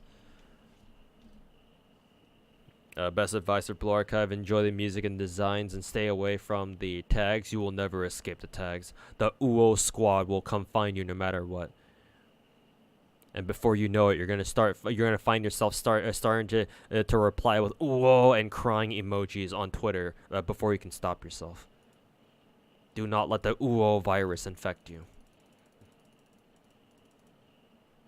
Do I play Honkai 3rd? No, I do not. I know about it though, but I don't actually play it myself.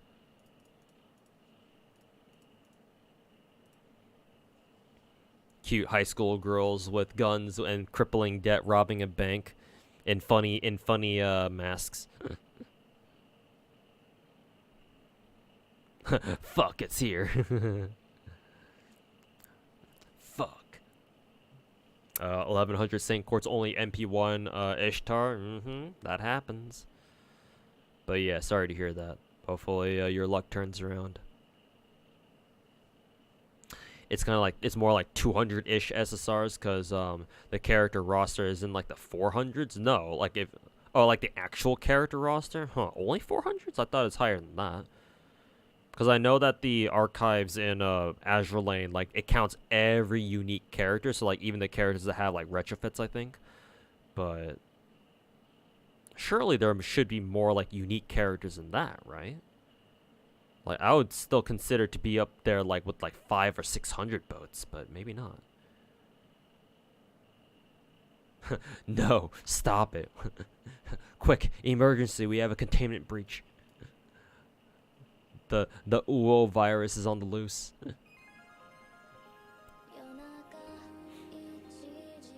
You wonder if a video regarding gacha rates to gacha income would be, like, relevant? I'm sure people can look that up on their own. I don't know if many people would be interested in even watching a video like that to begin with. Or, like, in-game income? Not sure.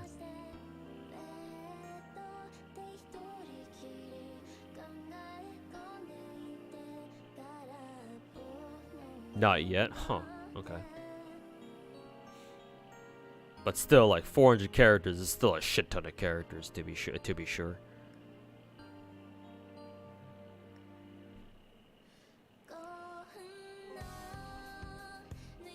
Pulled Shinya? Nope, unfortunately not. I got spooked by kecking. I'm gonna work on farming Freemo gems later for what is it? To work on pitying Shinyan, basically.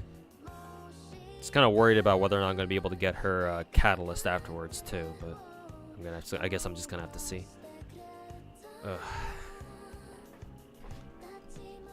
All right, chat. I think it's about that time of the night.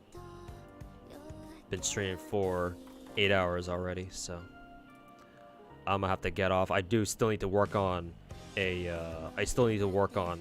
a video, so yeah, that's gonna be fun. Try to get it out by tomorrow. But yeah, thanks for hanging out with me tonight, chat. That was a nice little 8-hour stream, just playing through all my gachas, showing the newcomers what gacha degeneracy truly looks like. So hope you guys enjoyed the this nice little multi-gacha setup screen. But yeah, I'm gonna go grab some very late dinner and just chill out before I get started on working on my next video, quick little Patreon video. So yeah, thanks for the stream. You just joined. Hey, glad that you could stop by and hang out with us. Appreciate it. But yeah, appreciate everybody. Make sure, if you guys are new here, make sure to like the video. Yeah, I mean, we are on YouTube after all, so. But yeah, more importantly, make sure to follow the stream, subscribe to the channel if you guys are watching over on YouTube. But yeah, appreciate everybody stopping by. I will send you guys over to I like rating this streamer, Miss Sweetaway. She's doing the Genshin update as well, so I'll send you guys over her way. But yeah, appreciate everybody hanging out. Make sure to keep an eye out for more videos. I'll clip out the my react to Fob Master's tweet that we did like a couple hours back, and it'll probably be what is it? The video for not Wednesday, Thursday. Yeah, for Thursday. And yeah, I'll have more react videos popping up soon, I'm sure. So thanks for hanging out, boys. We'll see you guys next time. Peace.